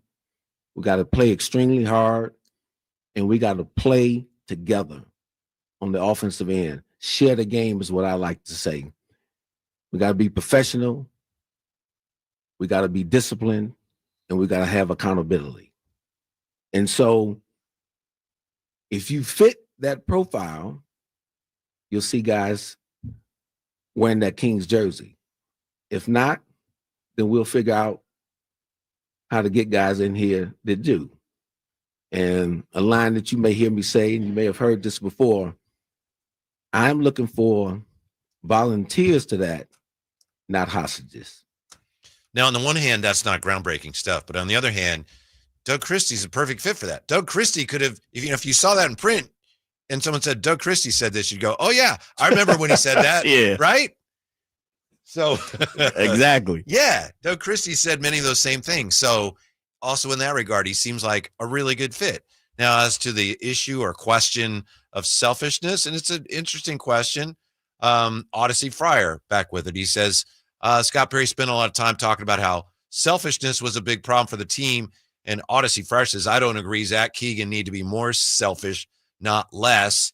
And then he was asking Tony Ray Harvey, was that a big issue at the press conference? To my ear, I didn't hear Scott Perry saying this team was too selfish. I heard him talking about the importance of selflessness. And I think you could do one without the other. I do think at times this year they didn't play together. But, Jay, I thought a lot of times this year it wasn't that they were selfish so much as they just weren't together. And then it's like, I have to do something. I don't know what we're running. I don't know who to pass the ball to, so I'm going to take the shot.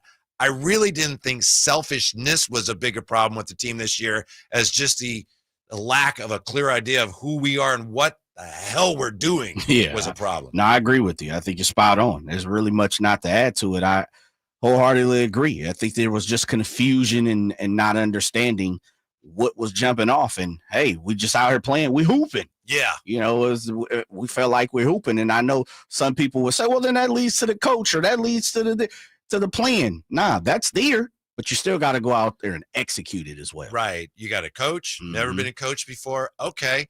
We're going to get rid of the best player, and we're going to give you this guy, and also we're going to take another coach or two away, and we're going to add some other players. We're not sure how they fit together. Go get them. Right.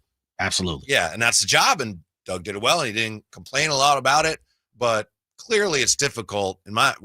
If you're going to look at that and see how the way the team played and say, gee, I don't know about that coach, not giving him a fair shake. Yeah. Yeah. Didn't Jerry say on this show, he said, it's possible nobody could have done a better job with these circumstances than Doug Christie. Yeah, it was a win, man. It was a win, the fact that they got to the play-in. If you would have probably said the moment Mike Brown was out and the moment that De'Aaron Fox was out and you looked around, I'm pretty sure if we had a poll just like they did in the Athletic, I would imagine most people would have probably said, yeah, they're done. Especially with Phoenix knocking the door, you know, teams like that. I'm pretty sure everybody's, no shot, no chance. Yeah. So it was a dismal year. The year before was discouraging. But if the people involved have learned anything from it, and there are indications they have, then there's reasons to be optimistic, Jay. Let's do it. Yeah. Shots out. Beats the alternative. Which is just, this is terrible. I hate everything. Nah, we're not going to do that. No. We're not going to do that. Of course, we'll see. We'll have all summer to see what they end up doing. And hopefully that'll be entertaining and fun. No, it is. Yeah. No doubt. Yeah. Thank you, Jay. Don't forget, you get a chance. Join Jay and I tomorrow. Tom's Watch Bar for the NFL Draft. That'll be a lot of fun. We have Infinity Sports Radio. Yeah, coming up next. We'll talk tomorrow. Thanks for being with us. Stick around from Infinity Sports Radio on Sacktown Sports.